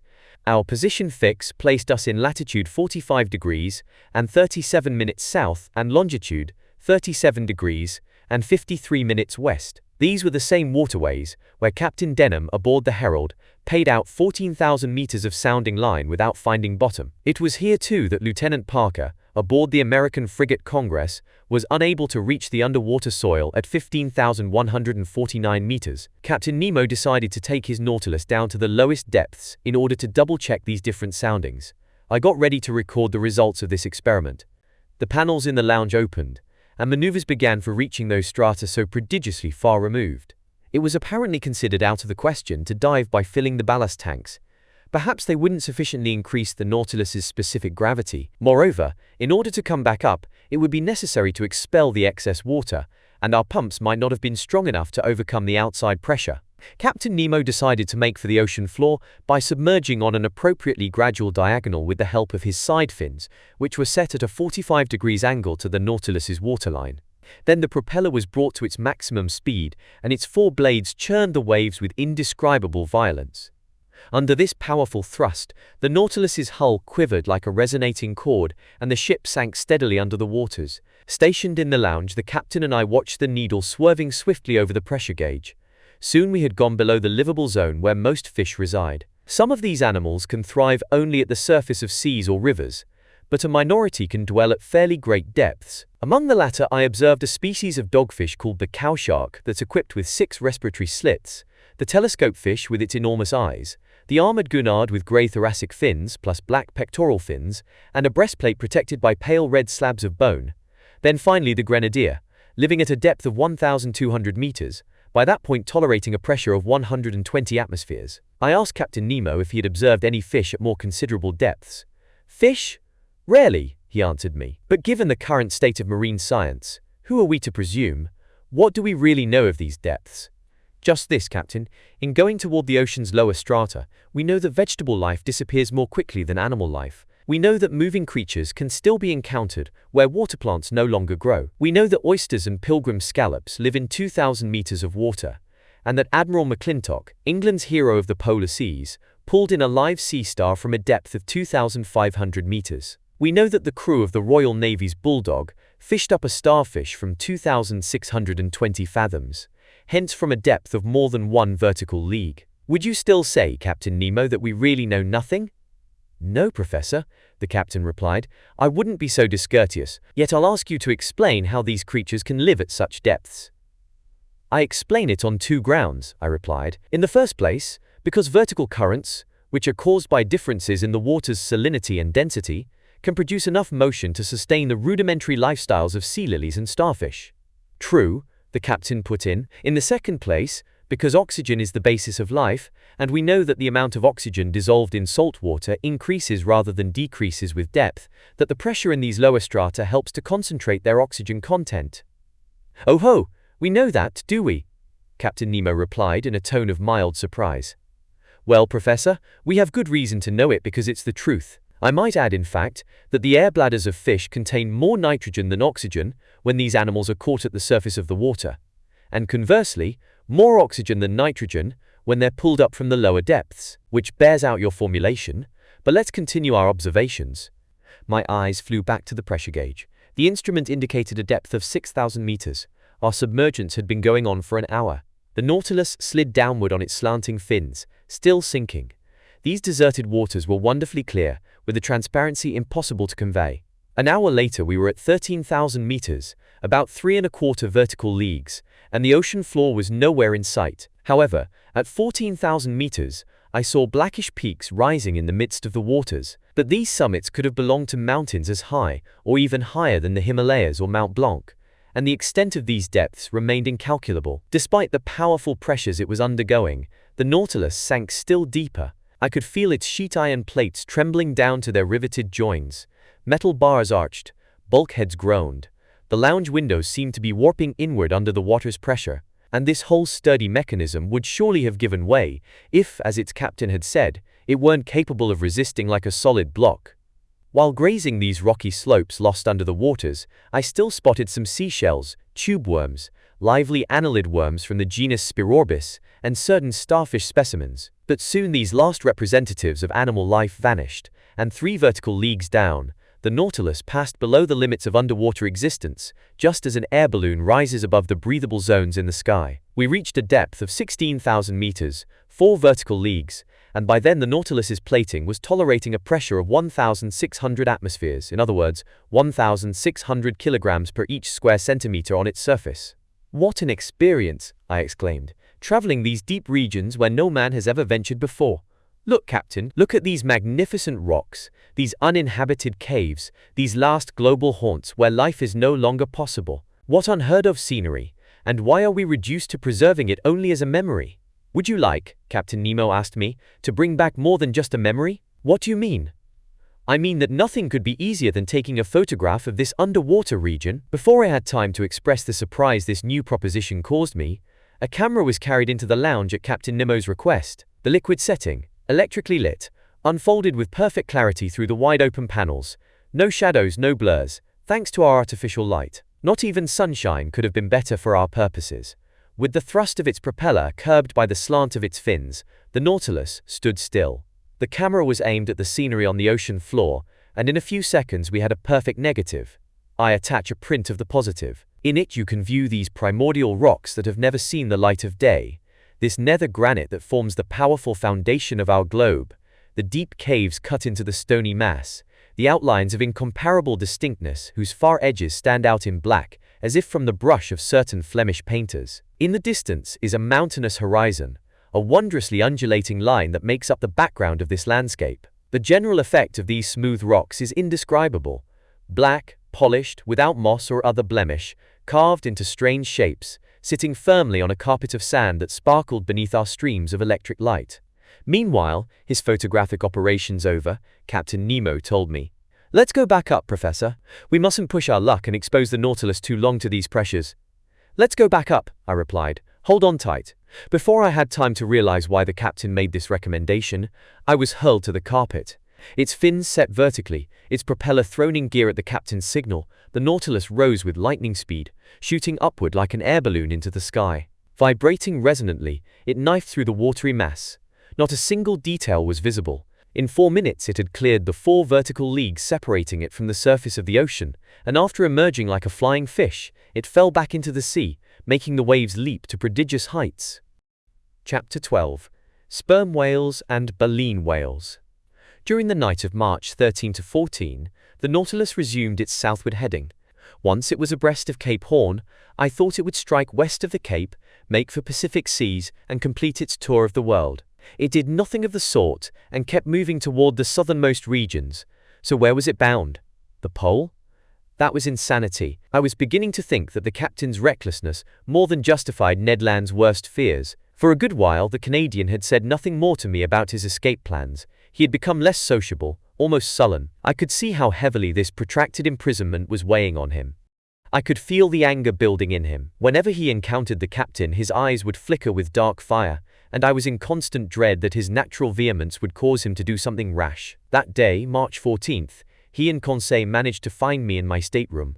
I asked them the purpose of their visit. "To put a simple question to you, sir," the Canadian answered me. "Go on, Ned. How many men do you think are on board the Nautilus?"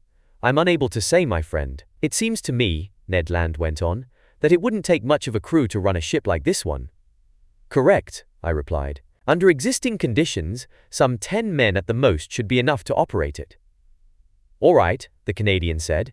"Then why should there be any more than that?" "Why?" I answered.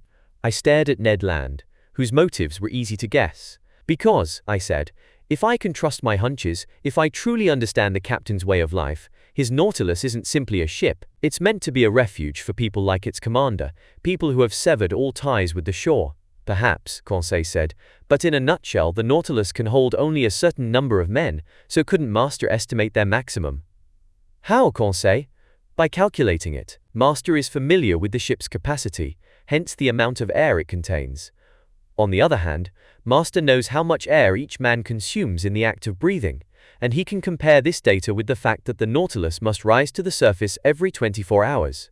Conseil didn't finish his sentence, but I could easily see what he was driving at. "I follow you," I said, "but while they're simple to do, such calculations can give only a very uncertain figure." "No problem," the Canadian went on insistently. "Then here's how to calculate it," I replied. "In 1 hour, each man consumes the oxygen contained in 100 liters of air. Hence, during 24 hours, the oxygen contained in 2,400 liters. Therefore, we must look for the multiple of 2,400 liters of air that gives us the amount found in the Nautilus." "Precisely," Conseil said. "Now then," I went on, "the Nautilus's capacity is 1,500 metric tons, and that of a ton is 1,000 liters, so the Nautilus holds 1,500,000 liters of air, which, divided by 2,400, I did a quick pencil calculation, gives us the quotient of 625, which is tantamount to saying that the air contained in the Nautilus would be exactly enough for 625 men over 24 hours. 625, Ned repeated. "But rest assured," I added, "that between passengers, seamen or officers, we don't total 1/10 of that figure." "Which is still too many for 3 men," Conseil muttered. "So, my poor Ned, I can only counsel patience." "And," Conseil replied, "even more than patience, resignation." Conseil had said the true word. "Even so," he went on, "Captain Nemo can't go south forever. He'll surely have to stop, if only at the Ice Bank, and he'll return to the seas of civilization. Then it will be time to resume Ned Land's plans." The Canadian shook his head, passed his hand over his brow, made no reply, and left us. "With Master's permission, I'll make an observation to him," Conseil then told me. "Our poor Ned broods about all the things he can't have. He's haunted by his former life. He seems to miss everything that's denied us. He's obsessed by his old memories, and it's breaking his heart. We must understand him. What does he have to occupy him here? Nothing. He isn't a scientist like Master, and he doesn't share our enthusiasm for the sea's wonders. He would risk anything just to enter a tavern in his own country." To be sure, the monotony of life on board must have seemed unbearable to the Canadian, who was accustomed to freedom and activity. It was a rare event that could excite him. That day, however, a development occurred that reminded him of his happy years as a harpooner. Near 11 o'clock in the morning, while on the surface of the ocean, the Nautilus fell in with a herd of baleen whales. This encounter didn't surprise me, because I knew these animals were being hunted so relentlessly that they took refuge in the ocean basins of the high latitudes.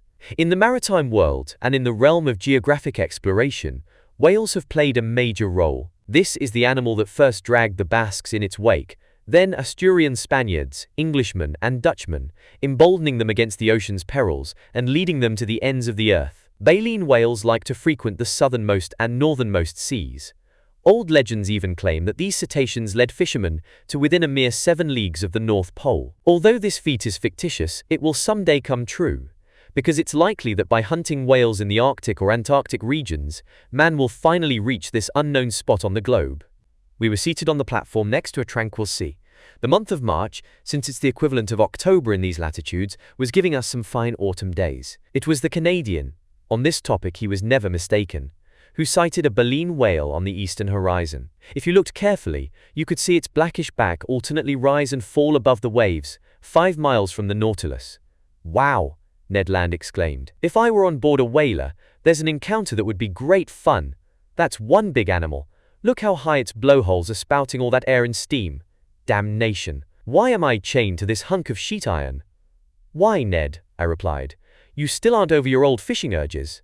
How could a whale fisherman forget his old trade, sir? Who could ever get tired of such exciting hunting?" "You've never fished these seas, Ned?" "Never, sir. Just the northernmost seas, equally in the Bering Strait and the Davis Strait." "So the southern right whale is still unknown to you? Until now it's the bowhead whale you've hunted, and it won't risk going past the warm waters of the equator." "Oh, Professor, what are you feeding me?" the Canadian answered in a tolerably skeptical tone. "I'm feeding you the facts. By thunder, in '65, just 2.5 years ago, to whom you speak, I myself stepped onto the carcass of a whale near Greenland, and its flank still carried the marked harpoon of a whaling ship from the Bering Sea. Now I ask you, after it had been wounded west of America, how could this animal be killed in the east, unless it had cleared the equator and doubled Cape Horn, or the Cape of Good Hope?" "I agree with our friend Ned," Conseil said, "and I'm waiting to hear how Master will reply to him." "Master will reply, my friends, that baleen whales are localized, according to species, within certain seas that they never leave. And if one of these animals went from the Bering Strait to the Davis Strait, it's quite simply because there's some passageway from the one sea to the other, either along the coasts of Canada or Siberia." "You expect us to fall for that?" the Canadian asked, tipping me a wink. "If Master says so," Conseil replied. "Which means," the Canadian went on, "since I've never fished these waterways, I don't know the whales that frequent them." "That's what I've been telling you, Ned." "All the more reason to get to know them," Conseil answered. "Look, look!" the Canadian exclaimed, his voice full of excitement. "It's approaching. It's coming toward us. It's thumbing its nose at me. It knows I can't do a blessed thing to it." Ned stamped his foot, brandishing an imaginary harpoon. His hands positively trembled. "These cetaceans," he asked, "are they as big as the ones in the northernmost seas?" "Pretty nearly, Ned, because I've seen big baleen whales, sir, whales measuring up to 100 feet long. I've even heard that those rorqual whales off the Aleutian Islands sometimes get over 150 feet. "That strikes me as exaggerated," I replied. "Those animals are only members of the genus Balænoptera, furnished with dorsal fins, and like sperm whales, they're generally smaller than the bowhead whale." "Oh!" exclaimed the Canadian, whose eyes hadn't left the ocean. "It's getting closer. It's coming into the Nautilus's waters." Then, going on with his conversation, "You talk about sperm whales," he said, "as if they were little beasts. But there are stories of gigantic sperm whales. They're shrewd cetaceans. I hear that some will cover themselves with algae and fucus plants. People mistake them for islets. They pitch camp on top, make themselves at home, light a fire, build houses," Conseil said. "Yes, funny man," Ned Land replied. "Then one fine day the animal dives and drags all its occupants down into the depths. Like in the voyages of Sinbad the Sailor," I answered, laughing. "Oh, Mr. Land, you're addicted to tall tales. What sperm whales you're handing us? I hope you don't really believe in them." "Mr. Naturalist," the Canadian replied in all seriousness, "when it comes to whales, you can believe anything. Look at that one move. Look at it stealing away. People claim these animals can circle around the world in just 15 days. I don't say nay. But what you undoubtedly don't know, Professor Aronnax, is that at the beginning of the world, whales traveled even quicker." "Oh really, Ned? And why so?" "Because in those days, their tails moved side to side, like those on fish. In other words, their tails were straight up, thrashing the water from left to right, right to left. But spotting that they swam too fast, our creator twisted their tails, and ever since, they've been thrashing the waves up and down, at the expense of their speed." "Fine, Ned," I said, then resurrected one of the Canadian's expressions. "You expect us to fall for that?" "Not too terribly," Ned Land replied, "and no more than if I told you there are whales that are 300 feet long and weigh 1 million pounds. "That's indeed considerable," I said, "but you must admit that certain cetaceans do grow to significant size, since they're said to supply as much as 120 metric tons of oil." "That I've seen," the Canadian said. "I can easily believe it, Ned, just as I can believe that certain baleen whales equal 100 elephants in bulk. Imagine the impact of such a mass if it were launched at full speed." "Is it true," Conseil asked, "that they can sink ships?" "Ships? I doubt it," I replied. "However, They say that in 1820, right in these southern seas, a baleen whale rushed at the Essex and pushed it backward at a speed of 4 meters per second. Its stern was flooded, and the Essex went down fast. Ned looked at me with a bantering expression. "Speaking for myself," he said, "I once got walloped by a whale's tail in my longboat, needless to say. My companions and I were launched to an altitude of 6 meters. But next to the professor's whale, mine was just a baby." "Do these animals live a long time?" Conseil asked. "1,000 years," the Canadian replied without hesitation. "And how, Ned?" I asked. "Do you know that's so?" "Because people say so." "And why do people say so?" "Because people know so." "No, Ned, people don't know so. They suppose so, and here's the logic with which they back up their beliefs. When fishermen first hunted whales 400 years ago, these animals grew to bigger sizes than they do today. Reasonably enough, it's assumed that today's whales are smaller because they haven't had time to reach their full growth. That's why the Count de Buffon's encyclopedia says that cetaceans can live, and even must live, for 1,000 years. You understand? Ned Land didn't understand. He no longer even heard me. That baleen whale kept coming closer. His eyes devoured it. "Oh!" he exclaimed. "It's not just one whale, it's 10, 20, a whole gam, and I can't do a thing. I'm tied hand and foot." "But Ned, my friend," Conseil said, "why not ask Captain Nemo for permission to hunt?" Before Conseil could finish his sentence, Ned Land scooted down the hatch and ran to look for the captain. A few moments later, the two of them reappeared on the platform. Captain Nemo observed the herd of cetaceans cavorting on the waters a mile from the Nautilus. "They're southern right whales," he said. "There goes the fortune of a whole whaling fleet." "Well, sir," the Canadian asked, "couldn't I hunt them, just so I don't forget my old harpooning trade?" "Hunt them? What for?" Captain Nemo replied. "Simply to destroy them. We have no use for whale oil on this ship." "But, sir," the Canadian went on, "in the Red Sea you authorized us to chase a dugong. There it was an issue of obtaining fresh meat for my crew. Here it would be killing for the sake of killing. I'm well aware that's a privilege reserved for mankind, but I don't allow such murderous pastimes. When your peers, Mr. Land, destroy decent, harmless creatures like the southern right whale or the bowhead whale, they commit a reprehensible offense. Thus, they've already depopulated all of Baffin Bay, and they'll wipe out a whole class of useful animals. So leave these poor cetaceans alone. They have quite enough natural enemies, such as sperm whales, swordfish, and sawfish, without you meddling with them." I'll let the reader decide what faces the Canadian made during this lecture on hunting ethics. Furnishing such arguments to a professional harpooner was a waste of words. Ned Land stared at Captain Nemo and obviously missed his meaning. But the captain was right. Thanks to the mindless, barbaric bloodthirstiness of fishermen, the last baleen whale will someday disappear from the ocean. Ned Land whistled Yankee Doodle between his teeth, stuffed his hands in his pockets, and turned his back on us. Meanwhile, Captain Nemo studied the herd of cetaceans, then addressed me. "I was right to claim that baleen whales have enough natural enemies without counting man. These specimens will soon have to deal with mighty opponents. 8 miles to leeward, Professor Aronnax, can you see those blackish specks moving about?" "Yes, Captain," I replied. "Those are sperm whales, dreadful animals that I've sometimes encountered in herds of 200 or 300. As for them, they're cruel, destructive beasts, and they deserve to be exterminated." The Canadian turned swiftly at these last words. "Well, Captain," I said, "on behalf of the baleen whales, there's still time." "It's pointless to run any risks, Professor. The Nautilus will suffice to disperse these sperm whales. It's armed with a steel spur quite equal to Mr. Land's harpoon, I imagine." The Canadian didn't even bother shrugging his shoulders. Attacking cetaceans with thrusts from a spur. Who ever heard of such malarkey? "Wait and see, Professor Aronnax," Captain Nemo said. "We'll show you a style of hunting with which you aren't yet familiar. We'll take no pity on these ferocious cetaceans. They're merely mouth and teeth." Mouth and teeth. There's no better way to describe the long-skulled sperm whale, whose length sometimes exceeds 25 meters. The enormous head of this cetacean occupies about a third of its body. Better armed than a baleen whale whose upper jaw is adorned solely with whalebone, the sperm whale is equipped with 25 huge teeth that are 20 centimeters high, have cylindrical, conical summits, and weigh 2 pounds each. In the top part of this enormous head, inside big cavities separated by cartilage, you'll find 300 to 400 kilograms of that valuable oil called spermaceti.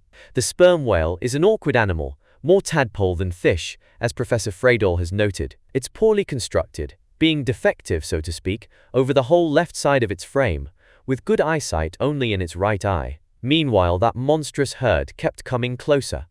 It had seen the baleen whales and was preparing to attack. You could tell in advance that the sperm whales would be victorious, not only because they were better built for fighting than their harmless adversaries, but also because they could stay longer underwater before returning to breathe at the surface. There was just time to run to the rescue of the baleen whales. The Nautilus proceeded to mid-water. Conseil, Ned, and I sat in front of the lounge windows. Captain Nemo made his way to the helmsman's side to operate his submersible as an engine of destruction. Soon I felt the beats of our propeller getting faster, and we picked up speed. The battle between sperm whales and baleen whales had already begun when the Nautilus arrived. It maneuvered to cut into the herd of long-skulled predators. At first the latter showed little concern at the sight of this new monster meddling in the battle. But they soon had to sidestep its thrusts. What a struggle! Ned Land quickly grew enthusiastic and even ended up applauding. Brandished in its captain's hands, the Nautilus was simply a fearsome harpoon. He hurled it at those fleshy masses and ran them clean through, leaving behind two squirming animal halves. As for those daunting strokes of the tail hitting our sides, the ship never felt them. No more than the collisions it caused. One sperm whale exterminated, it ran at another, tacked on the spot so as not to miss its prey, went ahead or astern, obeyed its rudder, dived when the cetaceans sank to deeper strata, rose with it when it returned to the surface, struck it head-on or slantwise, hacked at it or tore it, and from every direction and at any speed, skewered it with its dreadful spur. What bloodshed! What a hubbub on the surface of the waves! What sharp hisses and snorts unique to these frightened animals! Their tails churned the normally peaceful strata into actual billows. This Homeric slaughter dragged on for an hour, and the long-skulled predators couldn't get away. Several times, 10 or 12 of them teamed up, trying to crush the Nautilus with their sheer mass. Through the windows you could see their enormous mouths paved with teeth, their fearsome eyes. Losing all self-control, Ned Land hurled threats and insults at them. You could feel them clinging to the submersible like hounds atop a wild boar in the underbrush. But by forcing the pace of its propeller, the Nautilus carried them off, dragged them under, or brought them back to the upper level of the waters, untroubled by their enormous weight or their powerful grip. Finally, this mass of sperm whales thinned out. The waves grew tranquil again. I felt us rising to the surface of the ocean. The hatch opened and we rushed onto the platform. The sea was covered with mutilated corpses. A fearsome explosion couldn't have slashed, torn, or shredded these fleshy masses with greater violence. We were floating in the midst of gigantic bodies, bluish on the back, whitish on the belly, and all deformed by enormous protuberances. A few frightened sperm whales were fleeing toward the horizon. The waves were dyed red over an area of several miles, and the Nautilus was floating in the middle of a sea of blood. Captain Nemo rejoined us. "Well, Mr. Land," he said. "Well, sir," replied the Canadian, whose enthusiasm had subsided. "It's a dreadful sight for sure, but I'm a hunter, not a butcher, and this is plain butchery." "It was a slaughter of destructive animals," the captain replied, "and the Nautilus is no butcher knife." "I prefer my harpoon," the Canadian answered. "To each his own," the captain replied, staring intently at Ned Land. I was in dread the latter would give way to some violent outburst that might have had deplorable consequences. But his anger was diverted by the sight of a baleen whale that the Nautilus had pulled alongside of just then. This animal had been unable to escape the teeth of those sperm whales.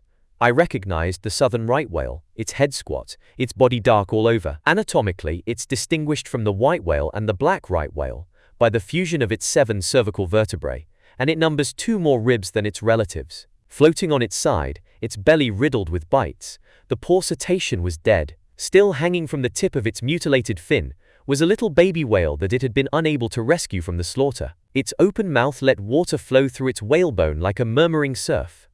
Captain Nemo guided the Nautilus next to the animal's corpse. 2 of his men climbed onto the whale's flank, and to my astonishment, I saw them draw from its udders all the milk they held. In other words, enough to fill 2 or 3 casks. The captain offered me a cup of this still warm milk. I couldn't help showing my distaste for such a beverage. He assured me that this milk was excellent, no different from cow's milk. I sampled it and agreed. So this milk was a worthwhile reserve ration for us, because in the form of salt butter or cheese, it would provide a pleasant change of pace from our standard fare. From that day on, I noted with some uneasiness that Ned Land's attitudes toward Captain Nemo grew worse and worse, and I decided to keep a close watch on the Canadian's movements and activities. Chapter 13. The ice bank.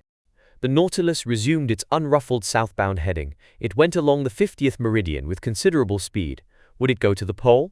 I didn't think so, because every previous attempt to reach this spot on the globe had failed. Besides, the season was already quite advanced, since March 13th on Antarctic shores corresponds with September 13th in the northernmost regions, which marks the beginning of the equinoctial period.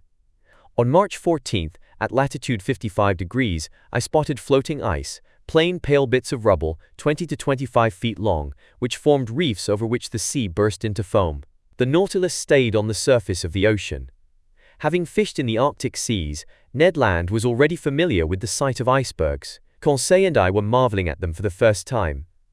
In the sky toward the southern horizon there stretched a dazzling white band. English whalers have given this the name ice blink. No matter how heavy the clouds may be, they can't obscure this phenomenon. It announces the presence of a pack or shoal of ice. Indeed, larger blocks of ice soon appeared, their brilliance varying at the whim of the mists. Some of these masses displayed green veins, as if scrawled with undulating lines of copper sulfate. Others looked like enormous amethysts, letting the light penetrate their insides. The latter reflected the sun's rays from the 1,000 facets of their crystals. The former, tinted with a bright limestone sheen, would have supplied enough building material to make a whole marble town. The farther down south we went, the more these floating islands grew in numbers and prominence. Polar birds nested on them by the thousands. These were petrels, cape pigeons, or puffins, and their calls were deafening. Mistaking the Nautilus for the corpse of a whale, some of them alighted on it and prodded its resonant sheet iron with pecks of their beaks. During this navigating in the midst of the ice, Captain Nemo often stayed on the platform. He observed these deserted waterways carefully. I saw his calm eyes sometimes perk up. In these polar seas forbidden to man, did he feel right at home, the lord of these unreachable regions? Perhaps. But he didn't say. He stood still, reviving only when his pilot's instincts took over. Then, steering his Nautilus with consummate dexterity, he skillfully dodged the masses of ice, some of which measured several miles in length, their heights varying from 70 to 80 meters. Often the horizon seemed completely closed off. Abreast of latitude 60 degrees, every passageway had disappeared. Searching with care, Captain Nemo soon found a narrow opening into which he brazenly slipped, well aware, however, that it would close behind him. Guided by his skillful hands, the Nautilus passed by all these different masses of ice, which are classified by size and shape with a precision that enraptured Conseil. Icebergs or mountains, ice fields or smooth limitless tracts, drift ice or floating flows, packs or broken tracts, called patches when they're circular and streams when they form long strips. The temperature was fairly low. Exposed to the outside air, the thermometer marked -2 degrees to -3 degrees centigrade. But we were warmly dressed in furs, for which seals and aquatic bears had paid the price. Evenly heated by all its electric equipment, the Nautilus's interior defied the most intense cold. Moreover, to find a bearable temperature, the ship had only to sink just a few meters beneath the waves. 2 months earlier, we would have enjoyed perpetual daylight in this latitude, but night already fell for 3 or 4 hours, and later it would cast 6 months of shadow over these circumpolar regions. On March 15th, we passed beyond the latitude of the South Shetland and South Orkney Islands. The captain told me that many tribes of seals used to inhabit these shores, but English and American whalers, in a frenzy of destruction, slaughtered all the adults, including pregnant females, and where life and activity once existed, those fishermen left behind only silence and death. Going along the 55th meridian, the Nautilus cut the Antarctic Circle on March 16th, near 8 o'clock in the morning. Ice completely surrounded us and closed off the horizon. Nevertheless, Captain Nemo went from passageway to passageway, always proceeding south. "But where's he going?" I asked. "Straight ahead," Conseil replied. "Ultimately, when he can't go any further, he'll stop." "I wouldn't bet on it," I replied. And in all honesty, I confess that this venturesome excursion was far from displeasing to me. I can't express the intensity of my amazement at the beauties of these new regions. The ice struck superb poses. Here, its general effect suggested an oriental town with countless minarets and mosques. There, a city in ruins, flung to the ground by convulsions in the earth. These views were varied continuously by the sun's oblique rays, or were completely swallowed up by grey mists in the middle of blizzards. Then explosions, cave-ins, and great iceberg somersaults would occur all around us, altering the scenery like the changing landscape in a diorama. If the Nautilus was submerged during these losses of balance, we heard the resulting noises spread under the waters with frightful intensity, and the collapse of these masses created daunting eddies down to the ocean's lower strata. The Nautilus then rolled and pitched like a ship left to the fury of the elements. Often, no longer seeing any way out, I thought we were imprisoned for good, but Captain Nemo, guided by his instincts, discovered new passageways from the tiniest indications. He was never wrong when he observed slender threads of bluish water streaking through these ice fields. Accordingly, I was sure that he had already risked his Nautilus in the midst of the Antarctic seas. However, during the day of March 16th, these tracts of ice completely barred our path. It wasn't the ice bank as yet, just huge ice fields cemented together by the cold. This obstacle couldn't stop Captain Nemo, and he launched his ship against the ice fields with hideous violence. The Nautilus went into these brittle masses like a wedge, splitting them with dreadful cracklings. It was an old-fashioned battering ram propelled with infinite power. Hurled aloft, ice rubble fell back around us like hail. Through brute force alone, the submersible carved out a channel for itself. Carried away by its momentum, the ship sometimes mounted on top of these tracts of ice and crushed them with its weight, or at other times, when cooped up beneath the ice fields, it split them with simple pitching movements, creating wide punctures. Violent squalls assaulted us during the daytime. Thanks to certain heavy mists, we couldn't see from one end of the platform to the other. The wind shifted abruptly to every point on the compass.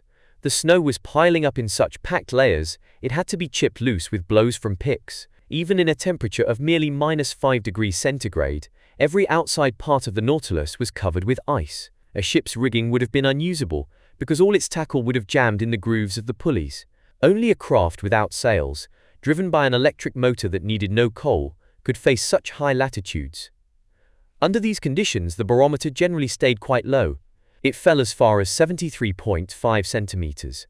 Our compass indications no longer offered any guarantees. The deranged needles would mark contradictory directions as we approached the southern magnetic pole, which doesn't coincide with the South Pole proper. In fact, according to the astronomer Hanstein, this magnetic pole is located fairly close to latitude 70 degrees and longitude 130 degrees, or abiding by the observations of Louis Isidore Duperrey, in longitude 135 degrees and latitude 70 degrees and 30 minutes.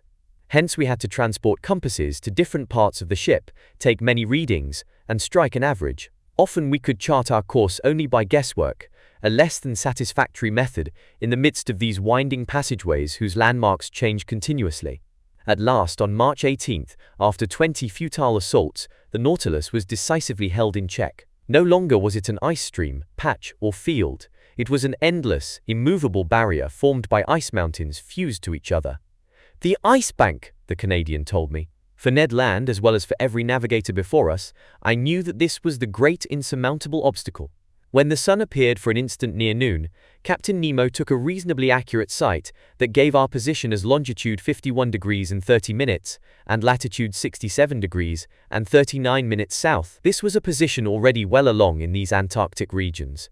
As for the liquid surface of the sea, there was no longer any semblance of it before our eyes. Before the Nautilus's spur there lay vast broken plains, a tangle of confused chunks with all the helter-skelter unpredictability typical of a river's surface a short while before its ice breakup.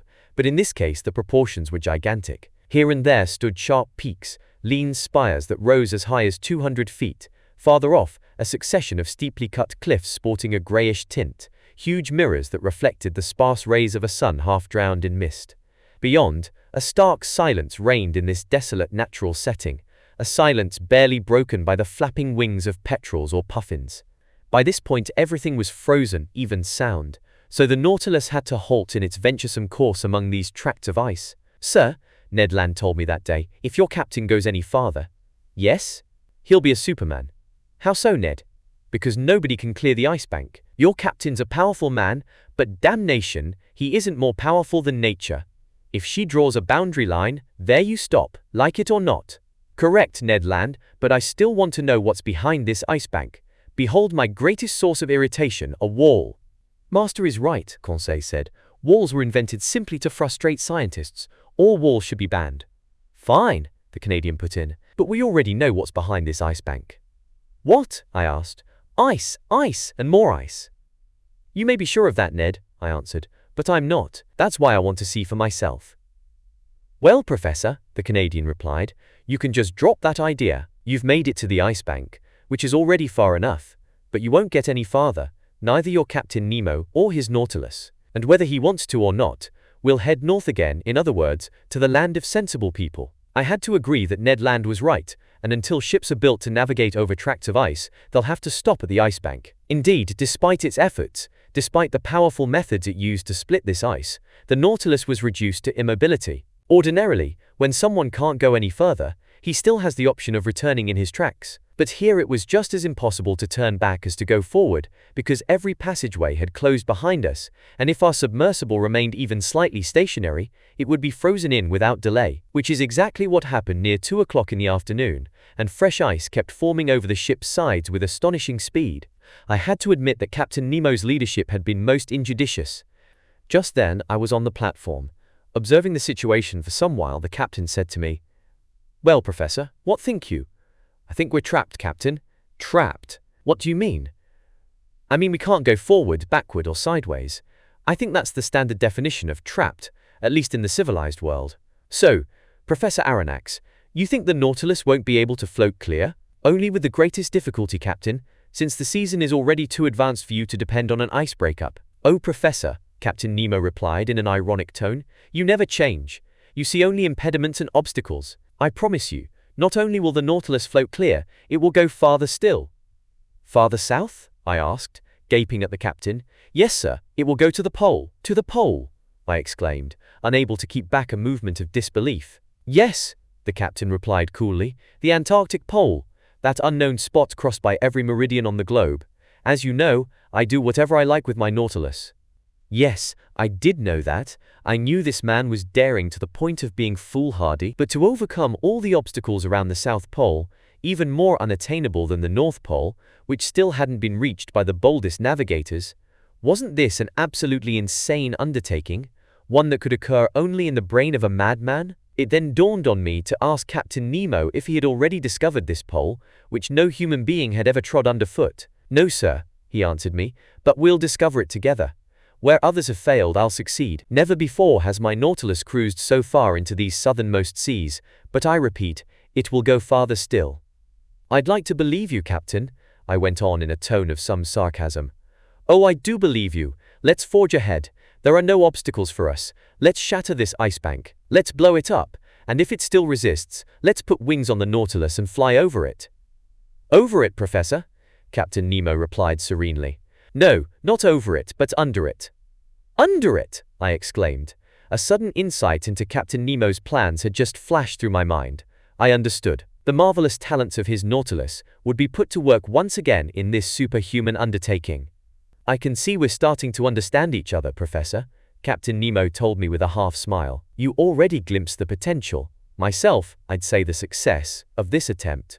Maneuvers that aren't feasible for an ordinary ship are easy for the Nautilus. If a continent emerges at the pole, we'll stop at that continent.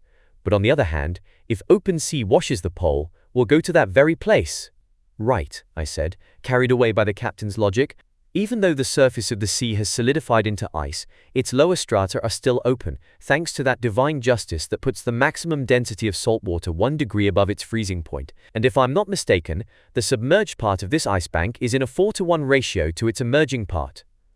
"Very nearly, Professor. For each foot of iceberg above the sea, there are 3 more below. Now then, since these ice mountains don't exceed a height of 100 meters, they sink only to a depth of 300 meters. And what are 300 meters to the Nautilus?" "A mere nothing, sir. We could even go to greater depths and find that temperature layer common to all ocean water, and there we'd brave with impunity the -30 degrees or -40 degrees cold on the surface." "True, sir, very true," I replied with growing excitement. "Our sole difficulty," Captain Nemo went on, "lies in our staying submerged for several days without renewing our air supply." "That's all," I answered. "The Nautilus has huge air tanks. We'll fill them up and they'll supply all the oxygen we need." "Good thinking, Professor Aronnax," the captain replied with a smile. "But since I don't want to be accused of foolhardiness, I'm giving you all my objections in advance." "You have more?" "Just one. If a sea exists at the South Pole, it's possible this sea may be completely frozen over, so we couldn't come up to the surface." "My dear sir, Have you forgotten that the Nautilus is armed with a fearsome spur? Couldn't it be launched diagonally against those tracts of ice, which would break open from the impact? Ah, Professor, you're full of ideas today. Besides, Captain, I added with still greater enthusiasm, why wouldn't we find open sea at the South Pole just as at the North Pole? The cold temperature poles and the geographical poles don't coincide in either the northern or southern hemispheres, and until proof to the contrary, we can assume these two spots on the Earth feature either a continent or an ice-free ocean. I think as you do, Professor Aronnax, Captain Nemo replied. I'll only point out that after raising so many objections against my plan, you're now crushing me under arguments in its favor. Captain Nemo was right. I was outdoing him in daring. It was I who was sweeping him to the pole. I was leading the way. I was out in front. But no, you silly fool. Captain Nemo already knew the pros and cons of this question, and it amused him to see you flying off into impossible fantasies. Nevertheless, he didn't waste an instant. At his signal, the chief officer appeared. The two men held a quick exchange in their incomprehensible language, and either the chief officer had been alerted previously, or he found the plan feasible, because he showed no surprise. But as unemotional as he was, he couldn't have been more impeccably emotionless than Conseil when I told the fine lad our intention of pushing on to the South Pole. He greeted my announcement with the usual, "As master wishes," and I had to be content with that. As for Ned Land, no human shoulders ever executed a higher shrug than the pair belonging to our Canadian. "Honestly, sir," he told me, "you and your Captain Nemo, I pity you both. But we will go to the pole, Mr. Land. Maybe, but you won't come back." And Ned Land re-entered his cabin. "To keep from doing something desperate," he said as he left me. Meanwhile, preparations for this daring attempt were getting underway. The Nautilus's powerful pumps forced air down into the tanks and stored it under high pressure. Near 4 o'clock, Captain Nemo informed me that the platform hatches were about to be closed. I took a last look at the dense ice bank we were going to conquer. The weather was fair, the skies reasonably clear, the cold quite brisk, namely -12°C. But after the wind had lulled, this temperature didn't seem too unbearable. Equipped with picks, some 10 men climbed onto the Nautilus's sides and cracked loose the ice around the ship's lower plating, which was soon set free. This operation was swiftly executed because the fresh ice was still thin. We all re-entered the interior. The main ballast tanks were filled with the water that hadn't yet congealed at our line of flotation. The Nautilus submerged without delay. I took a seat in the lounge with Conseil. Through the open window we stared at the lower strata of this southernmost ocean. The thermometer rose again. The needle on the pressure gauge swerved over its dial. About 300 meters down, just as Captain Nemo had predicted, we cruised beneath the undulating surface of the ice bank, but the Nautilus sank deeper still. It reached a depth of 800 meters. At the surface, this water gave a temperature of -12°C, but now it gave no more than -10 degrees. 2 degrees had already been gained. Thanks to its heating equipment, the Nautilus's temperature, needless to say, stayed at a much higher degree. Every maneuver was accomplished with extraordinary precision. "With all due respect to Master," Conseil told me, "we'll pass it by." "I fully expect to," I replied in a tone of deep conviction. Now in open water, the Nautilus took a direct course to the pole without veering from the 52nd meridian. From 67 degrees and 30 minutes to 90 degrees, 22.5 degrees of latitude were left to cross, in other words, slightly more than 500 leagues. The Nautilus adopted an average speed of 26 miles per hour, the speed of an express train. If it kept up this pace, 40 hours would do it for reaching the pole. For part of the night, the novelty of our circumstances kept Conseil and me at the lounge window. The sea was lit by our beacon's electric rays. But the depths were deserted. Fish didn't linger in these imprisoned waters. Here they found merely a passageway for going from the Antarctic Ocean to open sea at the pole. Our progress was swift. You could feel it in the vibrations of the long steel hull. Near 2 o'clock in the morning, I went to snatch a few hours of sleep. Conseil did likewise. I didn't encounter Captain Nemo while going down the gangways. I assumed that he was keeping to the pilot house. The next day, March 19th, at 5 o'clock in the morning, I was back at my post in the lounge. The electric log indicated that the Nautilus had reduced speed. By then it was rising to the surface, but cautiously, while slowly emptying its ballast tanks. My heart was pounding. Would we emerge into the open and find the polar air again? No, a jolt told me that the Nautilus had bumped the underbelly of the ice bank, still quite thick to judge from the hollowness of the accompanying noise. Indeed, we had struck bottom, to use nautical terminology, but in the opposite direction and at a depth of 3,000 feet. That gave us 4,000 feet of ice overhead, of which 1,000 feet emerged above water. So the ice bank was higher here than we had found it on the outskirts. A circumstance less than encouraging. Several times that day, the Nautilus repeated the same experiment, and always it bumped against this surface that formed a ceiling above it. At certain moments the ship encountered ice at a depth of 900 meters, denoting a thickness of 1,200 meters, of which 300 meters rose above the level of the ocean. This height had tripled since the moment the Nautilus had dived beneath the waves. I meticulously noted these different depths, obtaining the underwater profile of this upside-down mountain chain that stretched beneath the sea. By evening there was still no improvement in our situation. The ice stayed between 400 and 500 meters deep. It was obviously shrinking, but what a barrier still lay between us and the surface of the ocean. By then it was 8 o'clock. The air inside the Nautilus should have been renewed 4 hours earlier, following daily practice on board. But I didn't suffer very much, although Captain Nemo hadn't yet made demands on the supplementary oxygen in his air tanks. That night my sleep was fitful. Hope and fear besieged me by turns. I got up several times. The Nautilus continued groping. Near 3 o'clock in the morning, I observed that we encountered the ice bank's underbelly at a depth of only 50 meters, so only 150 feet separated us from the surface of the water. Little by little the ice bank was turning into an ice field again. The mountains were changing back into plains. My eyes didn't leave the pressure gauge. We kept rising on a diagonal, going along the shiny surface that sparkled beneath our electric rays. Above and below, the ice bank was subsiding in long gradients. Mile after mile, it was growing thinner. Finally, at 6 o'clock in the morning on that memorable day of March 19th, the lounge door opened. Captain Nemo appeared. "Open sea," he told me. Chapter 14. The South Pole. I rushed up onto the platform. Yes, open sea! Barely a few sparse floes, some moving icebergs, a sea stretching into the distance, hosts of birds in the air and myriads of fish under the waters, which varied from intense blue to olive green depending on the depth. The thermometer marked 3 degrees centigrade. It was as if a comparative springtime had been locked up behind that ice bank, whose distant masses were outlined on the northern horizon. "Are we at the pole?" I asked the captain, my heart pounding. "I've no idea," he answered me. "At noon we'll fix our position." "But will the sun show through this mist?" I said, staring at the greyish sky. "No matter how faintly it shines, it will be enough for me," the captain replied. To the south, 10 miles from the Nautilus, a solitary islet rose to a height of 200 meters. We proceeded toward it, but cautiously, because this sea could have been strewn with reefs. In an hour we had reached the islet. 2 hours later we had completed a full circle around it. It measured 4 to 5 miles in circumference. A narrow channel separated it from a considerable shore, perhaps a continent whose limits we couldn't see. The existence of this shore seemed to bear out Commander Maury's hypotheses.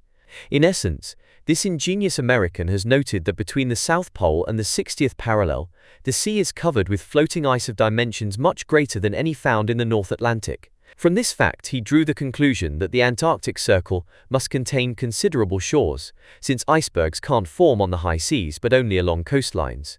According to his calculations, this frozen mass enclosing the southernmost pole forms a vast ice cap whose width must reach 4,000 kilometers. Meanwhile, to avoid running aground, the Nautilus halted 3 cable lengths from a strand crowned by superb piles of rocks. The skiff was launched to sea. 2 crewmen carrying instruments, the captain, Conseil, and I were on board. It was 10 o'clock in the morning. I hadn't seen Ned Land. No doubt, in the presence of the South Pole, the Canadian hated having to eat his words. A few strokes of the oar brought the skiff to the sand, where it ran aground. Just as Conseil was about to jump ashore, I held him back. "Sir," I told Captain Nemo, "to you belongs the honor of first setting foot on this shore." "Yes, sir," the captain replied, "and if I have no hesitation in treading this polar soil, it's because no human being until now has left a footprint here." So saying, he leaped lightly onto the sand.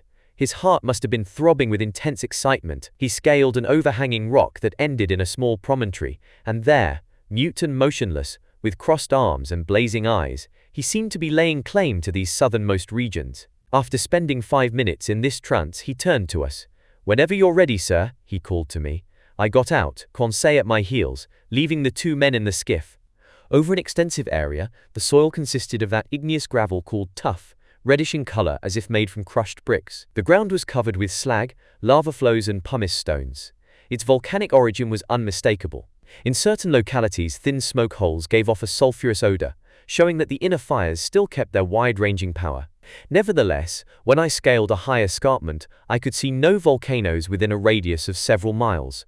In these Antarctic districts, as is well known, Sir James Clark Ross had found the craters of Mount Erebus and Mount Terror in fully active condition on the 167th meridian at latitude 77 degrees and 32 minutes. The vegetation on this desolate continent struck me as quite limited. A few lichens of the species Usnea melanoxanthera sprawled over the black rocks. The whole meager flora of this region consisted of certain microscopic buds, rudimentary diatoms made up of a type of cell positioned between two quartz-rich shells, plus long purple and crimson fucus plants, buoyed by small air bladders and washed up on the coast by the surf. The beach was strewn with mollusks, small mussels, limpets, smooth heart-shaped cockles, and especially some sea butterflies with oblong, membrane-filled bodies whose heads are formed from two rounded lobes. I also saw myriads of those northernmost sea butterflies 3 centimeters long, which a baleen whale can swallow by the thousands in one gulp. The open waters at the shoreline were alive with these delightful pteropods, true butterflies of the sea. Among other zoophytes present in these shallows, there were a few coral tree forms that, according to Sir James Clark Ross, live in these Antarctic seas at depths as great as 1,000 meters. Then small Alcyon coral belonging to the species Procellaria pelagica, also a large number of starfish unique to these climes, plus some feather stars spangling the sand. But it was in the air that life was superabundant. Their various species of birds flew and fluttered by the thousands, deafening us with their calls. Crowding the rocks, other fowl watched without fear as we passed and pressed familiarly against our feet. These were auks, as agile and supple in water, where they are sometimes mistaken for fast bonito, as they are clumsy and heavy on land. They uttered outlandish calls and participated in numerous public assemblies that featured much noise but little action. Among other fowl I noted some sheathbills from the wading bird family, the size of pigeons, white in color, the beak short and conical, the eyes framed by red circles. Conseil laid in a supply of them, because when they're properly cooked, these winged creatures make a pleasant dish. In the air there passed sooty albatross with 4-meter wingspans, birds aptly dubbed vultures of the ocean, also gigantic petrels including several with arching wings, enthusiastic eaters of seal that are known as quebranta huesos, and cape pigeons, a sort of small duck, the tops of their bodies black and white.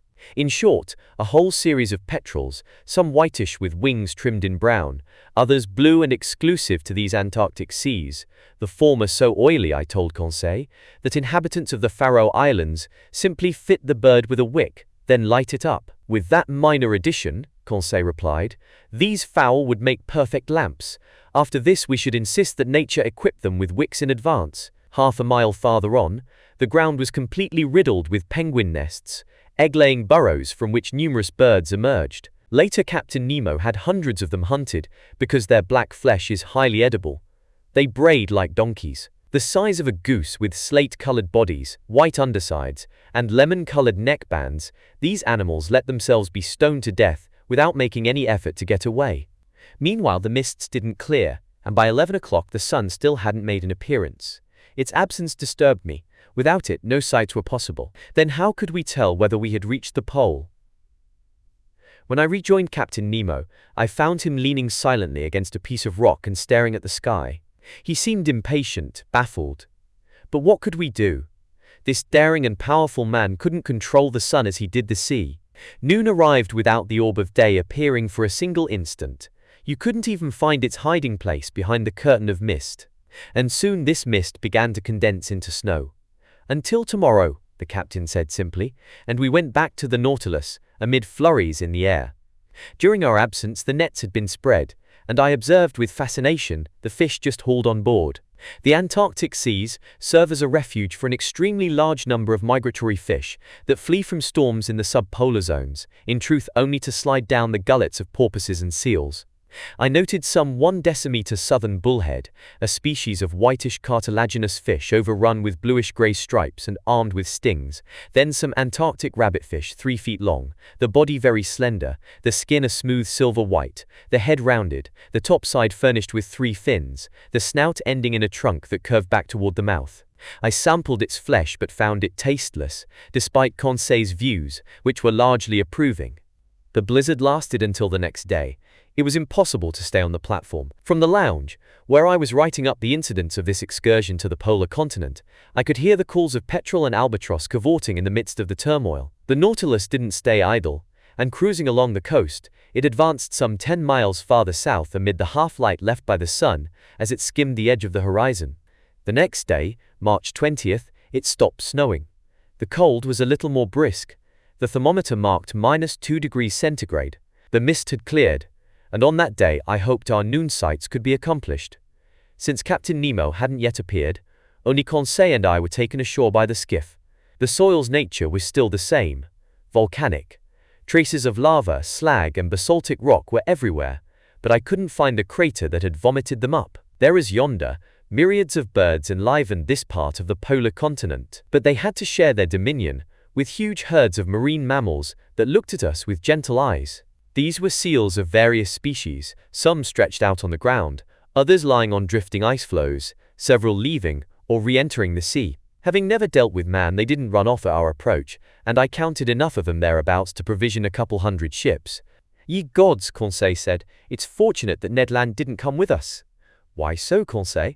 Because that madcap hunter would kill every animal here. Every animal may be overstating it, but in truth I doubt we could keep our Canadian friend from harpooning some of these magnificent cetaceans, which would be an affront to Captain Nemo since he hates to slay harmless beasts needlessly. He's right. Certainly, Conseil, but tell me, haven't you finished classifying these superb specimens of marine fauna? Master is well aware, Conseil replied, that I'm not seasoned in practical application. When Master has told me these animals' names, they're seals and walruses, two genera, our scholarly Conseil hastened to say, that belong to the family Pinnipedia, order Carnivora, group Unguiculata, subclass Monodelphia, class Mammalia, branch Vertebrata. Very nice, Conseil, I replied, but these two genera of seals and walruses are each divided into species, and if I'm not mistaken, we now have a chance to actually look at them. Let's. It was 8 o'clock in the morning. We had 4 hours to ourselves before the sun could be productively observed. I guided our steps toward a huge bay that made a crescent-shaped incision in the granite cliffs along the beach. There, all about us, I swear that the shores and ice floes were crowded with marine mammals as far as the eye could see, and I involuntarily looked around for old Proteus, that mythological shepherd who guarded King Neptune's immense flocks. To be specific, these were seals. They formed distinct male and female groups, the father watching over his family, the mother suckling her little ones, the stronger youngsters emancipated a few paces away. When these mammals wanted to relocate, they moved in little jumps made by contracting their bodies, clumsily helped by their imperfectly developed flippers, which, as with their manatee relatives, form actual forearms. In the water, their ideal element, I must say these animals swim wonderfully, thanks to their flexible backbones, narrow pelvises, close-cropped hair, and webbed feet. Resting on shore, they assumed extremely graceful positions. Consequently, their gentle features, their sensitive expressions equal to those of the loveliest women, their soft, limpid eyes, their charming poses, led the ancients to glorify them by metamorphosing the males into sea gods and the females into mermaids. I drew Conseil's attention to the considerable growth of the cerebral lobes found in these intelligent cetaceans. No mammal, except man, has more abundant cerebral matter. Accordingly, seals are quite capable of being educated. They make good pets, and together with certain other naturalists, I think these animals can be properly trained to perform yeoman service as hunting dogs for fishermen. Most of these seals were sleeping on the rocks or the sand.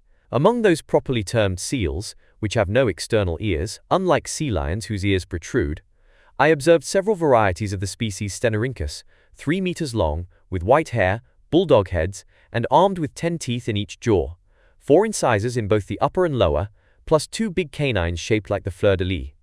Among them slithered some sea elephants, a type of seal with a short, flexible trunk. These are the giants of the species, with a circumference of 20 feet and a length of 10 meters. They didn't move as we approached. Are these animals dangerous? Conseil asked me.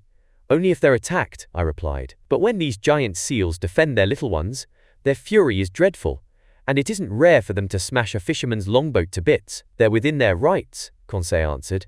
I don't say nay. 2 miles farther on, we were stopped by a promontory that screened the bay from southerly winds. It dropped straight down to the sea, and surf foamed against it.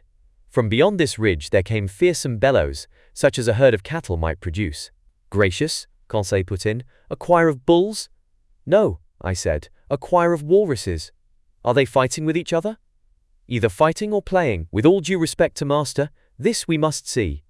Then see it we must, Conseil. And there we were, climbing these blackish rocks amid sudden landslides, and over stones slippery with ice. More than once, I took a tumble at the expense of my backside. Conseil, more cautious or more stable, barely faltered and would help me up, saying, "If master's legs would kindly adopt a wider stance, master will keep his balance." Arriving at the topmost ridge of this promontory, I could see vast white plains covered with walruses. These animals were playing among themselves. They were howling, not in anger but in glee. Walruses resemble seals in the shape of their bodies and the arrangement of their limbs, but their lower jaws lack canines and incisors, and as for their upper canines, they consist of two tusks 80 centimeters long, with a circumference of 33 centimeters at the socket. Made of solid ivory without striations, harder than elephant tusks, and less prone to yellowing, these teeth are in great demand. Accordingly, walruses are the victims of a mindless hunting that soon will destroy them all, since their hunters indiscriminately slaughter pregnant females and youngsters, and over 4,000 individuals are destroyed annually.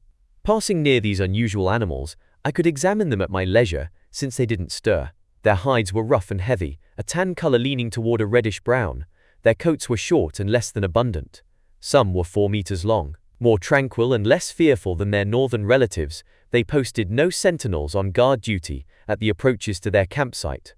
After examining this community of walruses, I decided to return in my tracks. It was 11 o'clock, and if Captain Nemo found conditions favorable for taking his sights, I wanted to be present at the operation. But I held no hopes that the sun would make an appearance that day. It was hidden from our eyes by clouds squeezed together on the horizon. Apparently the jealous orb didn't want to reveal this inaccessible spot on the globe to any human being. Yet I decided to return to the Nautilus. We went along a steep, narrow path that ran over the cliff's summit. By 11:30 we had arrived at our landing place. The beached skiff had brought the captain ashore. I spotted him standing on a chunk of basalt. His instruments were beside him. His eyes were focused on the northern horizon, along which the sun was sweeping in its extended arc. I found a place near him, and waited without speaking. Noon arrived, and just as on the day before, the sun didn't put in an appearance. It was sheer bad luck. Our noon sights were still lacking. If we couldn't obtain them tomorrow, we would finally have to give up any hope of fixing our position. In essence, it was precisely March 20th. Tomorrow, the 21st, was the day of the equinox. The sun would disappear below the horizon for 6 months, not counting refraction, and after its disappearance, the long polar night would begin. Following the September equinox, the sun had emerged above the northerly horizon, rising in long spirals until December 21st. At that time, the summer solstice of these southernmost districts, the sun had started back down, and tomorrow it would cast its last rays. I shared my thoughts and fears with Captain Nemo. "You're right, Professor Aronnax," he told me.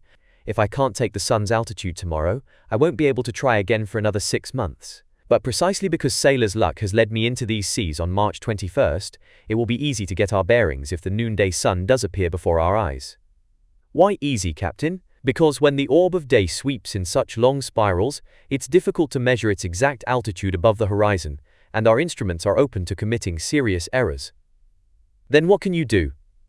"I use only my chronometer," Captain Nemo answered me. "At noon tomorrow, March 21st, if, after accounting for refraction, the sun's disk is cut exactly in half by the northern horizon, that will mean I'm at the South Pole." "Right," I said. "Nevertheless, it isn't mathematically exact proof, because the equinox needn't fall precisely at noon." "No doubt, sir, but the error will be under 100 meters, and that's close enough for us. Until tomorrow then." Captain Nemo went back on board.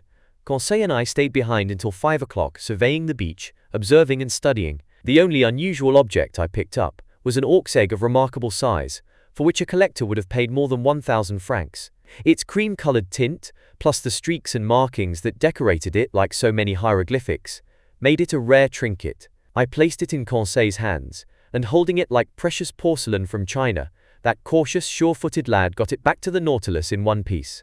There I put this rare egg inside one of the glass cases in the museum. I ate supper, feasting with appetite on an excellent piece of seal liver, whose flavor reminded me of pork. Then I went to bed, but not without praying, like a good Hindu, for the favors of the radiant orb. The next day, March 21st, bright and early at 5 o'clock in the morning, I climbed onto the platform. I found Captain Nemo there. "The weather is clearing a bit," he told me. "I have high hopes. After breakfast, we'll make our way ashore and choose an observation post." This issue settled, I went to find Ned Land. I wanted to take him with me. The obstinate Canadian refused, and I could clearly see that his tight-lipped mood and his bad temper were growing by the day. Under the circumstances, I ultimately wasn't sorry that he refused. In truth, there were too many seals ashore, and it would never do to expose this impulsive fisherman to such temptations. Breakfast over, I made my way ashore. The Nautilus had gone a few more miles during the night. It lay well out, a good league from the coast, which was crowned by a sharp peak 400 to 500 meters high. In addition to me, the skiff carried Captain Nemo, 2 crewmen, and the instruments, in other words, a chronometer, a spyglass, and a barometer. During our crossing, I saw numerous baleen whales belonging to the 3 species unique to these southernmost seas: the bowhead whale, or right whale according to the English, which has no dorsal fin; the humpback whale from the genus Balanoptera, in other words, winged whales, beasts with wrinkled bellies and huge whitish fins that, genus name regardless, do not yet form wings; and the finback whale, yellowish-brown, the swiftest of all cetaceans.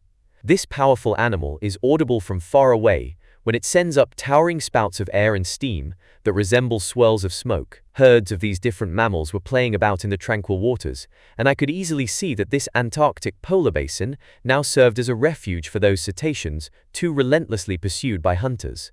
I also noted long, whitish strings of salps, a type of mollusk found in clusters, and some jellyfish of large size that swayed in the eddies of the billows. By 9 o'clock we had pulled up to shore.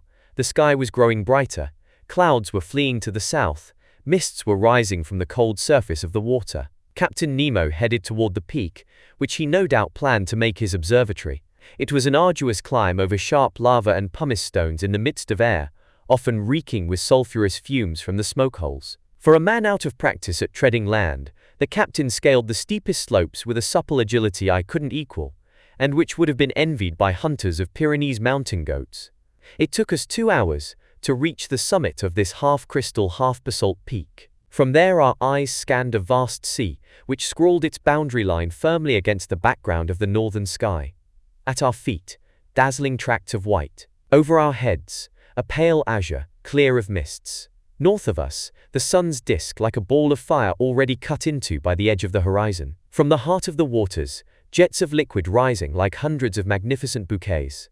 Far off, like a sleeping cetacean, the Nautilus. Behind us, to the south and east, an immense shore, a chaotic heap of rocks and ice, whose limits we couldn't see. Arriving at the summit of this peak, Captain Nemo carefully determined its elevation by means of his barometer, since he had to take this factor into account in his noon sights.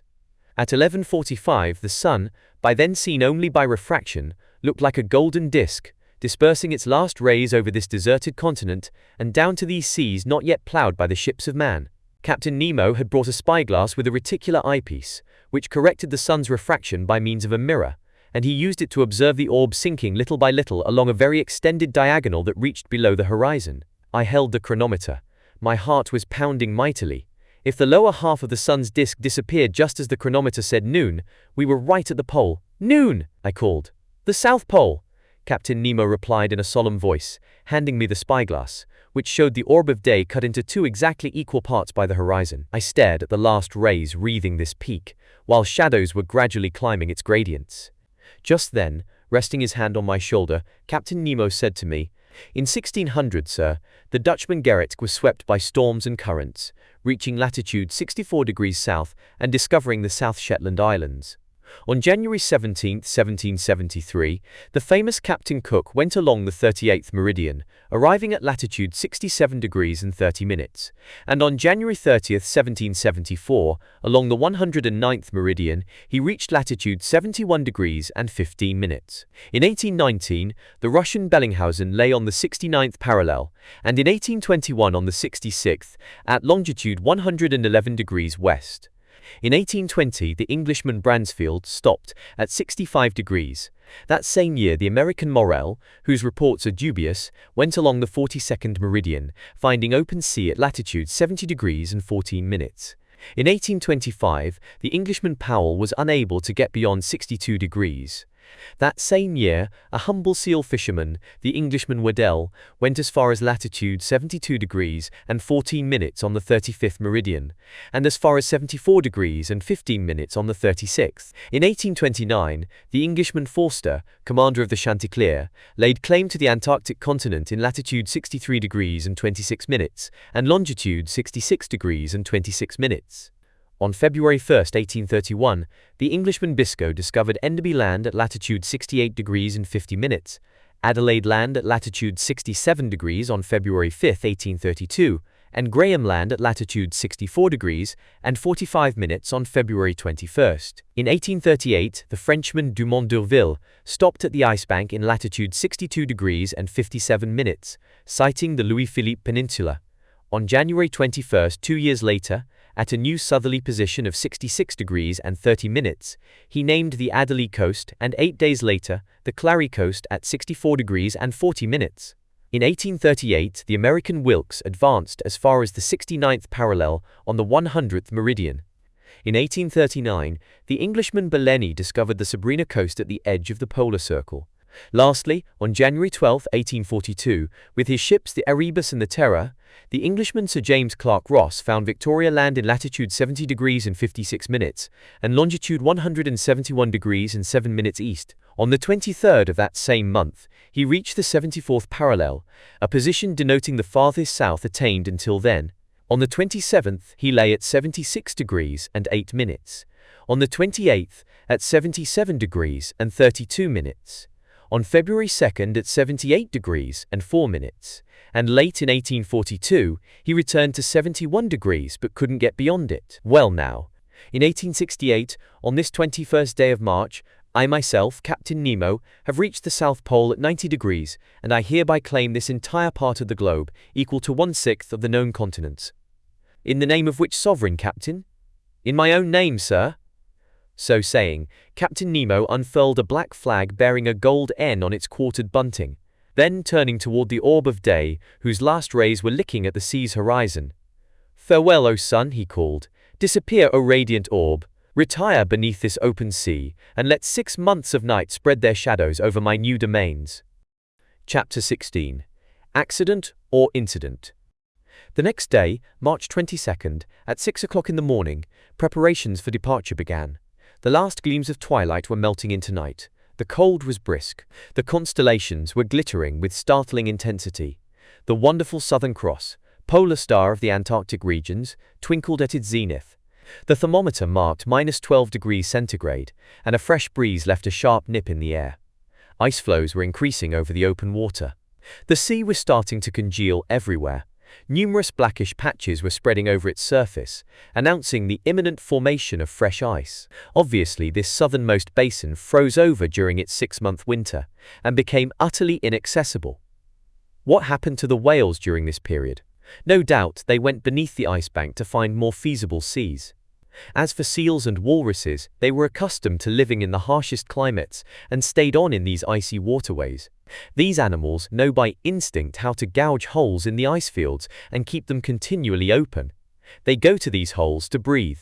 Once the birds have migrated northward to escape the cold, these marine mammals remain as sole lords of the polar continent. Meanwhile, the ballast tanks filled with water, and the Nautilus sank slowly. At a depth of 1,000 feet it stopped. Its propeller churned the waves, and it headed due north at a speed of 15 miles per hour. Near the afternoon it was already cruising under the immense frozen carapace of the ice bank. As a precaution, the panels in the lounge stayed closed, because the Nautilus's hull could run afoul of some submerged block of ice. So I spent the day putting my notes into final form. My mind was completely wrapped up in my memories of the pole. We had reached that inaccessible spot without facing exhaustion or danger, as if our seagoing passenger carriage had glided there on railroad tracks. And now we had actually started our return journey. Did it still have comparable surprises in store for me? I felt sure it did, so inexhaustible is this series of underwater wonders.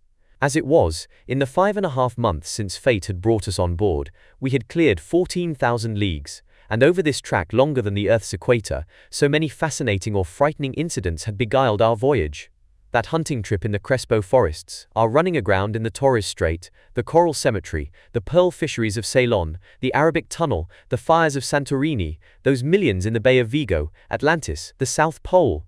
During the night, all these memories crossed over, from one dream to the next, not giving my brain a moment's rest. At 3 o'clock in the morning, I was awakened by a violent collision. I sat up in bed, listening in the darkness, and then was suddenly hurled into the middle of my stateroom. Apparently the Nautilus had gone aground, then heeled over sharply. Leaning against the walls, I dragged myself down the gangways to the lounge, whose ceiling lights were on. The furniture had been knocked over. Fortunately, the glass cases were solidly secured at the base and had stood fast. Since we were no longer vertical, the starboard pictures were glued to the tapestries, while those to port had their lower edges hanging a foot away from the wall. So the Nautilus was lying on its starboard side, completely stationary to boot. In its interior, I heard the sound of footsteps and muffled voices. But Captain Nemo didn't appear. Just as I was about to leave the lounge, Ned Land and Conseil entered. "What happened?" I instantly said to them. "I came to ask Master that," Conseil replied. "Damnation!" the Canadian exclaimed. "I know full well what happened. The Nautilus has gone aground, and judging from the way it's listing, I don't think it'll pull through like that first time in the Torres Strait." "But," I asked, "are we at least back on the surface of the sea?" "We have no idea," Conseil replied. "It's easy to find out," I answered. I consulted the pressure gauge. Much to my surprise, it indicated a depth of 360 meters. "What's the meaning of this?" I exclaimed. "We must confer with Captain Nemo," Conseil said. "But where do we find him?" Ned Land asked. "Follow me," I told my two companions. We left the lounge. Nobody in the library. Nobody by the central companionway or the crew's quarters. I assumed that Captain Nemo was stationed in the pilot house. Best to wait. The three of us returned to the lounge. I'll skip over the Canadian's complaints. He had good grounds for an outburst. I didn't answer him back, letting him blow off all the steam he wanted. We had been left to ourselves for 20 minutes, trying to detect the tiniest noises inside the Nautilus, when Captain Nemo entered. He didn't seem to see us. His facial features, usually so emotionless, revealed a certain uneasiness. He studied the compass and pressure gauge in silence, then went and put his finger on the world map at a spot in the sector depicting the southernmost seas. I hesitated to interrupt him, but some moments later when he turned to me, I threw back at him a phrase he had used in the Torres Strait. "An incident, Captain?" "No, sir," he replied. "This time an accident." "Serious?" "Perhaps. Is there any immediate danger?" "No." "The Nautilus has run aground?" "Yes. And this accident came about through nature's unpredictability, not man's incapacity. No errors were committed in our maneuvers. Nevertheless, we can't prevent a loss of balance from taking its toll. One may defy human laws, but no one can withstand the laws of nature." Captain Nemo had picked an odd time to philosophize. All in all, this reply told me nothing. "May I learn, sir," I asked him, "what caused this accident?" "An enormous block of ice, an entire mountain, has toppled over," he answered me. "When an iceberg is eroded at the base by warmer waters or by repeated collisions, its center of gravity rises. Then it somersaults, it turns completely upside down. That's what happened here. When it overturned, one of these blocks hit the Nautilus as it was cruising under the waters. Sliding under our hull, this block then raised us with irresistible power, lifting us into less congested strata, where we now lie on our side. But can't we float the Nautilus clear by emptying its ballast tanks to regain our balance?" "That, sir, is being done right now. You can hear the pumps working. Look at the needle on the pressure gauge. It indicates that the Nautilus is rising, but this block of ice is rising with us, and until some obstacle halts its upward movement, our position won't change." Indeed, the Nautilus kept the same heel to starboard. No doubt it would straighten up once the block came to a halt. But before that happened, who knew if we might not hit the underbelly of the ice bank and be hideously squeezed between two frozen surfaces? I mused on all the consequences of this situation. Captain Nemo didn't stop studying the pressure gauge. Since the toppling of this iceberg, the Nautilus had risen about 150 feet, but it still stayed at the same angle to the perpendicular. Suddenly a slight movement could be felt over the hull. Obviously the Nautilus was straightening a bit. Objects hanging in the lounge were visibly returning to their normal positions. The walls were approaching the vertical. Nobody said a word. Hearts pounding, we could see and feel the ship righting itself.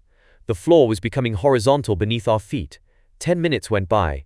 "Finally we're upright," I exclaimed. "Yes," Captain Nemo said, heading to the lounge door.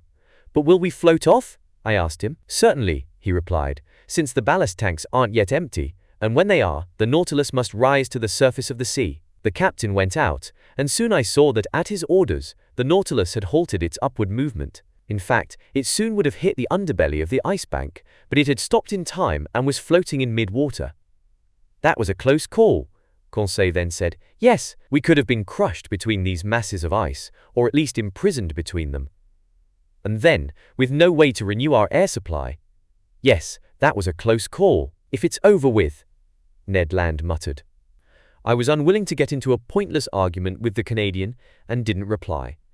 Moreover, the panels opened just then, and the outside light burst through the uncovered windows. We were fully afloat, as I have said, but on both sides of the Nautilus, about 10 meters away, there rose dazzling walls of ice. There also were walls above and below. Above, because the ice bank's underbelly spread over us like an immense ceiling. Below, because the somersaulting block, shifting little by little, had found points of purchase on both side walls and had gotten jammed between them. The Nautilus was imprisoned in a genuine tunnel of ice about 20 meters wide and filled with quiet water, so the ship could easily exit by going either ahead or astern, sinking a few hundred meters deeper, and then taking an open passageway beneath the ice bank. The ceiling lights were off, yet the lounge was still brightly lit. This was due to the reflecting power of the walls of ice, which threw the beams of our beacon right back at us. Words cannot describe the effects produced by our galvanic rays on these huge, whimsically sculpted blocks, whose every angle, ridge, and facet gave off a different glow depending on the nature of the veins running inside the ice. It was a dazzling mine of gems, in particular sapphires and emeralds, whose jets of blue and green crisscrossed. Here and there, opaline hues of infinite subtlety raced among sparks of light that were like so many fiery diamonds, their brilliance more than any eye could stand. The power of our beacon was increased 100-fold, like a lamp shining through the biconvex lenses of a world-class lighthouse. "How beautiful!" Conseil exclaimed. "Yes," I said, "it's a wonderful sight, isn't it, Ned?" "Oh, damnation, yes," Ned Land shot back. "It's superb. I'm furious that I have to admit it. Nobody has ever seen the like. But this sight could cost us dearly. And in all honesty, I think we're looking at things God never intended for human eyes." Ned was right. It was too beautiful. All at once a yell from Conseil made me turn around. "What is it?" I asked. "Master must close his eyes. Master mustn't look." With that, Conseil clapped his hands over his eyes. "But what's wrong, my boy? I've been dazzled, struck blind." Involuntarily, my eyes flew to the window, but I couldn't stand the fire devouring it. I realized what had happened. The Nautilus had just started off at great speed. All the tranquil glimmers of the ice walls had then changed into blazing streaks. The sparkles from these myriads of diamonds were merging with each other. Swept along by its propeller, the Nautilus was traveling through a sheath of flashing light. Then the panels in the lounge closed. We kept our hands over our eyes, which were utterly saturated with those concentric gleams that swirl before the retina when sunlight strikes it too intensely. It took some time to calm our troubled vision. Finally, we lowered our hands. "Ye gods, I never would have believed it," Conseil said, "and I still don't believe it." The Canadian shot back. "When we return to shore, jaded from all these natural wonders," Conseil added, "think how we'll look down on those pitiful land masses, those puny works of man. No, the civilized world won't be good enough for us."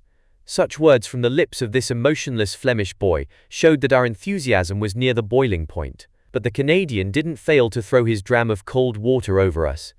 "The civilized world," he said, shaking his head. "Don't worry, Conseil, my friend, we're never going back to that world." By this point it was 5 o'clock in the morning. Just then there was a collision in the Nautilus's bow. I realized that its spur had just bumped a block of ice. It must have been a faulty maneuver, because this underwater tunnel was obstructed by such blocks, and didn't make for easy navigating. So I had assumed that Captain Nemo, in adjusting his course, would go around each obstacle, or would hug the walls and follow the windings of the tunnel. In either case, our forward motion wouldn't receive an absolute check. Nevertheless, contrary to my expectations, the Nautilus definitely began to move backward. "We're going astern?" Conseil said. "Yes," I replied. "Apparently the tunnel has no way out at this end." "And so?" "So," I said, "our maneuvers are quite simple. We'll return in our tracks and go out the southern opening, that's all." As I spoke, I tried to sound more confident than I really felt. Meanwhile, the Nautilus accelerated its backward movement, and running with propeller in reverse, it swept us along at great speed.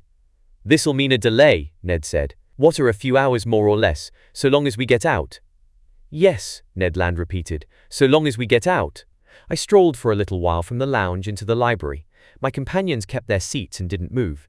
Soon I threw myself down on a couch and picked up a book, which my eyes skimmed mechanically. A quarter of an hour later, Conseil approached me saying, "Is it deeply fascinating, this volume Master is reading?" "Tremendously fascinating," I replied. "I believe it. Master is reading his own book." "My own book?" "Oh, indeed, my hands were holding my own work on the great ocean depths. I hadn't even suspected." I closed the book and resumed my strolling. Ned and Conseil stood up to leave. "Stay here, my friends," I said, stopping them. "Let's stay together until we're out of this blind alley." "As master wishes," Conseil replied. The hours passed. I often studied the instruments hanging on the lounge wall. The pressure gauge indicated that the Nautilus stayed at a constant depth of 300 meters. The compass that it kept heading south. The log that it was traveling at a speed of 20 miles per hour. An excessive speed in such a cramped area. But Captain Nemo knew that by this point there was no such thing as too fast, since minutes were now worth centuries. At 8:25, a second collision took place. This time astern. I grew pale. My companions came over. I clutched Conseil's hand. Our eyes questioned each other, and more directly than if our thoughts had been translated into words. Just then the captain entered the lounge. I went to him. "Our path is barred to the south?" I asked him. "Yes, sir. When it overturned, that iceberg closed off every exit." "We're boxed in?" "Yes." Chapter 17. Shortage of air. Consequently, above, below, and around the Nautilus, there were impenetrable frozen walls. We were the Ice Bank's prisoners. The Canadian banged a table with his fearsome fist. Conseil kept still. I stared at the captain. His face had resumed its usual emotionlessness. He crossed his arms. He pondered. The Nautilus did not stir. The captain then broke into speech. "Gentlemen," he said in a calm voice, "there are two ways of dying under the conditions in which we're placed." This inexplicable individual acted like a mathematics professor working out a problem for his pupils. "The first way," he went on, "is death by crushing. The second is death by asphyxiation. I don't mention the possibility of death by starvation, because the Nautilus's provisions will certainly last longer than we will. Therefore, let's concentrate on our chances of being crushed or asphyxiated." "As for asphyxiation, Captain," I replied, "that isn't a cause for alarm, because the air tanks are full." "True," Captain Nemo went on, "but they'll supply air for only 2 days. Now then, we've been buried beneath the waters for 36 hours, and the Nautilus's heavy atmosphere already needs renewing. In another 48 hours, our reserve air will be used up. Well then, Captain, let's free ourselves within 48 hours. We'll try to at least, by cutting through one of these walls surrounding us." "Which one?" I asked. "Borings will tell us that. I'm going to ground the Nautilus on the lower shelf, then my men will put on their diving suits and attack the thinnest of these ice walls." "Can the panels in the lounge be left open?" "Without ill effect. We're no longer in motion." Captain Nemo went out. Hissing sounds soon told me that water was being admitted into the ballast tanks. The Nautilus slowly settled and rested on the icy bottom at a depth of 350 meters, the depth at which the lower shelf of ice lay submerged. "My friends," I said, "we're in a serious predicament, but I'm counting on your courage and energy." "Sir," the Canadian replied, "this is no time to bore you with my complaints. I'm ready to do anything I can for the common good." "Excellent, Ned," I said, extending my hand to the Canadian. "I might add," he went on, "that I'm as handy with a pick as a harpoon. If I can be helpful to the captain, he can use me any way he wants." "He won't turn down your assistance. Come along, Ned." I led the Canadian to the room where the Nautilus's men were putting on their diving suits. I informed the captain of Ned's proposition, which was promptly accepted. The Canadian got into his underwater costume and was ready as soon as his fellow workers. Each of them carried on his back a roll device that the air tanks had supplied with a generous allowance of fresh oxygen, a considerable but necessary drain on the Nautilus's reserves. As for the Ruhmkorff lamps, they were unnecessary in the midst of these brilliant waters saturated with our electric rays. After Ned was dressed, I re-entered the lounge, whose windows had been uncovered. Stationed next to Conseil, I examined the strata surrounding and supporting the Nautilus. Some moments later we saw a dozen crewmen set foot on the shelf of ice, among them Ned Land, easily recognized by his tall figure. Captain Nemo was with them. Before digging into the ice, the captain had to obtain borings, to ensure working in the best direction. Long bores were driven into the side walls, but after 15 meters, the instruments were still impeded by the thickness of those walls. It was futile to attack the ceiling since that surface was the ice bank itself, more than 400 meters high. Captain Nemo then bored into the lower surface. There we were separated from the sea by a 10-meter barrier. That's how thick the iceberg was. From this point on, it was an issue of cutting out a piece equal in surface area to the Nautilus's waterline. This meant detaching about 6,500 cubic meters to dig a hole through which the ship could descend below this tract of ice. Work began immediately and was carried on with tireless tenacity. Instead of digging all around the Nautilus, which would have entailed even greater difficulties, Captain Nemo had an immense trench outlined on the ice, 8 meters from our port quarter. Then his men simultaneously staked it off at several points around its circumference. Soon their picks were vigorously attacking this compact matter, and huge chunks were loosened from its mass. These chunks weighed less than the water, and by an unusual effect of specific gravity, each chunk took wing, as it were, to the roof of the tunnel, which thickened above by as much as it diminished below. But this hardly mattered so long as the lower surface kept growing thinner. After 2 hours of energetic work, Ned Land re-entered, exhausted. He and his companions were replaced by new workmen, including Conseil and me. The Nautilus's chief officer supervised us. The water struck me as unusually cold, but I warmed up promptly while wielding my pick. My movements were quite free, although they were executed under a pressure of 30 atmospheres. After 2 hours of work, re-entering to snatch some food and rest, I found a noticeable difference between the clean elastic fluid supplied me by the Rouquayrol device and the Nautilus's atmosphere, which was already charged with carbon dioxide. The air hadn't been renewed in 48 hours, and its life-giving qualities were considerably weakened. Meanwhile, after 12 hours had gone by, we had removed from the outlined surface area a slice of ice only 1 meter thick, hence about 600 cubic meters. Assuming the same work would be accomplished every 12 hours, it would still take 5 nights and 4 days to see the undertaking through to completion. 5 nights and 4 days, I told my companions, and we have oxygen in the air tanks for only 2 days. Without taking into account, Ned answered, that once we're out of this damned prison, we'll still be cooped up beneath the ice bank without any possible contact with the open air. An apt remark, for who could predict the minimum time we would need to free ourselves? Before the Nautilus could return to the surface of the waves, couldn't we all die of asphyxiation? Were this ship and everyone on board doomed to perish in this tomb of ice? It was a dreadful state of affairs. But we faced it head-on, each one of us determined to do his duty to the end. During the night, in line with my forecasts, a new 1-meter slice was removed from this immense socket. But in the morning, wearing my diving suit, I was crossing through the liquid mass in a temperature of -6 degrees to -7 degrees centigrade, when I noted that little by little, the sidewalls were closing in on each other. The liquid strata farthest from the trench, not warmed by the movements of workmen and tools, were showing a tendency to solidify. In the face of this imminent new danger, what would happen to our chances for salvation? And how could we prevent this liquid medium from solidifying, then cracking the Nautilus's hull like glass? I didn't tell my 2 companions about this new danger. There was no point in dampening the energy they were putting into our arduous rescue work. But when I returned on board, I mentioned this serious complication to Captain Nemo. "I know," he told me in that calm tone the most dreadful outlook couldn't change.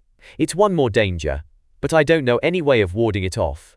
Our sole chance for salvation is to work faster than the water solidifies. We've got to get there first, that's all." Get there first? By then I should have been used to this type of talk.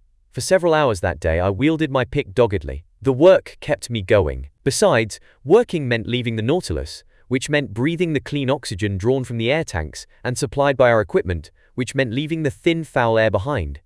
Near evening 1 more meter had been dug from the trench. When I returned on board, I was well nigh asphyxiated by the carbon dioxide saturating the air. Oh, if only we had the chemical methods that would enable us to drive out this noxious gas. There was no lack of oxygen. All this water contained a considerable amount, and after it was decomposed by our powerful batteries, this life-giving elastic fluid could have been restored to us. I had thought it all out, but to no avail, because the carbon dioxide produced by our breathing permeated every part of the ship. To absorb it, we would need to fill containers with potassium hydroxide and shake them continually. But this substance was missing on board, and nothing else could replace it. That evening, Captain Nemo was forced to open the spigots of his air tanks and shoot a few spouts of fresh oxygen through the Nautilus's interior. Without this precaution, we wouldn't have awakened the following morning. The next day, March 26th, I returned to my miner's trade, working to remove the 5th meter. The icebank's side walls and underbelly had visibly thickened. Obviously, they would come together before the Nautilus could break free. For an instant I was gripped by despair. My pick nearly slipped from my hands. What was the point of this digging if I was to die smothered and crushed by this water turning to stone, a torture undreamed of by even the wildest savages? I felt like I was lying in the jaws of a fearsome monster, jaws irresistibly closing. Supervising our work, working himself, Captain Nemo passed near me just then. I touched him with my hand and pointed to the walls of our prison. The starboard wall had moved forward to a point less than 4 meters from the Nautilus's hull. The captain understood and gave me a signal to follow him. We returned on board. My diving suit removed, I went with him to the lounge. "Professor Aronnax," he told me, "this calls for heroic measures, or we'll be sealed up in this solidified water as if it were cement." "Yes," I said, "but what can we do?" "Oh," he exclaimed, "if only my Nautilus were strong enough to stand that much pressure without being crushed." "Well?" I asked, not catching the captain's meaning. "Don't you understand," he went on, "that the congealing of this water could come to our rescue? Don't you see that by solidifying, it could burst these tracts of ice imprisoning us, just as its freezing can burst the hardest stones? Aren't you aware that this force could be the instrument of our salvation rather than our destruction?" "Yes, Captain, maybe so, but whatever resistance to crushing the Nautilus may have, it still couldn't stand such dreadful pressures, and it would be squashed as flat as a piece of sheet iron." "I know it, sir. So we can't rely on nature to rescue us, only our own efforts. We must counteract this solidification. We must hold it in check. Not only are the sidewalls closing in, but there aren't 10 feet of water ahead or astern of the Nautilus. All around us, this freeze is gaining fast." "How long?" I asked. "Will the oxygen in the air tanks enable us to breathe on board?"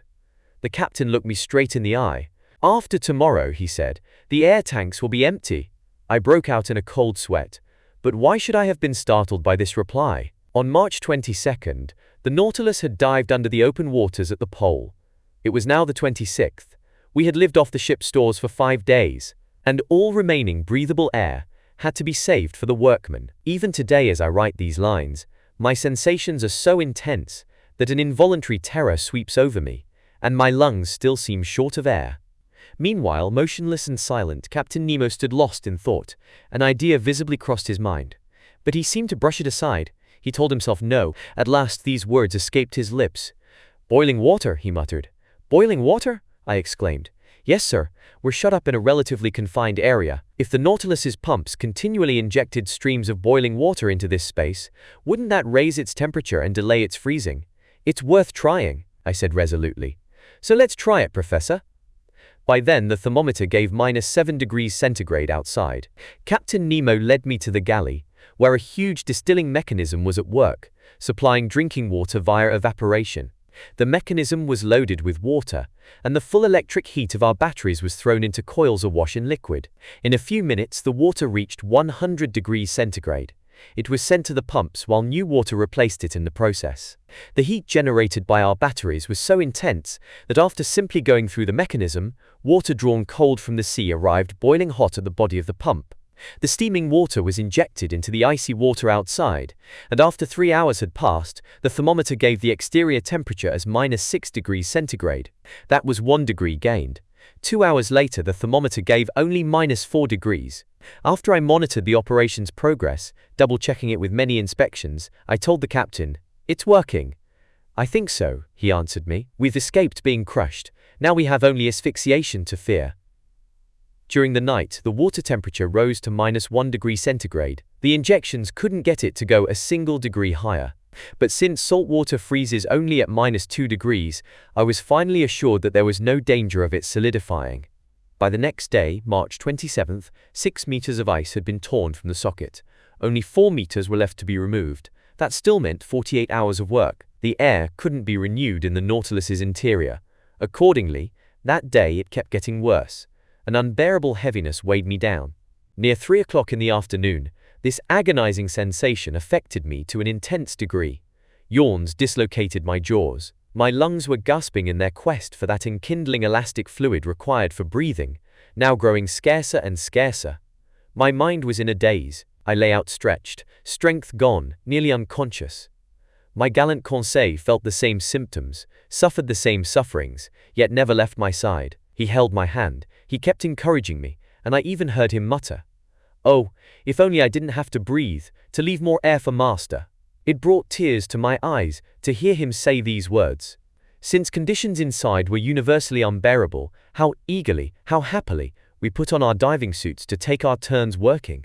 Picks rang out on that bed of ice, arms grew weary, hands were rubbed raw, but who cared about exhaustion? What difference were wounds? Life-sustaining air reached our lungs. We could breathe, and yet nobody prolonged his underwater work beyond the time allotted him. His shift over, each man surrendered to a gasping companion the air tank that would revive him. Captain Nemo set the example and was foremost in submitting to this strict discipline. When his time was up, he yielded his equipment to another and re-entered the foul air on board, always calm, unflinching, and uncomplaining. That day the usual work was accomplished with even greater energy. Over the whole surface area, only 2 meters were left to be removed. Only 2 meters separated us from the open sea. But the ship's air tanks were nearly empty. The little air that remained had to be saved for the workmen. Not an atom for the Nautilus. When I returned on board I felt half suffocated. What a night! I'm unable to depict it. Such sufferings are indescribable. The next day I was short-winded. Headaches and staggering fits of dizziness made me reel like a drunk. My companions were experiencing the same symptoms. Some crewmen were at their last gasp. That day, the 6th of our imprisonment, Captain Nemo concluded that picks and mattocks were too slow to deal with the ice layer still separating us from open water, and he decided to crush this layer. The man had kept his energy and composure. He had subdued physical pain with moral strength. He could still think, plan, and act. At his orders, the craft was eased off. In other words, it was raised from its icy bed by a change in its specific gravity. When it was afloat, the crew towed it, leading it right above the immense trench outlined to match the ship's waterline. Next, the ballast tanks filled with water. The boat sank and was fitted into its socket. Just then the whole crew returned on board, and the double outside door was closed. By this point, the Nautilus was resting on a bed of ice, only 1 meter thick, and drilled by bores in 1,000 places. The stopcocks of the ballast tanks were then opened wide, and 100 cubic meters of water rushed in, increasing the Nautilus's weight by 100,000 kilograms. We waited, we listened, we forgot our sufferings, we hoped once more. We had staked our salvation on this one last gamble. Despite the buzzing in my head, I soon could hear vibrations under the Nautilus's hull. We tilted, the ice cracked with an odd ripping sound like paper tearing, and the Nautilus began settling downward. "We're going through," Conseil muttered in my ear. I couldn't answer him. I clutched his hand.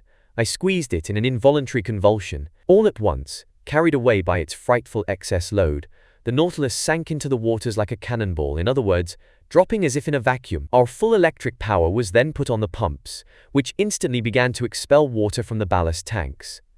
After a few minutes we had checked our fall. The pressure gauge soon indicated an ascending movement. Brought to full speed, the propeller made the sheet iron hull tremble down to its rivets, and we sped northward. But how long would it take to navigate under the ice bank to the open sea? Another day?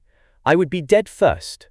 Half lying on a couch in the library, I was suffocating. My face was purple, my lips blue, my faculties in abeyance. I could no longer see or hear. I had lost all sense of time. My muscles had no power to contract. I'm unable to estimate the hours that passed in this way. But I was aware that my death throes had begun. I realized that I was about to die. Suddenly I regained consciousness. A few whiffs of air had entered my lungs. Had we risen to the surface of the waves? Had we cleared the ice bank? No. Ned and Conseil, my 2 gallant friends, were sacrificing themselves to save me. A few atoms of air were still left in the depths of one Rouquayrol device. Instead of breathing it themselves, they had saved it for me, and while they were suffocating, they poured life into me drop by drop. I tried to push the device away. They held my hands, and for a few moments I could breathe luxuriously. My eyes flew toward the clock. It was 11 in the morning. It had to be March 28th. The Nautilus was traveling at the frightful speed of 40 miles per hour. It was writhing in the waters. Where was Captain Nemo? Had he perished? Had his companions died with him? Just then the pressure gauge indicated we were no more than 20 feet from the surface. Separating us from the open air was a mere tract of ice. Could we break through it? Perhaps. In any event, the Nautilus was going to try. In fact, I could feel it assuming an oblique position, lowering its stern and raising its spur. The admission of additional water was enough to shift its balance. Then, driven by its powerful propeller, it attacked this ice field from below like a fearsome battering ram. It split the barrier little by little, backing up. then putting on full speed against the punctured tract of ice, and finally, carried away by its supreme momentum, it lunged through and onto this frozen surface, crushing the ice beneath its weight. The hatches were opened, or torn off if you prefer, and waves of clean air were admitted into every part of the Nautilus. Chapter 18. From Cape Horn to the Amazon. How I got onto the platform I'm unable to say. Perhaps the Canadian transferred me there. But I could breathe, I could inhale the life-giving sea air. Next to me, my two companions were getting tipsy on the fresh oxygen particles. Poor souls who have suffered from long starvation mustn't pounce heedlessly on the first food given them. We, on the other hand, didn't have to practice such moderation. We could suck the atoms from the air by the lungful, and it was the breeze itself, that poured into us this luxurious intoxication. Ah, Conseil was putting in, what fine oxygen! Let master have no fears about breathing, there's enough for everyone. As for Ned Land, he didn't say a word, but his wide-open jaws would have scared off a shark. And what powerful inhalations! The Canadian drew like a furnace going full blast. Our strength returned promptly, and when I looked around, I saw that we were alone on the platform. No crewmen. Not even Captain Nemo. Those strange seamen on the Nautilus were content with the oxygen circulating inside. Not one of them had come up to enjoy the open air. The first words I pronounced were words of appreciation and gratitude to my two companions. Ned and Conseil had kept me alive during the final hours of our long death throes, but no expression of thanks could repay them fully for such devotion. "Good Lord, Professor," Ned Land answered me, "don't mention it. What did we do that's so praiseworthy? Not a thing. It was a question of simple arithmetic. Your life is worth more than ours, so we had to save it." "No, Ned," I replied, "it isn't worth more. Nobody could be better than a kind and generous man like yourself." All right, the Canadian repeated in embarrassment. "And you, my gallant Conseil, you suffered a great deal." "Not too much, to be candid with master. I was lacking a few throatfuls of air, but I would have gotten by. Besides, when I saw master fainting, it left me without the slightest desire to breathe. It took my breath away, in a manner of..." Confounded by this lapse into banality, Conseil left his sentence hanging. "My friends," I replied, very moved, "we're bound to each other forever, and I'm deeply indebted to you." "Which I'll take advantage of," the Canadian shot back. "Eh?" Conseil put in. "Yes," Ned Land went on, "you can repay your debt by coming with me when I leave this infernal Nautilus." "By the way," Conseil said, "are we going in a favorable direction?" "Yes," I replied, "because we're going in the direction of the sun, and here the sun is due north." "Sure," Ned Land went on, "but it remains to be seen whether we'll make for the Atlantic or the Pacific. In other words, whether we'll end up in well-traveled or deserted seas." I had no reply to this, and I feared that Captain Nemo wouldn't take us homeward, but rather into that huge ocean washing the shores of both Asia and America. In this way he would complete his underwater tour of the world, going back to those seas where the Nautilus enjoyed the greatest freedom. But if we returned to the Pacific, far from every populated shore, what would happen to Ned Land's plans? We would soon settle this important point. The Nautilus traveled swiftly. Soon we had cleared the Antarctic Circle, plus the promontory of Cape Horn. We were abreast of the tip of South America by March 31st at 7 o'clock in the evening. By then, all our past sufferings were forgotten. The memory of that imprisonment under the ice faded from our minds.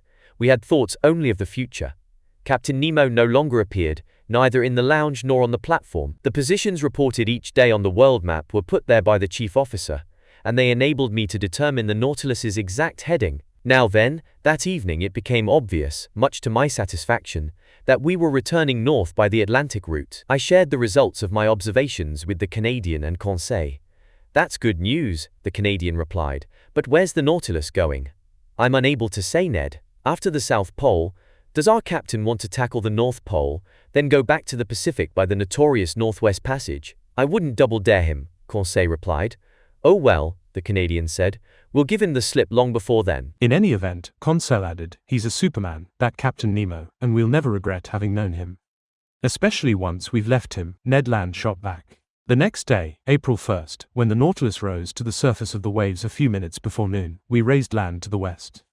It was Tierra del Fuego, the Land of Fire, a name given it by early navigators after they saw numerous curls of smoke rising from the natives' huts. This Land of Fire forms a huge cluster of islands over 30 leagues long and 80 leagues wide, extending between latitude 53 degrees and 56 degrees south, and between longitude 67 degrees and 50 minutes and 77 degrees and 15 minutes west. Its coastline looked flat, but high mountains rose in the distance. I even thought I glimpsed Mount Sarmiento, whose elevation is 2,070 meters above sea level, a pyramid-shaped block of shale with a very sharp summit, which, depending on whether it's clear or veiled in vapor, predicts fair weather or foul, as Ned Land told me. A first-class barometer, my friend. Yes, sir, a natural barometer that didn't let me down when I navigated the narrows of the Strait of Magellan. Just then its peak appeared before us, standing out distinctly against the background of the skies. This forecast fair weather, and so it proved. Going back under the waters, the Nautilus drew near the coast, cruising along it for only a few miles. Through the lounge windows I could see long creepers and gigantic fucus plants, bulb-bearing seaweed of which the open sea at the pole had revealed a few specimens. With their smooth, viscous filaments, they measured as much as 300 meters long, genuine cables more than an inch thick and very tough. They're often used as mooring lines for ships. Another weed, known by the name velp and boasting 4-foot leaves, was crammed into the coral concretions and carpeted the ocean floor. It served as both nest and nourishment for myriads of crustaceans and mollusks, for crabs and cuttlefish. Here seals and otters could indulge in a sumptuous meal, mixing meat from fish with vegetables from the sea, like the English with their Irish stews. The Nautilus passed over these lush, luxuriant depths with tremendous speed. Near evening it approached the Falkland Islands, whose rugged summits I recognized the next day. The sea was of moderate depth. So not without good reason, I assumed that these two islands, plus the many islets surrounding him, used to be part of the Magellan coastline. The Falkland Islands were probably discovered by the famous navigator John Davis, who gave them the name Davis Southern Islands. Later Sir Richard Hawkins called them the Maidenland, after the Blessed Virgin.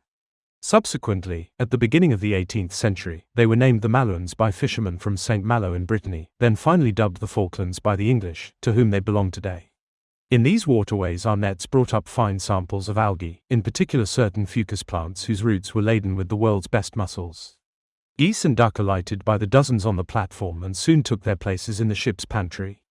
As for fish, I specifically observed some bony fish belonging to the goby genus, especially some gudgeon 2 decimeters long, sprinkled with whitish and yellow spots. I likewise marveled at the numerous medusas, including the most beautiful of their breed, the compass jellyfish, unique to the Falkland Seas. Some of these jellyfish were shaped like very smooth, semispheric parasols with russet stripes and fringes of 12 neat festoons. Others looked like upside-down baskets from which wide leaves and long red twigs were gracefully trailing. They swam with quiverings of their 4 leaf-like arms, letting the opulent tresses of their tentacles dangle in the drift. I wanted to preserve a few specimens of these delicate zoophytes, but they were merely clouds, shadows, illusions, melting and evaporating outside the native element. When the last tips of the Falkland Islands had disappeared below the horizon, the Nautilus submerged to a depth between 20 and 25 meters and went along the South American coast. Captain Nemo didn't put in an appearance. We didn't leave these Patagonian waterways until April 3rd, sometimes cruising under the ocean, sometimes on its surface. The Nautilus passed the wide estuary formed by the mouth of the Rio de la Plata, and on April 4th we lay abreast of Uruguay, albeit 50 miles out. Keeping to its northerly heading, it followed the long windings of South America. By then we had fared 16,000 leagues since coming on board in the seas of Japan. Near 11 o'clock in the morning, we cut the Tropic of Capricorn on the 37th meridian, passing well out from Cape Frio. Much to Ned Land's displeasure, Captain Nemo had no liking for the neighborhood of Brazil's populous shores, because he shot by with dizzying speed. Not even the swiftest fish or birds could keep up with us, and the natural curiosities in these seas completely eluded our observation. This speed was maintained for several days, and on the evening of April 9th, we raised South America's easternmost tip, Cape São Roque. But then the Nautilus veered away again and went looking for the lowest depths of an underwater valley gouged between this cape and Sierra Leone on the coast of Africa. Abreast of the West Indies, this valley forks into 2 arms, and to the north it ends in an enormous depression 9,000 meters deep. From this locality to the Lesser Antilles, the ocean's geologic profile features a steeply cut cliff 6 kilometers high, and abreast of the Cape Verde Islands, there's another wall just as imposing. Together these 2 barricades confine the whole submerged continent of Atlantis. The floor of this immense valley is made picturesque by mountains that furnish these underwater depths with scenic views. This description is based mostly on certain hand-drawn charts kept in the Nautilus's library, charts obviously rendered by Captain Nemo himself from his own personal observations. For 2 days we visited these deep and deserted waters by means of our slanting fins. The Nautilus would do long, diagonal dives that took us to every level. But on April 11th it rose suddenly, and the shore reappeared at the mouth of the Amazon River, a huge estuary whose outflow is so considerable, it desalts the sea over an area of several leagues. We cut the equator, 20 miles to the west lay Guiana, French territory where we could easily have taken refuge. But the wind was blowing a strong gust, and the furious billows would not allow us to face them in a mere skiff. No doubt Ned Land understood this because he said nothing to me. For my part, I made no allusion to his escape plans because I didn't want to push him into an attempt that was certain to misfire. I was readily compensated for this delay by fascinating research. During those 2 days of April 11 to 12, the Nautilus didn't leave the surface of the sea, and its trawl brought up a simply miraculous catch of zoophytes, fish, and reptiles. Some zoophytes were dredged up by the chain of our trawl. Most were lovely sea anemone belonging to the family Actinidae, including among other species, the Fictulus protexta, native to this part of the ocean, a small cylindrical trunk adorned with vertical lines, mottled with red spots, and crowned by a wondrous blossoming of tentacles. As for mollusks, they consisted of exhibits I had already observed: turret snails, olive shells of the tent olive species with neatly intersecting lines and russet spots standing out sharply against a flesh-colored background, fanciful spider conches that looked like petrified scorpions, transparent glass snails, argonauts, some highly edible cuttlefish, and certain species of squid that the naturalists of antiquity classified with the flying fish, which are used chiefly as bait for catching cod. As for the fish in these waterways, I noted various species that I hadn't yet had the opportunity to study. Among cartilaginous fish, some brook lamprey, a type of eel 15 inches long, head greenish, fins violet, back bluish-gray, belly a silvery brown strewn with bright spots, iris of the eye encircled in gold, unusual animals that the Amazon's current must have swept out to sea because their natural habitat is fresh water, stingrays, the snout pointed, the tail long, slender, and armed with an extensive jagged sting, small 1-meter sharks with grey and whitish hides, their teeth arranged in several backward curving rows, fish commonly known by the name carpet shark, batfish, a sort of reddish isosceles triangle half a meter long, whose pectoral fins are attached by fleshy extensions that make these fish look like bats, although an appendage made of horn, located near the nostrils, earns them the nickname of sea unicorns. Lastly, a couple species of triggerfish, the cucayo whose stippled flanks glitter with a sparkling gold color, and the bright purple leather jacket whose hues glisten like a pigeon's throat. I'll finish up this catalogue, a little dry but quite accurate, with the series of bony fish I observed: eels belonging to the genus Apteronotus whose snow-white snout is very blunt, the body painted a handsome black and armed with a very long, slender, fleshy whip; long sardines from the genus Odontognathus, like 3-decimeter pike, shining with a bright silver glow; Garanian mackerel furnished with 2 anal fins; black-tinted rudderfish that you catch by using torches; fish measuring 2 meters and boasting white, firm, plump meat that, when fresh, tastes like eel, when dried, like smoked salmon; some eyed wrasse sporting scales only at the bases of the dorsal and anal fins; grunts on which gold and silver mingle their luster with that of ruby and topaz; yellow-tailed gilthead whose flesh is extremely dainty and whose phosphorescent properties give them away in the midst of the waters; porgies tinted orange, with slender tongues; croakers with gold caudal fins; black surgeonfish, 4-eyed fish from Suriname, etc. This, etc., won't keep me from mentioning one more fish that Conseil, with good reason, will long remember. One of our nets had hauled up a type of very flat ray that weighed some 20 kilograms. With its tail cut off, it would have formed a perfect disc. It was white underneath and reddish on top, with big round spots of deep blue encircled in black, its hide quite smooth and ending in a double-lobed fin. Laid out on the platform, it kept struggling with convulsive movements, trying to turn over, making such efforts that its final lunge was about to flip it into the sea. But Conseil, being very possessive of his fish, rushed at it, and before I could stop him, he seized it with both hands. Instantly there he was, thrown on his back, legs in the air, his body half paralyzed, and yelling, "Oh, sir, sir, will you help me?" For once in his life, the poor lad didn't address me, in the third person. The Canadian and I sat him up, we massaged his contracted arms, and when he regained his 5 senses, that eternal classifier mumbled in a broken voice: "Class of cartilaginous fish, order Chondropterygia with fixed gills, suborder Solacea, family Rajiforma, genus electric ray." "Yes, my friend," I answered, "it was an electric ray that put you in this deplorable state." "Oh, master can trust me on this," Conseil shot back. "I'll be revenged on that animal." "How?" "I'll eat it," which he did that same evening, but strictly as retaliation. Because, frankly, it tasted like leather. Poor Conseil had assaulted an electric ray of the most dangerous species, the cumana. Living in a conducting medium such as water, this bizarre animal can electrocute other fish from several meters away, so great is the power of its electric organ, an organ whose 2 chief surfaces measure at least 27 square feet. During the course of the next day, April 12, the Nautilus drew near the coast of Dutch Guiana, by the mouth of the Moroni River. There several groups of sea cows were living in family units. These were manatees, which belonged to the order Sirenia, like the dugong and Steller's sea cow. Harmless and unaggressive, these fine animals were 6 to 7 meters long and must have weighed at least 4,000 kilograms each. I told Ned Land and Conseil that far-seeing nature had given these mammals a major role to play.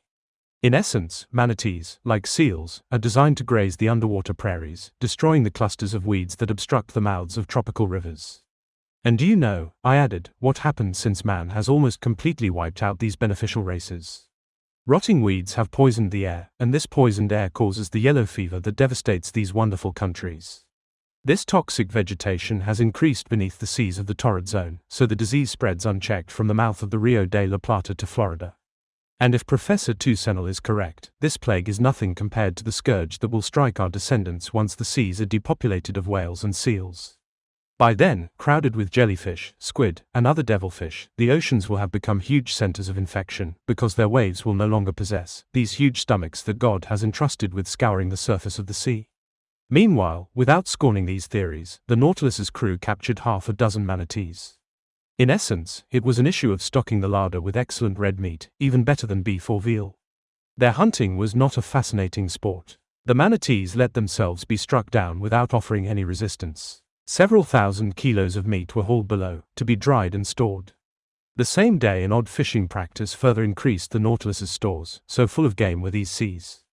Our trawl brought up in its meshes a number of fish whose heads were topped by little oval slabs with fleshy edges. These were suckerfish from the third family of the Sabrachian Malacopterygia. These flat discs on their heads consist of crosswise plates of movable cartilage, between which the animals can create a vacuum, enabling them to stick to objects like suction cups. The remoras I had observed in the Mediterranean were related to this species. But the creature at issue here was an Echinus osteochara, unique to this sea. Right after catching him, our seamen dropped them in buckets of water. Its fishing finished, the Nautilus drew nearer to the coast. In this locality a number of sea turtles were sleeping on the surface of the waves. It would have been difficult to capture these valuable reptiles, because they wake up at the slightest sound, and their solid carapaces are harpoon-proof. But our suckerfish would effect their capture with extraordinary certainty and precision. In truth, this animal is a living fish hook, promising wealth and happiness to the greenest fisherman in the business. The Nautilus's men attached to each fish's tail a ring that was big enough not to hamper its movements, and to this ring a long rope whose other end was moored on board. Thrown into the sea, the suckerfish immediately began to play their roles, going and fastening themselves onto the breastplates of the turtles. Their tenacity was so great, they would rip apart rather than let go. They were hauled in, still sticking to the turtles that came aboard with them. In this way we caught several loggerheads, reptiles a meter wide and weighing 200 kilos.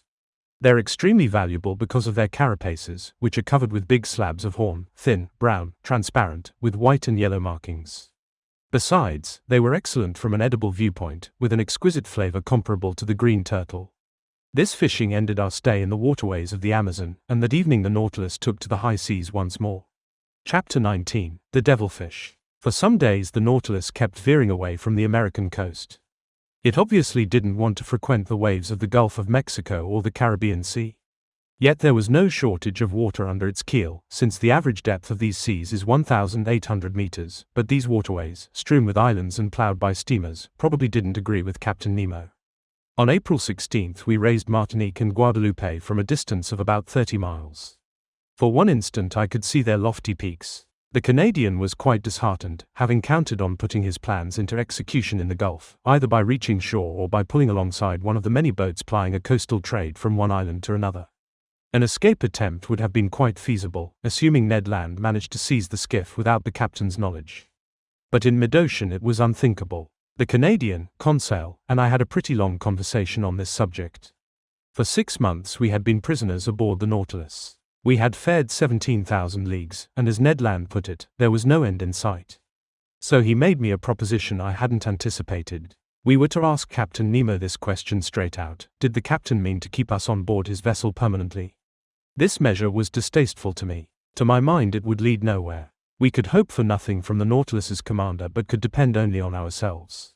Besides, for some time now the man had been gloomier, more withdrawn, less sociable. He seemed to be avoiding me. I encountered him only at rare intervals. He used to take pleasure in explaining the underwater wonders to me. Now he left me to my research and no longer entered the lounge.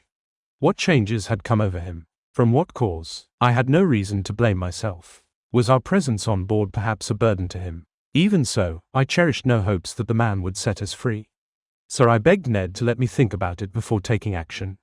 If this measure proved fruitless, it could arouse the captain's suspicions, make our circumstances even more arduous, and jeopardize the Canadians' plans. I might add that I could hardly use our state of health as an argument. Except for that grueling ordeal under the ice bank at the South Pole, we had never felt better, neither Ned, Conseil, nor I.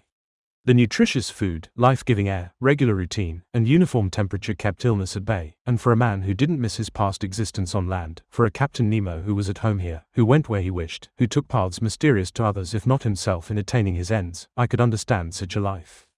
But we ourselves hadn't severed all ties with humanity. For my part, I didn't want my new and unusual research to be buried with my bones. I had now earned the right to pen the definitive book on the sea, and sooner or later I wanted that book to see the light of day. There once more, through the panels opening into these Caribbean waters 10 meters below the surface of the waves, I found so many fascinating exhibits to describe in my daily notes. Among other zoophytes there were Portuguese men of war known by the name Physalia pelagica, like big, oblong bladders with a pearly sheen, spreading their membranes to the wind, letting their blue tentacles drift like silken threads, to the eye delightful jellyfish, to the touch actual nettles that ooze a corrosive liquid. Among the articulates there were annelid worms 1.5 meters long, furnished with a pink proboscis, equipped with 1,700 organs of locomotion, snaking through the waters, and as they went, throwing off every gleam in the solar spectrum. From the fish branch there were manta rays, enormous cartilaginous fish 10 feet long and weighing 600 pounds, their pectoral fin triangular, their midback slightly arched, their eyes attached to the edges of the face at the front of the head. They floated like wreckage from a ship, sometimes fastening onto our windows like opaque shutters. There were American triggerfish for which nature has ground only black and white pigments, feather-shaped gobies that were long and plump with yellow fins and jutting jaws, 16-decimeter mackerel with short, sharp teeth, covered with small scales, and related to the albacore species. Next came swarms of red mullet corseted in gold stripes from head to tail, their shining fins all aquiver, genuine masterpieces of jewelry, formerly sacred to the goddess Diana, much in demand by rich Romans, and about which the old saying goes, "He who catches them doesn't eat them." Finally, adorned with emerald ribbons and dressed in velvet and silk, golden angelfish passed before our eyes like courtiers in the paintings of Veronese. Spurred gilthead stole by with their swift thoracic fins. Thread herring 15 inches long were wrapped in their phosphorescent glimmers. Grey mullet thrashed the sea with the big fleshy tails. Red salmon seemed to mow the waves with their slicing pectorals, and silver moonfish, worthy of their name, rose on the horizon of the waters like the whitish reflections of many moons. How many other marvelous new specimens I still could have observed if, little by little, the Nautilus hadn't settled to the lower strata. Its slanting fins drew it to depths of 2,000 and 3,500 meters. Their animal life was represented by nothing more than sea lilies, starfish, delightful crinoids with bell-shaped heads like little chalices on straight stems, top-shell snails, blood-red tooth shells, and fissurella snails, a large species of coastal mollusk. By April 20th we had risen to an average level of 1,500 meters. The nearest land was the island group of the Bahamas, scattered like a batch of cobblestones over the surface of the water. Their high underwater cliffs reared up, straight walls made of craggy chunks arranged like big stone foundations, among which there gaped black caves so deep our electric rays couldn't light them to the far ends. These rocks were hung with huge weeds, immense sea tangle, gigantic fucus, a genuine trellis of water plants fit for a world of giants. In discussing these colossal plants, Conseil, Ned, and I were naturally led into mentioning the sea's gigantic animals. The former were obviously meant to feed the latter. However, through the windows of our almost motionless Nautilus, I could see nothing among the celong filaments other than the chief articulates of the division Brachyura, long-legged spider crabs, violet crabs, and sponge crabs unique to the waters of the Caribbean. It was about 11 o'clock when Ned Land drew my attention to a fearsome commotion out in this huge seaweed. "Well," I said, "these are real devilfish caverns, and I wouldn't be surprised to see some of those monsters hereabouts." "What?" Conseil put in. "Squid, ordinary squid from the class Cephalopoda." "No," I said, "devilfish of large dimensions. But friend Land is no doubt mistaken, because I don't see a thing." "That's regrettable," Conseil answered. "I'd like to come face to face with one of those devilfish I've heard so much about, which can drag ships down into the depths. Those beasts go by the name of crake." "Fake is more like it," the Canadian replied sarcastically. "Krakens," Conseil shot back, finishing his word without wincing at his companion's witticism. "Nobody will ever make me believe," Ned Land said, "that such animals exist." "Why not?" Conseil replied. "We sincerely believed in Master's narwhal." "We were wrong, Conseil." "No doubt, but there are others with no doubts who believe to this day." "Probably, Conseil. But as for me, I'm bound and determined not to accept the existence of any such monster till I've dissected it with my own 2 hands. Yet, Conseil asked me, doesn't Master believe in gigantic devilfish? Yikes, who in Hades ever believed in them? The Canadian exclaimed. Many people, Ned my friend, I said. No fishermen. Scientists maybe. Pardon me, Ned. Fishermen and scientists. Why, I to whom you speak, Conseil said with the world's straightest face. I recall perfectly seeing a large boat dragged under the waves by the arms of a cephalopod. You saw that? The Canadian asked. Yes, Ned. With your own 2 eyes. With my own 2 eyes. Where, may I ask? In St. Malo, Conseil returned unflappably. In the harbor, Ned Land said sarcastically. No, in a church, Conseil replied. In a church, the Canadian exclaimed. Yes, Ned my friend. It had a picture that portrayed the devilfish in question. Oh good, Ned Land exclaimed with a burst of laughter. Mr. Conseil put one over on me. Actually he's right, I said. I've heard about that picture. But the subject it portrays is taken from a legend, and you know how to rate legends in matters of natural history. Besides, when it's an issue of monsters, the human imagination always tends to run wild. People not only claim these devilfish could drag ships under, but a certain Olaus Magnus tells of a cephalopod a mile long that looked more like an island than an animal. There's also the story of how the Bishop of Trondheim set up an altar one day on an immense rock. After he finished saying Mass, this rock started moving and went back into the sea. The rock was a devilfish. And that's everything we know, the Canadian asked. No, I replied, another bishop, Pontoppidan of Bergen, also tells of a devilfish so large a whole cavalry regiment could maneuver on it. They sure did go on, those old-time bishops. Ned Land said. Finally, the naturalists of antiquity mentioned some monsters with mouths as big as a gulf, which were too huge to get through the Strait of Gibraltar. Good work, men, the Canadian put in. But in all these stories, is there any truth? Conseil asked. None at all, my friends, at least in those that go beyond the bounds of credibility and fly off into fable or legend. Yet for the imaginings of these storytellers there had to be, if not a cause, at least an excuse. It can't be denied that some species of squid and other devilfish are quite large, though still smaller than cetaceans. Aristotle put the dimensions of one squid at 5 cubits, or 3.1 meters.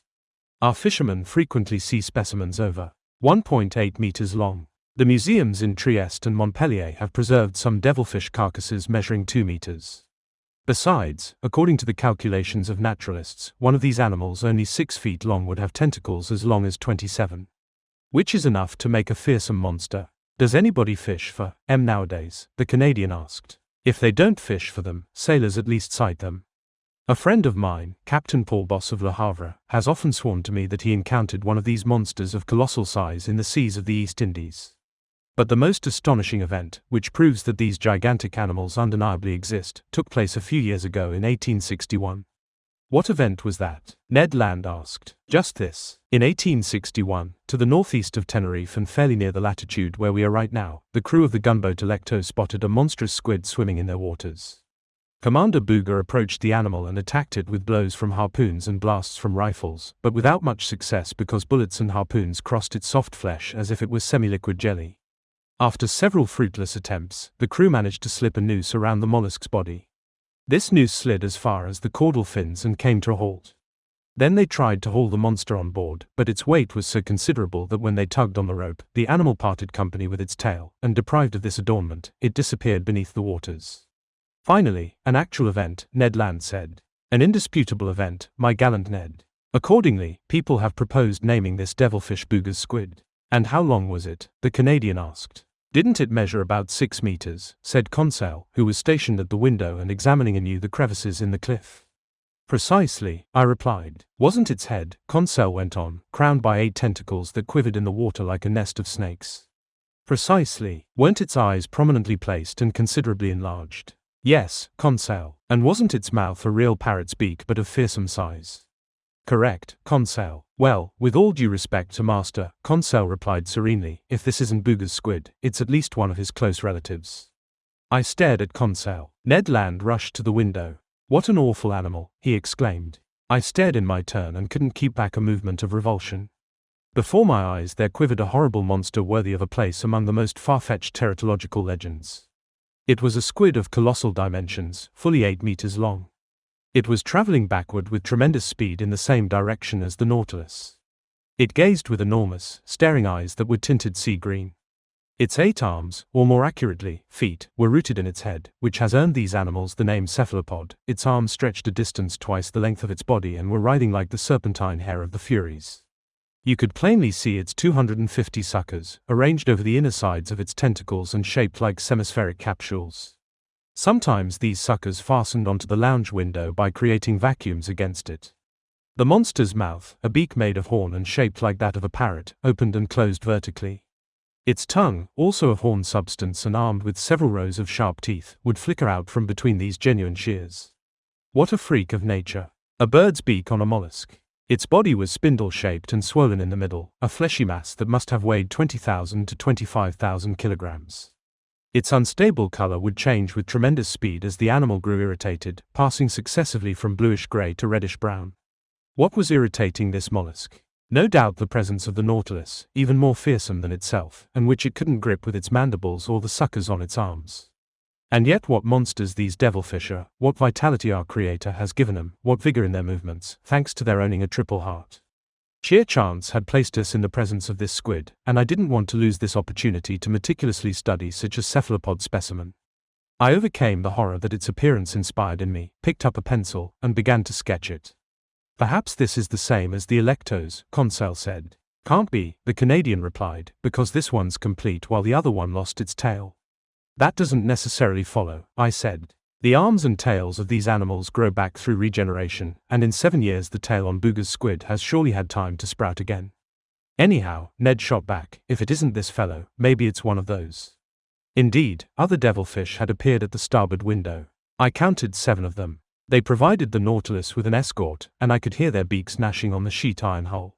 We couldn't have asked for a more devoted following. I continued sketching. These monsters kept pace in our waters with such precision, they seemed to be standing still, and I could have traced their outlines in miniature on the window. But we were moving at a moderate speed. All at once the Nautilus stopped. A jolt made it tremble through its entire framework. Did we strike bottom? I asked. In any event we're already clear, the Canadian replied, because we're afloat. The Nautilus was certainly afloat, but it was no longer in motion. The blades of its propeller weren't churning the waves. A minute passed. Followed by his chief officer, Captain Nemo entered the lounge. I hadn't seen him for a good while. He looked gloomy to me. Without speaking to us, without even seeing us perhaps, he went to the panel, stared at the devilfish, and said a few words to his chief officer. The latter went out. Soon the panels closed. The ceiling lit up. I went over to the captain. An unusual assortment of devilfish, I told him, as carefree as a collector in front of an aquarium. Correct, Mr. Naturalist, he answered me, and we're going to fight them at close quarters. I gaped at the captain. I thought my hearing had gone bad. At close quarters. I repeated, yes, sir. Our propeller is jammed. I think the horn-covered mandibles of one of these squid are entangled in the blades. That's why we aren't moving. And what are you going to do? Rise to the surface and slaughter the vermin. A difficult undertaking, correct. Our electric bullets are ineffective against such soft flesh, where they don't meet enough resistance to go off. But we'll attack the beasts with axes. And harpoons, sir, the Canadian said, if you don't turn down my help. I accept it, Mr. Land. We'll go with you, I said. And we followed Captain Nemo, heading to the central companionway. There some 10 men were standing by for the assault, armed with boarding axes. Conseil and I picked up 2 more axes. Ned Land seized a harpoon. By then the Nautilus had returned to the surface of the waves. Stationed on the top steps, one of the seamen undid the bolts of the hatch. But he had scarcely unscrewed the nuts when the hatch flew up with tremendous violence, obviously pulled open by the suckers on a devilfish's arm. Instantly one of those long arms glided like a snake into the opening, and 20 others were quivering above. With a sweep of the axe, Captain Nemo chopped off this fearsome tentacle, which slid writhing down the steps. Just as we were crowding each other to reach the platform, 2 more arms lashed the air, swooped on the seaman stationed in front of Captain Nemo, and carried the fellow away with irresistible violence. Captain Nemo gave a shout and leaped outside. We rushed after him. What a scene! Seized by the tentacle and glued to its suckers, the unfortunate man was swinging in the air at the mercy of this enormous appendage. He gasped, he choked, he yelled, "Help! Help!" These words, pronounced in French, left me deeply stunned. Sir, I had a fellow countryman on board, perhaps several. I'll hear his harrowing plea the rest of my life. The poor fellow was done for. Who could tear him from such a powerful grip? Even so, Captain Nemo rushed at the devilfish and with a sweep of the axe hewed 1 more of its arms. His chief officer struggled furiously with other monsters crawling up the Nautilus's sides. The crew battled with flailing axes. The Canadian, Conseil, and I sank our weapons into these fleshy masses. An intense, musky odor filled the air. It was horrible. For an instant I thought the poor man entwined by the devilfish might be torn loose from its powerful suction. 7 arms out of 8 had been chopped off. Brandishing its victim like a feather, one lone tentacle was writhing in the air. But just as Captain Nemo and his chief officer rushed at it, the animal shot off a spout of blackish liquid, secreted by a pouch located in its abdomen. It blinded us. When this cloud had dispersed, the squid was gone, and so was my poor fellow countryman. What rage then drove us against these monsters? We lost all self-control. 10 or 12 devilfish had overrun the Nautilus's platform and sides. We piled helter-skelter into the thick of these sawed-off snakes, which darted over the platform amid waves of blood and sepia ink. It seemed as if these viscous tentacles grew back like the many heads of Hydra. At every thrust Ned Land's harpoon would plunge into a squid's sea-green eye and burst it. But my daring companion was suddenly toppled by the tentacles of a monster he could not avoid. Oh, my heart nearly exploded with excitement and horror. The squid's fearsome beak was wide open over Ned Land. The poor man was about to be cut in half. I ran to his rescue.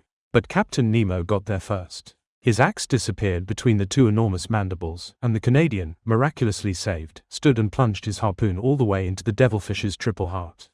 Tit for tat, Captain Nemo told the Canadian. I owed it to myself. Ned bowed without answering him. This struggle had lasted a quarter of an hour. Defeated, mutilated, battered to death, the monsters finally yielded to us and disappeared beneath the waves.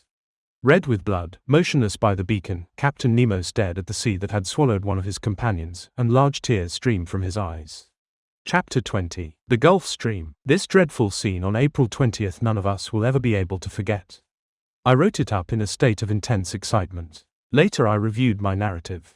I read it to Conseil and the Canadian. They found it accurate in detail but deficient in impact. To convey such sights, it would take the pen of our most famous poet, Victor Hugo, author of The Toilers of the Sea.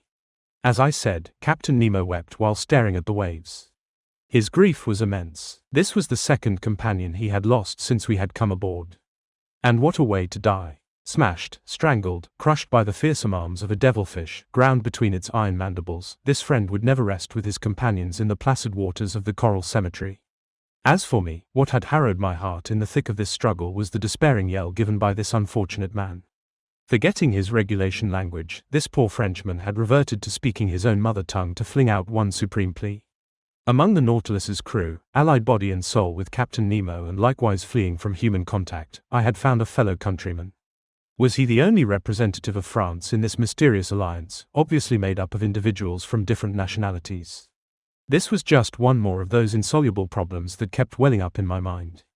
Captain Nemo re-entered his stateroom, and I saw no more of him for a good while.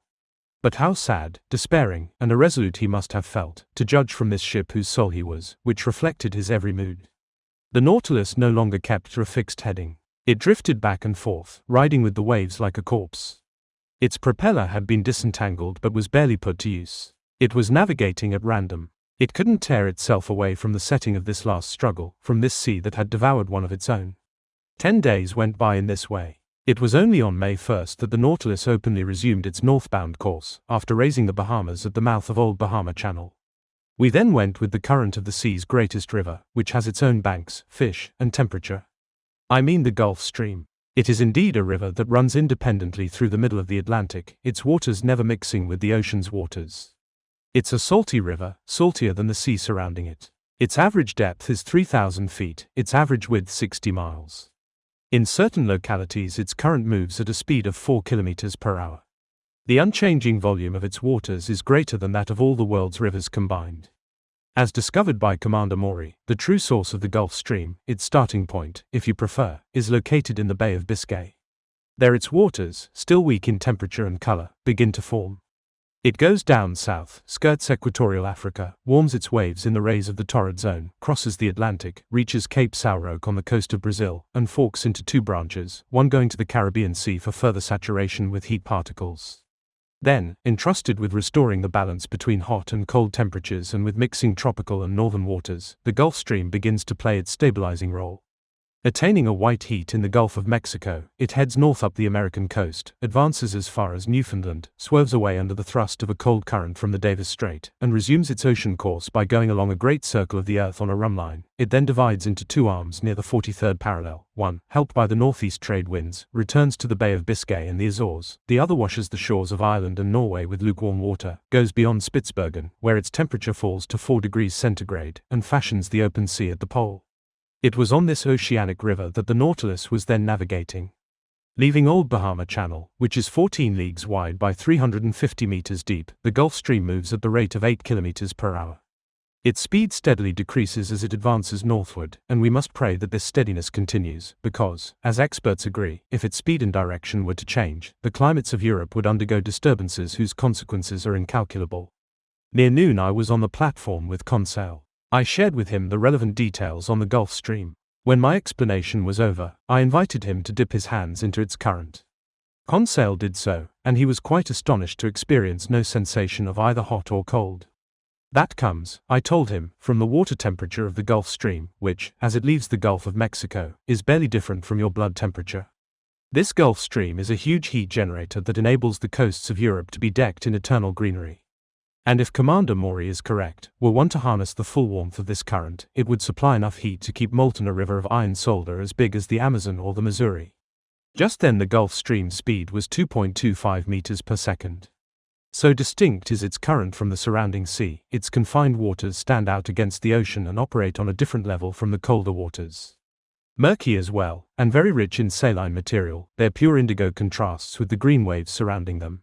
Moreover, their line of demarcation is so clear that abreast of the Carolinas, the Nautilus's spur cut the waves of the Gulf Stream while its propeller was still churning those belonging to the ocean. This current swept along with it a whole host of moving creatures. Argonauts, so common in the Mediterranean, voyaged here in schools of large numbers. Among cartilaginous fish, the most remarkable were rays whose ultra-slender tails made up nearly a third of the body, which was shaped like a huge diamond 25 feet long. Then little 1-meter sharks, the head large, the snout short and rounded, the teeth sharp and arranged in several rows, the body seemingly covered with scales. Among bony fish, I noted grizzlegrass unique to these seas, deep-water gilthead whose iris has a fiery gleam, 1-meter croakers whose large mouths bristle with small teeth and which let out thin cries, black rudderfish like those I've already discussed, blue dorados accented with gold and silver, rainbow-hued parrotfish that can rival the loveliest tropical birds in coloring, banded blennies with triangular heads, bluish flounder without scales, toadfish covered with a crosswise yellow band in the shape of a Greek T, swarms of little freckled gobies stippled with brown spots, lungfish with silver heads and yellow tails, various specimens of salmon, mullet with slim figures and a softly glowing radiance that Lacipede dedicated to the memory of his wife, and finally the American cavala, a handsome fish decorated by every honorary order, bedizened with their every ribbon, frequenting the shores of this great nation where ribbons and orders are held in such low esteem. I might add that during the night, the Gulf Stream's phosphorescent waters rivaled the electric glow of our beacon, especially in the stormy weather that frequently threatened us. On May 8, while abreast of North Carolina, we were across from Cape Hatteras once more. There the Gulf Stream is 75 miles wide and 210 meters deep. The Nautilus continued to wander at random. Seemingly, all supervision had been jettisoned. Under these conditions I admit that we could easily have gotten away. In fact, the populous shores offered ready refuge everywhere. The sea was plowed continuously by the many steamers providing service between the Gulf of Mexico and New York or Boston, and it was crossed night and day by little schooners engaged in coastal trade over various points on the American shore. We could hope to be picked up. So it was a promising opportunity, despite the 30 miles that separated the Nautilus from these Union coasts. But one distressing circumstance totally thwarted the Canadians' plans. The weather was thoroughly foul. We were approaching waterways where storms are commonplace, the very homeland of tornadoes and cyclones specifically engendered by the Gulf Stream's current. To face a frequently raging sea in a frail skiff was a race to certain disaster. Ned Land conceded this himself. So he champed at the bit, in the grip of an intense homesickness that could be cured only by our escape. "Sir," he told me that day, "it's got to stop. I want to get to the bottom of this. Your Nemo's veering away from shore and heading up north. But believe you me, I had my fill at the South Pole and I'm not going with him to the North Pole. What can we do, Ned, since it isn't feasible to escape right now? I keep coming back to my idea. We've got to talk to the captain. When we were in your own country's seas, you didn't say a word. Now that we're in mine, I intend to speak up. Before a few days are out, I figure the Nautilus will lie abreast of Nova Scotia, and from there to Newfoundland is the mouth of a large gulf, and the St. Lawrence empties into that gulf, and the St. Lawrence is my own river, the river running by Quebec, my hometown, and when I think about all this, my gorge rises and my hair stands on end. Honestly, sir, I'd rather jump overboard. I can't stay here any longer. I'm suffocating. The Canadian was obviously at the end of his patience. His vigorous nature couldn't adapt to this protracted imprisonment. His facial appearance was changing by the day. His moods grew gloomier and gloomier. I had a sense of what he was suffering because I also was gripped by homesickness. Nearly 7 months had gone by without our having any news from shore. Moreover, Captain Nemo's reclusiveness, his changed disposition, and especially his total silence since the battle with the devilfish all made me see things in a different light. I no longer felt the enthusiasm of our first days on board.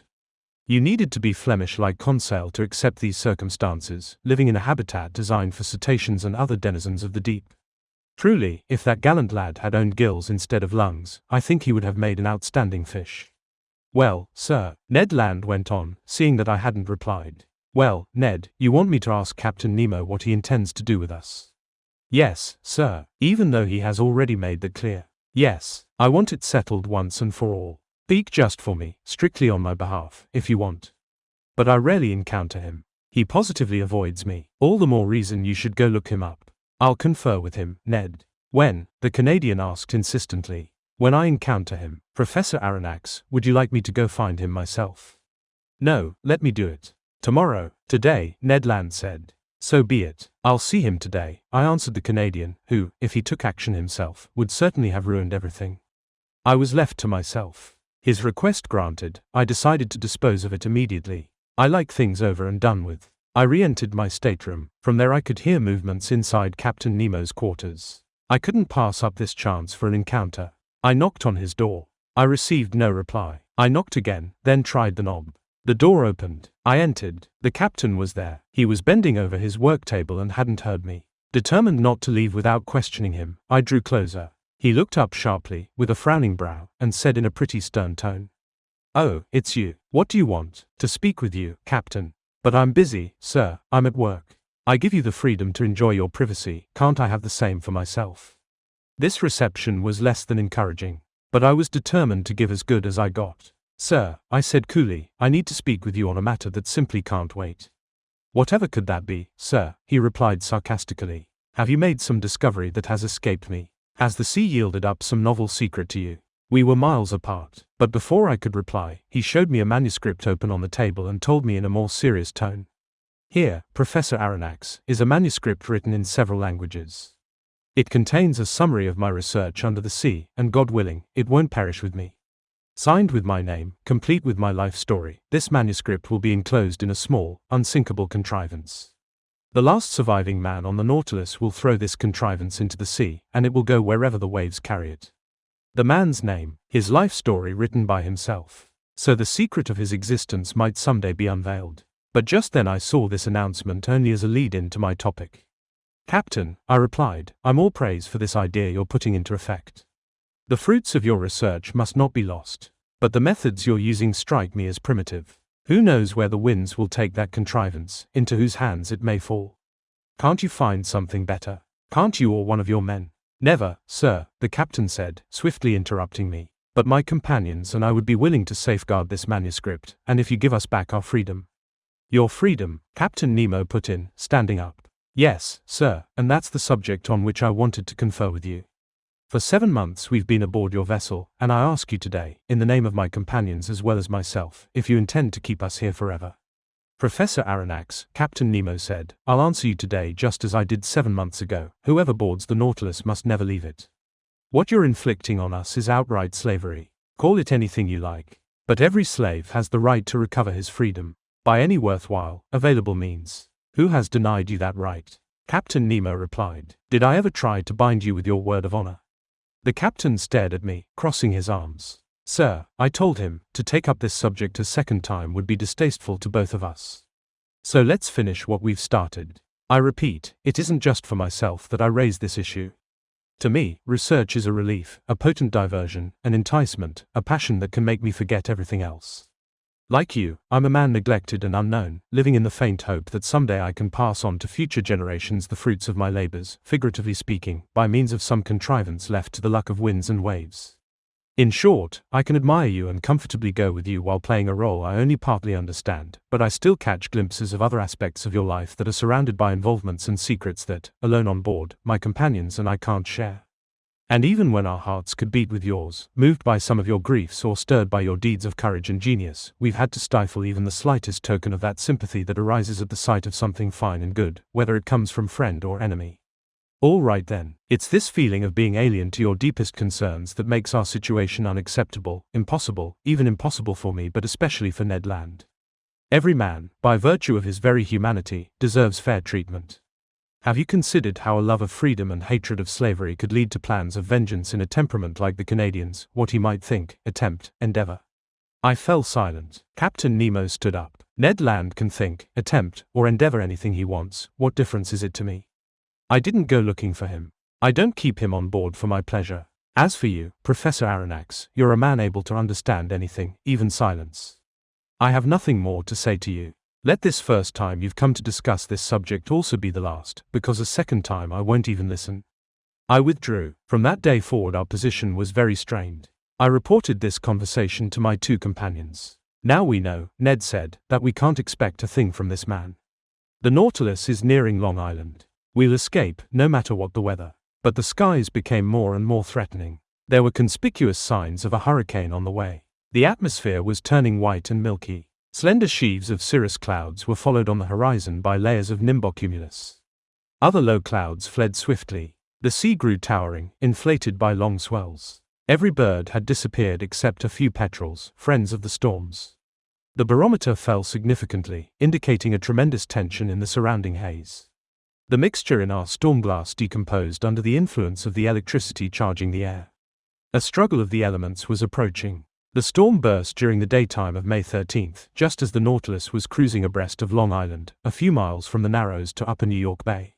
I'm able to describe this struggle of the elements because Captain Nemo didn't flee into the ocean depths. Instead, from some inexplicable whim, he decided to brave it out on the surface. The wind was blowing from the southwest, initially a stiff breeze, in other words, with a speed of 15 meters per second, which built to 25 meters near 3 o'clock in the afternoon. This is the figure for major storms. Unshaken by these squalls, Captain Nemo stationed himself on the platform. He was lashed around the waist to withstand the monstrous breakers foaming over the deck. I hoisted and attached myself to the same place, dividing my wonderment between the storm and this incomparable man who faced it head-on. The raging sea was swept with huge tattered clouds drenched by the waves. I saw no more of the small intervening billows that form in the troughs of the big crests. Just long, soot-colored undulations with crests so compact they didn't foam. They kept growing taller. They were spurring each other on. The Nautilus, sometimes lying on its side, sometimes standing on end like a mast, rolled and pitched frightfully. Near 5 o'clock a torrential rain fell, but it lulled neither wind nor sea. The hurricane was unleashed at a speed of 45 meters per second, hence almost 40 leagues per hour. Under these conditions houses topple, roof tiles puncture doors, iron railings snap in two, and 24-pounder cannons relocate. And yet in the midst of this turmoil, the Nautilus lived up to that saying of an expert engineer, a well-constructed hull can defy any sea.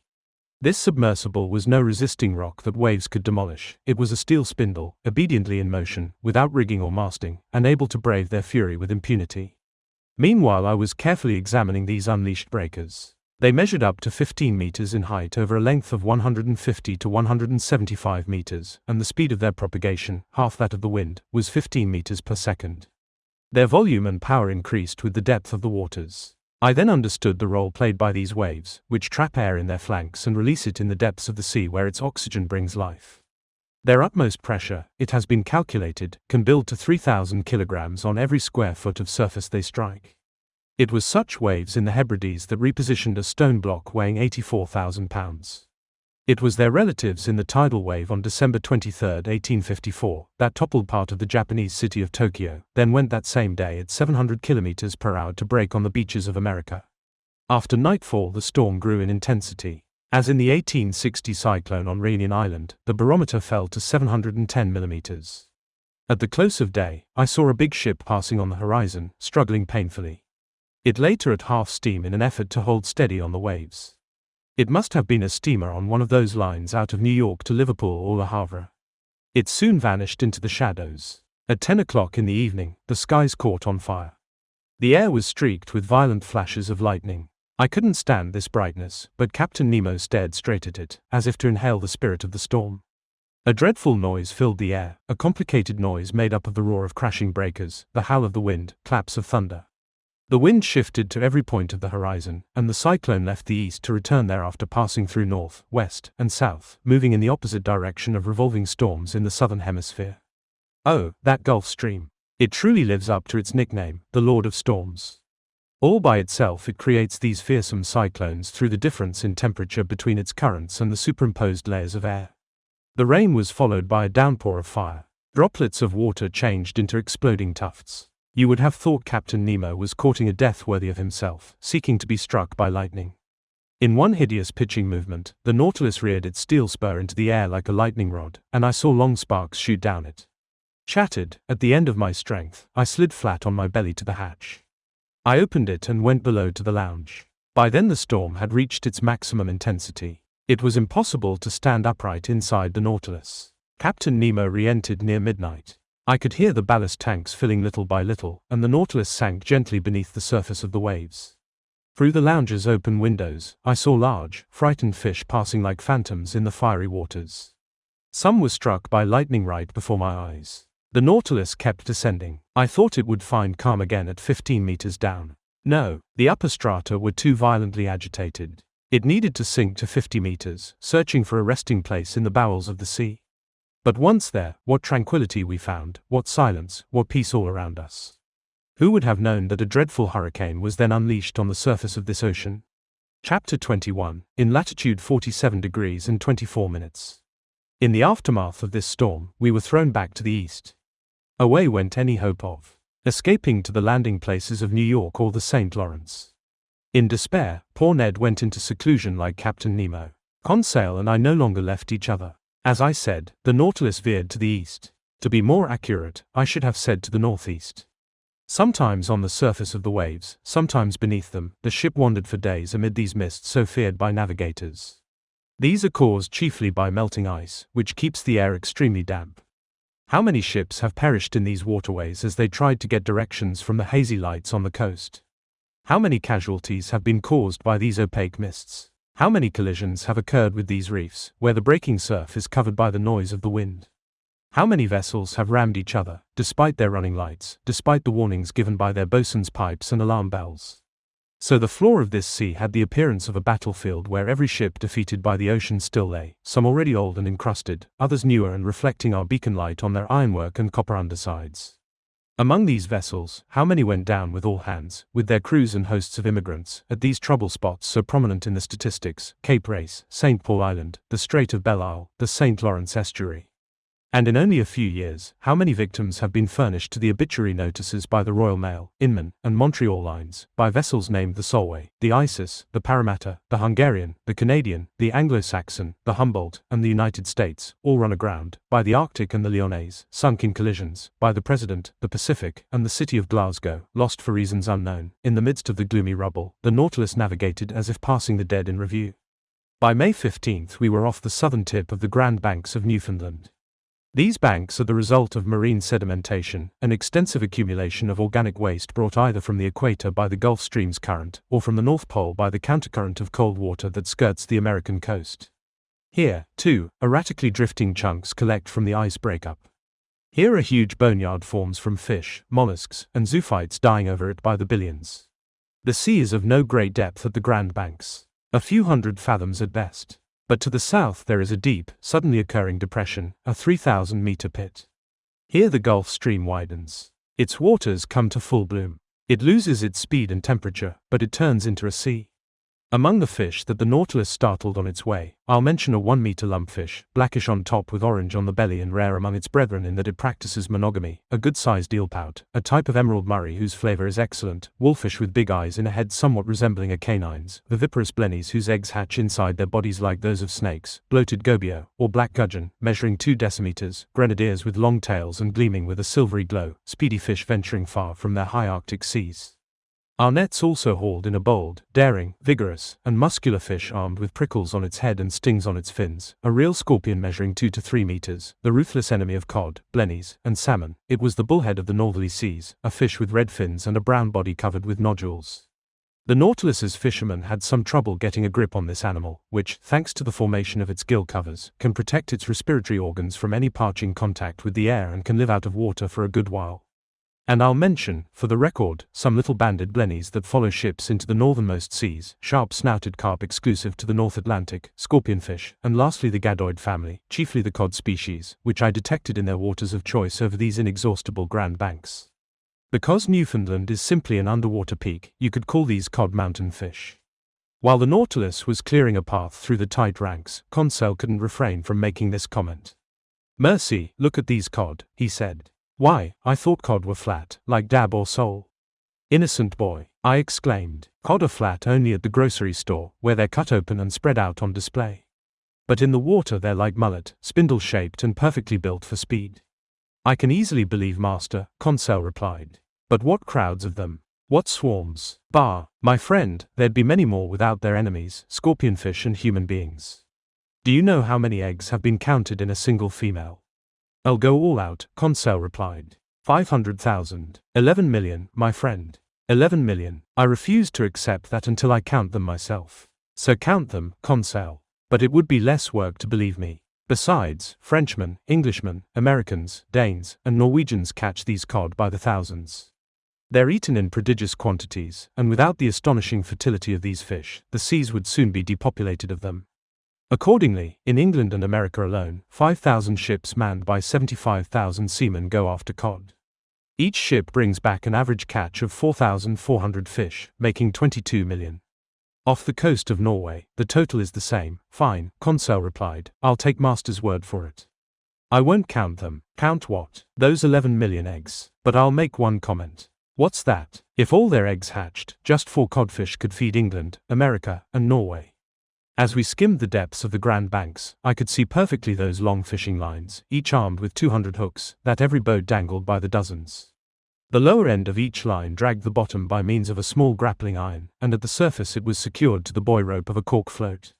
The Nautilus had to maneuver shrewdly in the midst of this underwater spiderweb. But the ship didn't stay long in these heavily traveled waterways. It went up to about latitude 42 degrees. This brought it abreast of St. John's in Newfoundland and Heart's Content, where the Atlantic cable reaches its end point. Instead of continuing north, the Nautilus took an easterly heading, as if to go along this plateau on which the telegraph cable rests, where multiple soundings have given the contours of the terrain with the utmost accuracy. It was on May 17, about 500 miles from Heart's Content and 2,800 meters down, that I spotted this cable lying on the seafloor. Conseil, whom I hadn't alerted, mistook it at first for a gigantic sea snake and was gearing up to classify it in his best manner.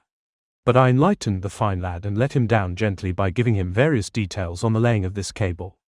The first cable was put down during the years 1857 to 1858, but after transmitting about 400 telegrams, it went dead. In 1863, engineers built a new cable that measured 3,400 kilometers, weighed 4,500 metric tons, and was shipped aboard the Great Eastern. This attempt also failed. Now then, on May 25, while submerged to a depth of 3,836 meters, the Nautilus lay in precisely the locality where this second cable suffered the rupture that ruined the undertaking. It happened 638 miles from the coast of Ireland. At around 2 o'clock in the afternoon, all contact with Europe broke off. The electricians on board decided to cut the cable before fishing it up, and by 11 o'clock that evening they had retrieved the damaged part. They repaired the joint and its splice, then the cable was resubmerged. But a few days later it snapped again and couldn't be recovered from the ocean depths. These Americans refused to give up. The daring Cyrus Field, who had risked his whole fortune to promote this undertaking, called for a new bond issue. It sold out immediately. Another cable was put down under better conditions. Its sheaves of conducting wire were insulated within a gutta-percha covering, which was protected by a padding of textile material enclosed in a metal sheath. The Great Eastern put back to sea on July 13, 1866. The operation proceeded apace. Yet there was one hitch. As they gradually unrolled this third cable, the electricians observed on several occasions that someone had recently driven nails into it, trying to damage its core. Captain Anderson, his officers, and the engineers put their heads together, then posted a warning that if the culprit were detected, he would be thrown overboard without a trial. After that, these villainous attempts were not repeated. By July 23, the Great Eastern was lying no farther than 800 kilometers from Newfoundland when it received telegraphed news from Ireland of an armistice signed between Prussia and Austria after the Battle of Sadowa. Through the mists on the 27th, it sighted the port of Heart's Content. The undertaking had ended happily, and in its first dispatch, young America addressed all Europe with these wise words so rarely understood: "Glory to God in the highest, and peace on earth to men of good will." I didn't expect to find this electric cable in mint condition, as it looked on leaving its place of manufacture. The long snake was covered with seashell rubble and bristling with foraminifera. A crust of caked gravel protected it from any mollusks that might bore into it. It rested serenely, sheltered from the sea's motions, under a pressure favorable to the transmission of that electric spark that goes from America to Europe in 32/100ths of a second. This cable will no doubt last indefinitely because, as observers note, its gutta-percha casing is improved by a stay in salt water. Besides, on this well-chosen plateau, the cable never lies at depths that could cause a break. The Nautilus followed it to its lowest reaches, located 4,431 meters down, and even there it rested without any stress or strain. Then we returned to the locality where the 1863 accident had taken place. There the ocean floor formed a valley 120 kilometers wide, into which you could fit Mount Blanc without its summit poking above the surface of the waves. This valley is closed off to the east by a sheer wall 2,000 meters high. We arrived there on May 28, and the Nautilus lay no farther than 150 kilometers from Ireland. Would Captain Nemo head up north and beach us on the British Isles? No, much to my surprise, he went back down south and returned to European seas. As we swung around the Emerald Isle, I spotted Cape Clear for an instant, plus the lighthouse on Fastnet Rock that guides all those thousands of ships setting out from Glasgow or Liverpool. An important question then popped into my head. Would the Nautilus dare to tackle the English Channel? Ned Land, who promptly reappeared after we hugged shore, never stopped questioning me. What could I answer him? Captain Nemo remained invisible. After giving the Canadian a glimpse of American shores, was he about to show me the coast of France, but the Nautilus kept gravitating southward. On May 30th, in sight of Land's End, it passed between the lowermost tip of England and the Scilly Islands, which it left behind to starboard. If it was going to enter the English Channel, it clearly needed to head east. It did not. All day long on May 31st, the Nautilus swept around the sea in a series of circles that had me deeply puzzled. It seemed to be searching for a locality that it had some trouble finding. At noon Captain Nemo himself came to take our bearings. He didn't address a word to me. He looked gloomier than ever. What was filling him with such sadness? Was it our proximity to these European shores? Was he reliving his memories of that country he had left behind? If so, what did he feel? Remorse or regret? For a good while these thoughts occupied my mind, and I had a hunch that fate would soon give away the captain's secrets. The next day, June 1st, the Nautilus kept to the same tack. It was obviously trying to locate some precise spot in the ocean. Just as on the day before, Captain Nemo came to take the altitude of the sun. The sea was smooth, the skies clear. 8 miles to the east, a big steamship was visible on the horizon line. No flag was flapping from the gaff of its fore and aft sail, and I couldn't tell its nationality. A few minutes before the sun passed its zenith, Captain Nemo raised his sextant and took his sights with the utmost precision. The absolute calm of the waves facilitated this operation. The Nautilus lay motionless, neither rolling nor pitching. I was on the platform just then. After determining our position, the captain pronounced only these words. "It's right here." He went down the hatch. Had he seen that vessel change course and seemingly head toward us? I'm unable to say. I returned to the lounge. The hatch closed, and I heard water hissing in the ballast tanks. The Nautilus began to sink on a vertical line, because its propeller was in check and no longer furnished any forward motion. Some minutes later it stopped at a depth of 833 meters and came to rest on the seafloor. The ceiling lights in the lounge then went out, the panels opened, and through the windows I saw, for a half-mile radius, the sea brightly lit by the beacon's rays. I looked to port and saw nothing but the immenseness of these tranquil waters. To starboard, a prominent bulge on the sea bottom caught my attention. You would have thought it was some ruin enshrouded in a crust of whitened seashells, as if under a mantle of snow. Carefully examining this mass, I could identify the swollen outlines of a ship shorn of its masts, which must have sunk bow first. This casualty certainly dated from some far-off time. To be so caked with the limestone of these waters, this wreckage must have spent many a year on the ocean floor. What ship was this? Why had the Nautilus come to visit its grave? Was it something other than a maritime accident that had dragged this craft under the waters? I wasn't sure what to think, but next to me I heard Captain Nemo's voice slowly say. Originally this ship was christened the Marcellus. It carried 74 cannons and was launched in 1762. On August 13, 1778, commanded by Le Poipe Vertreux, it fought valiantly against the Preston. On July 4, 1779, as a member of the squadron under Admiral d'Estaing, it assisted in the capture of the island of Grenada. On September 5, 1781, under the Count de Grasse, it took part in the Battle of Chesapeake Bay. In 1794, the new Republic of France changed the name of this ship. On April 16 of that same year, it joined the squadron at Brest under Rear Admiral Villaret de Joyeuse, who was entrusted with escorting a convoy of wheat coming from America under the command of Admiral Van Stabel. In this second year of the French Revolutionary calendar, on the 11th and 12th days in the month of pasture, this squadron fought an encounter with English vessels. Sir, today is June 1, 1868, or the 13th day in the month of pasture. 74 years ago to the day, at this very spot in latitude 47 degrees and 24 minutes and longitude 17 degrees and 28 minutes, this ship sank after a heroic battle, its 3 masts gone, water in its hold, a third of its crew out of action. It preferred to go to the bottom with its 356 seamen rather than surrender, and with its flag nailed up on the after deck, it disappeared beneath the waves to shouts of, "Long live the Republic." "This is the Avenger," I exclaimed. "Yes, sir, the Avenger, a splendid name," Captain Nemo murmured, crossing his arms. Chapter 22, A Mass Execution. The way he said this, the unexpectedness of this scene, first the biography of this patriotic ship, then the excitement with which this eccentric individual pronounced these last words, the name Avenger whose significance could not escape me, all this, taken together, had a profound impact on my mind. My eyes never left the captain. Hands outstretched toward the sea, he contemplated the proud wreck with blazing eyes. Perhaps I would never learn who he was, where he came from or where he was heading, but more and more I could see a distinction between the man and the scientist. It was no ordinary misanthropy that kept Captain Nemo and his companions sequestered inside the Nautilus's plating, but a hate so monstrous or so sublime that the passing years could never weaken it.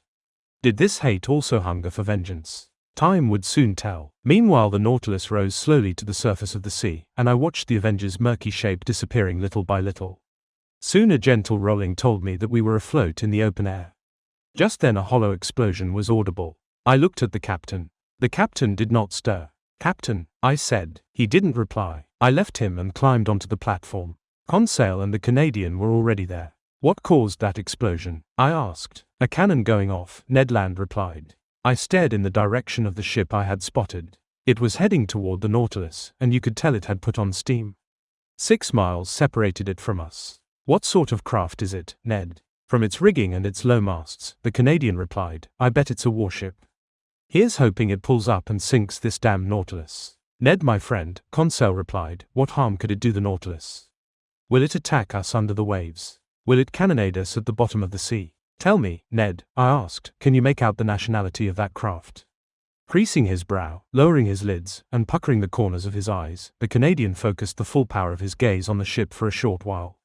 "No, sir," he replied. "I can't make out what nation it's from. It's flying no flag, but I'll swear it's a warship because there's a long pennant streaming from the peak of its mainmast." For a quarter of an hour, we continued to watch the craft bearing down on us. But it was inconceivable to me that it had discovered the Nautilus at such a distance, still less that it knew what this underwater machine really was. Soon the Canadian announced that the craft was a big battleship, a double-decker ironclad complete with ram. Dark, dense smoke burst from its 2 funnels. Its furled sails merged with the lines of its yardarms. The gaff of its fore and aft sail flew no flag. Its distance still kept us from distinguishing the colors of its pennant, which was fluttering like a thin ribbon. It was coming on fast. If Captain Nemo let it approach, a chance for salvation might be available to us.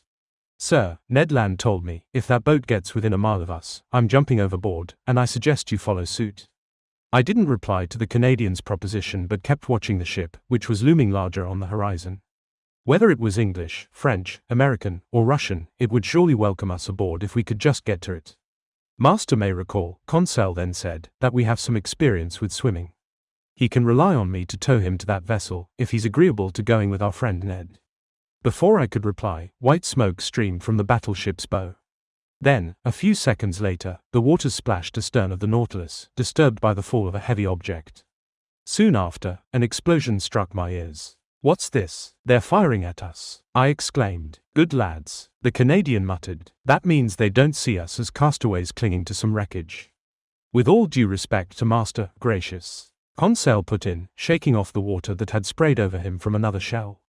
"With all due respect to Master, they've discovered the narwhal and they're cannonading the same." "But it must be clear to them," I exclaimed, "that they're dealing with human beings." "Maybe that's why," Ned Land replied, staring hard at me. The full truth dawned on me. Undoubtedly people now knew where they stood on the existence of this so-called monster. Undoubtedly the latter's encounter with the Abraham Lincoln, when the Canadian hit it with his harpoon, had led Commander Farragut to recognize the narwhal as actually an underwater boat, more dangerous than any unearthly cetacean. Yes, this had to be the case, and undoubtedly they were now chasing this dreadful engine of destruction on every sea. Dreadful indeed, if, as we could assume, Captain Nemo had been using the Nautilus in works of vengeance. That night in the middle of the Indian Ocean, when he imprisoned us in the cell, hadn't he attacked some ship? That man now buried in the coral cemetery, wasn't he the victim of some collision caused by the Nautilus? Yes, I repeat, this had to be the case. One part of Captain Nemo's secret life had been unveiled. And now, even though his identity was still unknown, at least the nations allied against him knew they were no longer hunting some fairy tale monster, but a man who had sworn an implacable hate toward them. This whole fearsome sequence of events appeared in my mind's eye. Instead of encountering friends on this approaching ship, we would find only pitiless enemies. Meanwhile shells fell around us in increasing numbers. Some, meeting the liquid surface, would ricochet and vanish into the sea at considerable distances. But none of them reached the Nautilus. By then the ironclad was no more than 3 miles off. Despite its violent cannonade, Captain Nemo hadn't appeared on the platform. And yet if one of those conical shells had scored a routine hit on the Nautilus's hull, it could have been fatal to him. The Canadian then told me, "Sir, we've got to do everything we can to get out of this jam. Let's signal them. Damnation, maybe they'll realize we're decent people." Ned Land pulled out his handkerchief to wave it in the air. But he had barely unfolded it when he was felled by an iron fist, and despite his great strength, he tumbled to the deck. "Come," the captain shouted. "Do you want to be nailed to the Nautilus's spur before it charges that ship?" Dreadful to hear, Captain Nemo was even more dreadful to see. His face was pale from some spasm of his heart, which must have stopped beating for an instant. His pupils were hideously contracted. His voice was no longer speaking, it was bellowing. Bending from the waist, he shook the Canadian by the shoulders, then, dropping Ned and turning to the battleship, whose shells were showering around him. "O ship of an accursed nation, you know who I am," he shouted in his powerful voice. "And I don't need your colors to recognize you. Look, I'll show you mine." And in the bow of the platform, Captain Nemo unfurled a black flag, like the one he had left planted at the South Pole. Just then a shell hit the Nautilus's hull obliquely, failed to breach it, ricocheted near the captain, and vanished into the sea. Captain Nemo shrugged his shoulders. Then, addressing me, "Go below," he told me in a curt tone. "You and your companions, go below." "Sir," I exclaimed, "are you going to attack this ship?" "Sir, I'm going to sink it." "You wouldn't." "I will," Captain Nemo replied icily. "You're ill-advised to pass judgment on me, sir. Fate has shown you what you weren't meant to see. The attack has come. Our reply will be dreadful. Get back inside." "From what country is that ship?" "You don't know. Fine, so much the better. At least its nationality will remain a secret to you. Go below." The Canadian, Conseil, and I could only obey. Some 15 of the Nautilus's seamen surrounded their captain and stared with a feeling of implacable hate at the ship bearing down on them. You could feel the same spirit of vengeance enkindling their every soul. I went below just as another projectile scraped the Nautilus's hull, and I heard the captain exclaim, "Shoot, you demented vessel. Shower your futile shells. You won't escape the Nautilus's spur. But this isn't the place where you'll perish. I don't want your wreckage mingling with that of the Avenger." I repaired to my stateroom. The captain and his chief officer stayed on the platform. The propeller was set in motion. The Nautilus swiftly retreated, putting us outside the range of the vessel's shells. But the chase continued, and Captain Nemo was content to keep his distance. Near 4 o'clock in the afternoon, unable to control the impatience and uneasiness devouring me, I went back to the central companionway. The hatch was open. I ventured onto the platform. The captain was still strolling there, his steps agitated. He stared at the ship, which stayed to his leeward 5 or 6 miles off. He was circling it like a wild beast, drawing it eastward, letting it chase after him.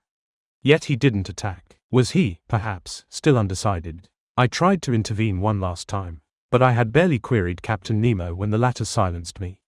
I'm the law, I'm the tribunal. I'm the oppressed, and there are my oppressors. Thanks to them, I've witnessed the destruction of everything I loved, cherished, and venerated: homeland, wife, children, father, and mother. There lies everything I hate. Not another word out of you. I took a last look at the battleship, which was putting on steam.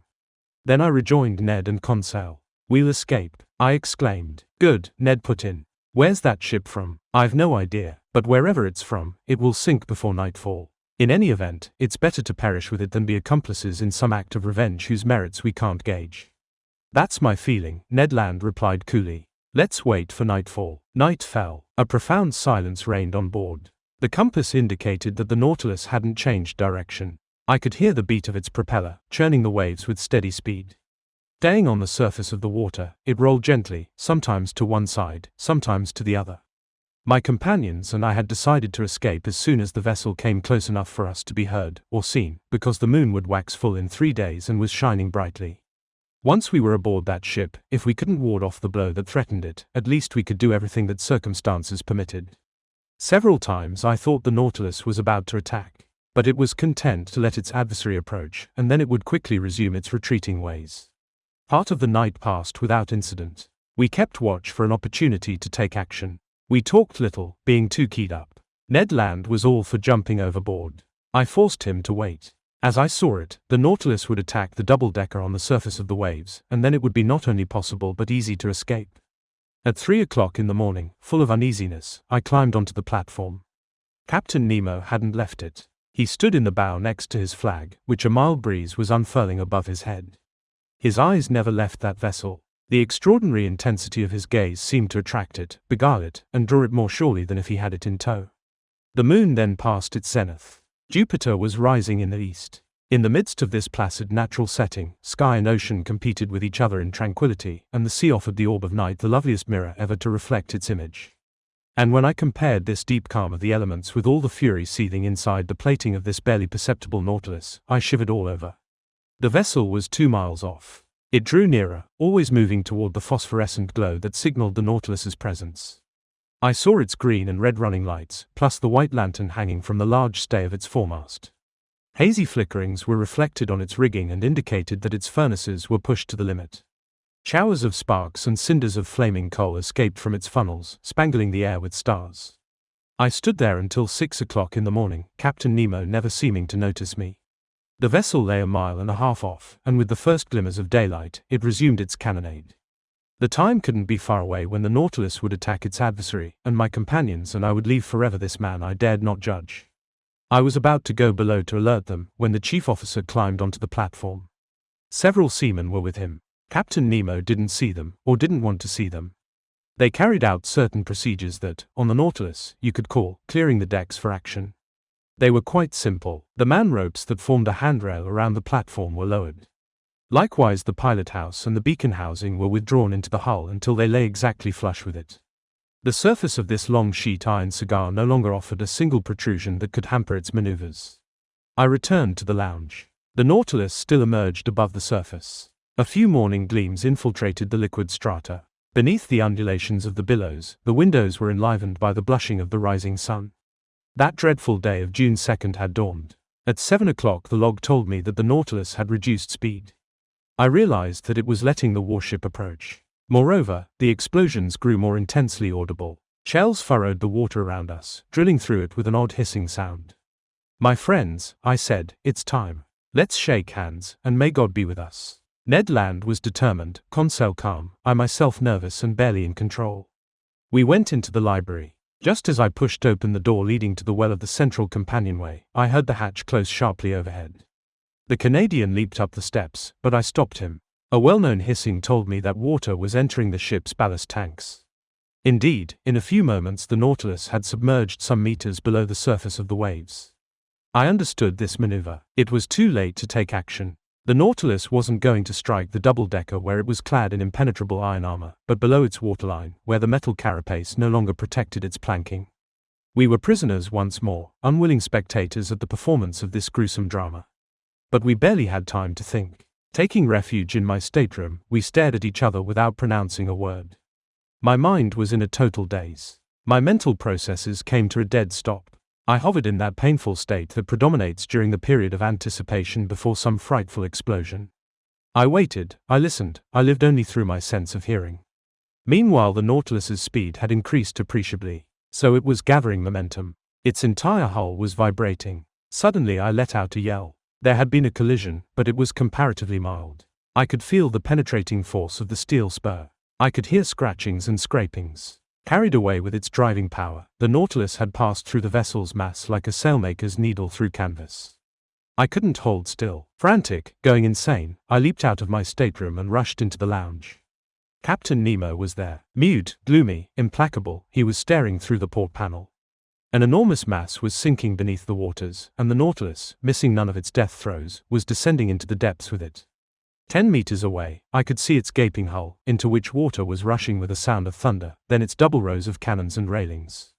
Its deck was covered with dark, quivering shadows. The water was rising. Those poor men leaped up into the shrouds, clung to the masts, wreathed beneath the waters. It was a human anthill that an invading sea had caught by surprise. Paralyzed, rigid with anguish, my hair standing on end, my eyes popping out of my head, short of breath, suffocating, speechless, I stared, I too. I was glued to the window by an irresistible allure. The enormous vessel settled slowly. Following it down, the Nautilus kept watch on its every movement. Suddenly there was an eruption. The air compressed inside the craft sent its decks flying, as if the powder stores had been ignited. The thrust of the waters was so great, the Nautilus swerved away. The poor ship then sank more swiftly. Its mastheads appeared, laden with victims, then its crosstrees bending under clusters of men, finally the peak of its mainmast. Then the dark mass disappeared, and with it a crew of corpses dragged under by fearsome eddies. I turned to Captain Nemo. This dreadful executioner, this true archangel of hate, was still staring. When it was all over, Captain Nemo headed to the door of his stateroom, opened it, and entered. I followed him with my eyes. On the rear paneling, beneath the portraits of his heroes, I saw the portrait of a still youthful woman with 2 little children. Captain Nemo stared at them for a few moments, stretched out his arms to them, sank to his knees, and melted into sobs. Chapter 23, The Last Words of Captain Nemo. The panels closed over this frightful view, but the lights didn't go on in the lounge.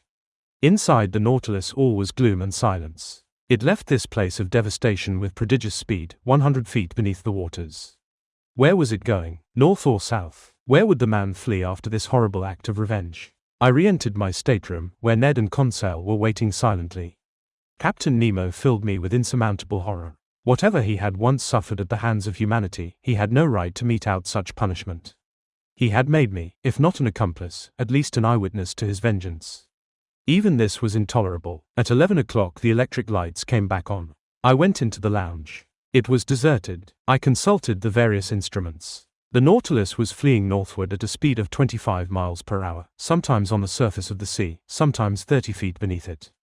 After our position had been marked on the chart, I saw that we were passing into the mouth of the English Channel, that our heading would take us to the northernmost seas with incomparable speed. I could barely glimpse the swift passing of longnose sharks, hammerhead sharks, spotted dogfish that frequent these waters, big eagle rays, swarms of seahorse looking like knights on a chessboard, eels quivering like fireworks serpents, armies of crab that fled obliquely by crossing their pincers over their carapaces, finally schools of porpoise that held contests of speed with the Nautilus. But by this point observing, studying, and classifying were out of the question. By evening we had cleared 200 leagues up the Atlantic. Shadows gathered and gloom overran the sea until the moon came up. I repaired to my stateroom. I couldn't sleep. I was assaulted by nightmares. That horrible scene of destruction kept repeating in my mind's eye. From that day forward, who knows where the Nautilus took us in the North Atlantic basin? Always at incalculable speed, always amid the high Arctic mists. Did it call at the capes of Spitzbergen or the shores of Novaya Zemlya? Did it visit such uncharted seas as the White Sea, the Kara Sea, the Gulf of Ob, the Lyakov Islands, or those unknown beaches on the Siberian coast? I'm unable to say. I lost track of the passing hours. Time was in abeyance on the ship's clocks. As happens in the polar regions, it seemed that night and day no longer followed the normal sequence. I felt myself being drawn into that strange domain where the overwrought imagination of Edgar Allan Poe was at home. Like his fabled Arthur Gordon Pym, I expected any moment to see that shrouded human figure, very far larger in its proportions than any dweller among men, thrown across the cataract that protects the outskirts of the pole. I estimate, but perhaps I'm mistaken, that the Nautilus's haphazard course continued for 15 or 20 days, and I'm not sure how long this would have gone on without the catastrophe that ended our voyage. As for Captain Nemo, he was no longer in the picture. As for his chief officer, the same applied. Not one crewman was visible for a single instant. The Nautilus cruised beneath the waters almost continuously. When it rose briefly to the surface to renew our air, the hatches opened and closed as if automated. No more positions were reported on the world map. I didn't know where we were. I'll also mention that the Canadian, at the end of his strength and patience, made no further appearances. Conseil couldn't coax a single word out of him and feared that, in a fit of delirium while under the sway of a ghastly homesickness, Ned would kill himself. So he kept a devoted watch on his friend every instant. You can appreciate that under these conditions, our situation had become untenable. One morning, whose date I'm unable to specify, I was slumbering near the first hours of daylight, a painful, sickly slumber. Waking up, I saw Ned Land leaning over me, and I heard him tell me in a low voice. "We're going to escape." I sat up. "When?" I asked. "Tonight. There doesn't seem to be any supervision left on the Nautilus. You'd think a total daze was reigning on board. Will you be ready, sir?" "Yes." "Where are we?" "In sight of land. I saw it through the mists just this morning, 20 miles to the east." "What land is it?" "I've no idea, but whatever it is, there we'll take refuge." "Yes, Ned. We'll escape tonight even if the sea swallows us up. The sea's rough, the wind's blowing hard, but a 20-mile run in the Nautilus's nimble longboat doesn't scare me. Unknown to the crew, I've stowed some food and flasks of water inside. I'm with you. What's more," the Canadian added, "if they catch me, I'll defend myself, I'll fight to the death, then we'll die together, Ned my friend." My mind was made up. The Canadian left me. I went out on the platform, where I could barely stand upright against the jolts of the billows. The skies were threatening, but land lay inside those dense mists, and we had to escape. Not a single day, or even a single hour, could we afford to lose. I returned to the lounge, dreading yet desiring an encounter with Captain Nemo, wanting yet not wanting to see him. What would I say to him? How could I hide the involuntary horror he inspired in me? No, it was best not to meet him face to face. Best to try and forget him. And yet, how long that day seemed, the last I would spend aboard the Nautilus. I was left to myself. Ned Land and Conseil avoided speaking to me, afraid they would give themselves away. At 6 o'clock I ate supper, but I had no appetite.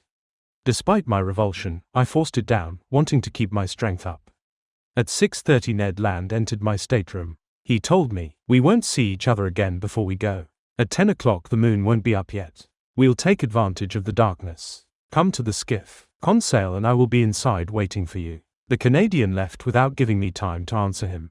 I wanted to verify the Nautilus's heading. I made my way to the lounge. We were racing north-northeast with frightful speed, 50 meters down. I took one last look at the natural wonders and artistic treasures amassed in the museum, this unrivaled collection doomed to perish someday in the depths of the seas, together with its curator.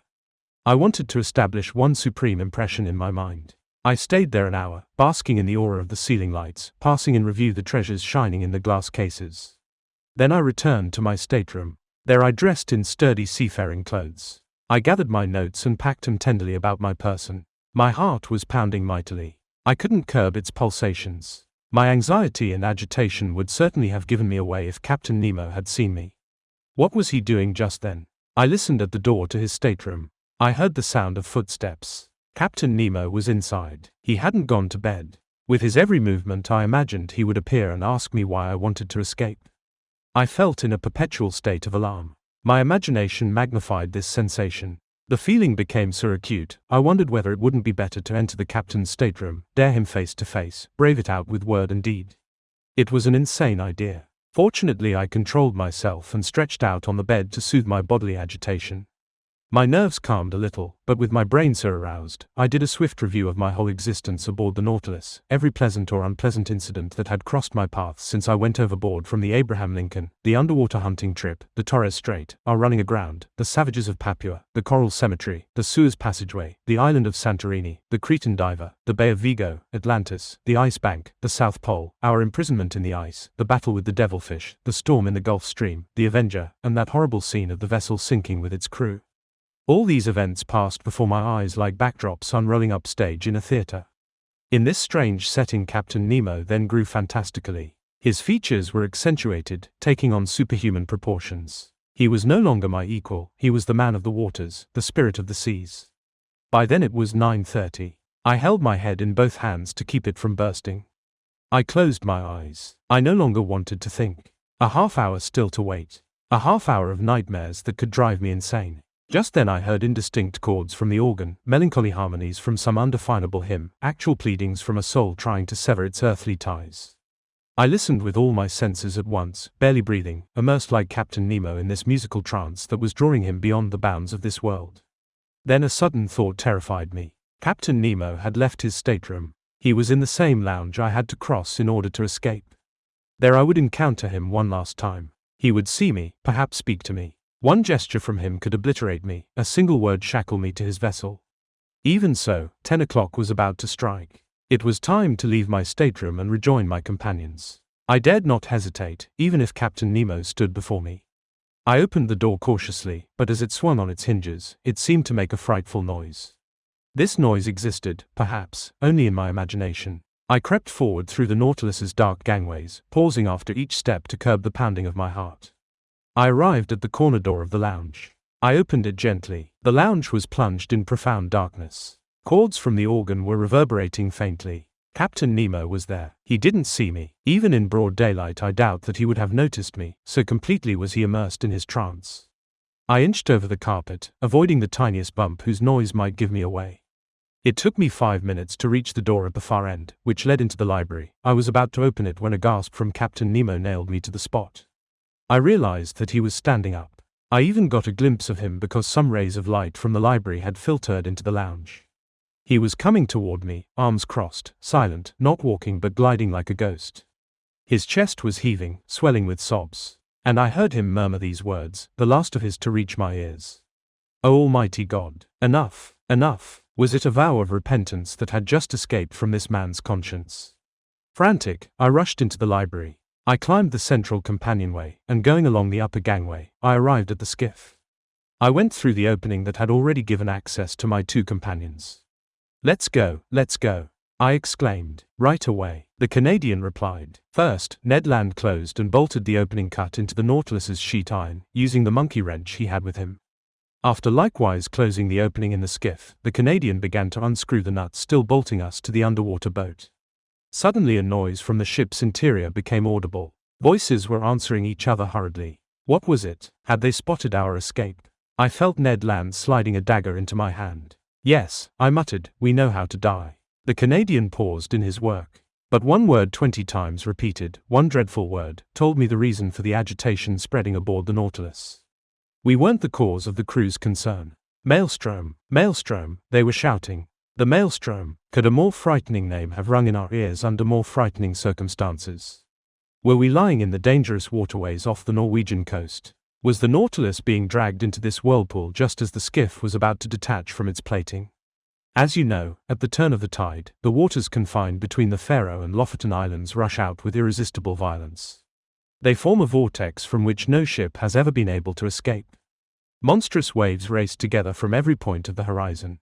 They form a whirlpool aptly called the ocean's navel, whose attracting power extends a distance of 15 kilometers. It can suck down not only ships but whales, and even polar bears from the northernmost regions. This was where the Nautilus had been sent accidentally, or perhaps deliberately, by its captain. It was sweeping around in a spiral whose radius kept growing smaller and smaller. The skiff, still attached to the ship's plating, was likewise carried around at dizzying speed. I could feel us whirling. I was experiencing that accompanying nausea that follows such continuous spinning motions. We were in dread, in the last stages of sheer horror, our blood frozen in our veins, our nerves numb, drenched in cold sweat as if from the throes of dying. And what a noise around our frail skiff! What roars echoing from several miles away! What crashes from the waters breaking against sharp rocks on the seafloor, where the hardest objects are smashed, where tree trunks are worn down and worked into a shaggy fur, as Norwegians express it. What a predicament. We were rocking frightfully. The Nautilus defended itself like a human being. Its steel muscles were cracking. Sometimes it stood on end, the three of us along with it. We've got to hold on tight, Ned said, and screw the nuts down again. If we can stay attached to the Nautilus, we can still make it. He hadn't finished speaking when a cracking sound occurred. The nuts gave way, and ripped out of its socket, the skiff was hurled like a stone from a sling into the midst of the vortex. My head struck against an iron timber, and with this violent shock I lost consciousness. Chapter 24. Conclusion. We come to the conclusion of this voyage under the seas. What happened that night, how the skiff escaped from the maelstrom's fearsome eddies, how Ned Land, Conseil, and I got out of that whirlpool, I'm unable to say. But when I regained consciousness, I was lying in a fisherman's hut on one of the Lofoten Islands. My two companions, safe and sound, were at my bedside clasping my hands. We embraced each other heartily. Just now we can't even dream of returning to France. Travel between Upper Norway and the south is limited, so I have to wait for the arrival of a steamboat that provides bi-monthly service from North Cape. So it is here, among these gallant people who have taken us in, that I'm reviewing my narrative of these adventures. It is accurate, not a fact has been omitted, not a detail has been exaggerated. It's the faithful record of this inconceivable expedition into an element now beyond human reach, but where progress will someday make great inroads. Will anyone believe me? I don't know. Ultimately it's unimportant. What I can now assert is that I've earned the right to speak of these seas, beneath which in less than 10 months, I've cleared 20,000 leagues in this underwater tour of the world that has shown me so many wonders across the Pacific, the Indian Ocean, the Red Sea, the Mediterranean, the Atlantic, the southernmost and northernmost seas. But what happened to the Nautilus? Did it withstand the maelstrom's clutches? Is Captain Nemo alive? Is he still under the ocean pursuing his frightful program of revenge, or did he stop after that latest mass execution? Will the waves someday deliver that manuscript that contains his full life story? Will I finally learn the man's name? Will the nationality of the stricken warship tell us the nationality of Captain Nemo? I hope so. I likewise hope that his powerful submersible has defeated the sea inside its most dreadful whirlpool, that the Nautilus has survived where so many ships have perished. If this is the case and Captain Nemo still inhabits the ocean, his adopted country, may the hate be appeased in that fierce heart. May the contemplation of so many wonders extinguish the spirit of vengeance in him. May the executioner pass away, and the scientist continue his peaceful exploration of the seas. If his destiny is strange, it's also sublime. Haven't I encompassed it myself? Didn't I lead 10 months of this otherworldly existence? Thus to that question asked 6,000 years ago in the book of Ecclesiastes, who can fathom the soundless depths, 2 men out of all humanity have now earned the right to reply. Captain Nemo and I. The end.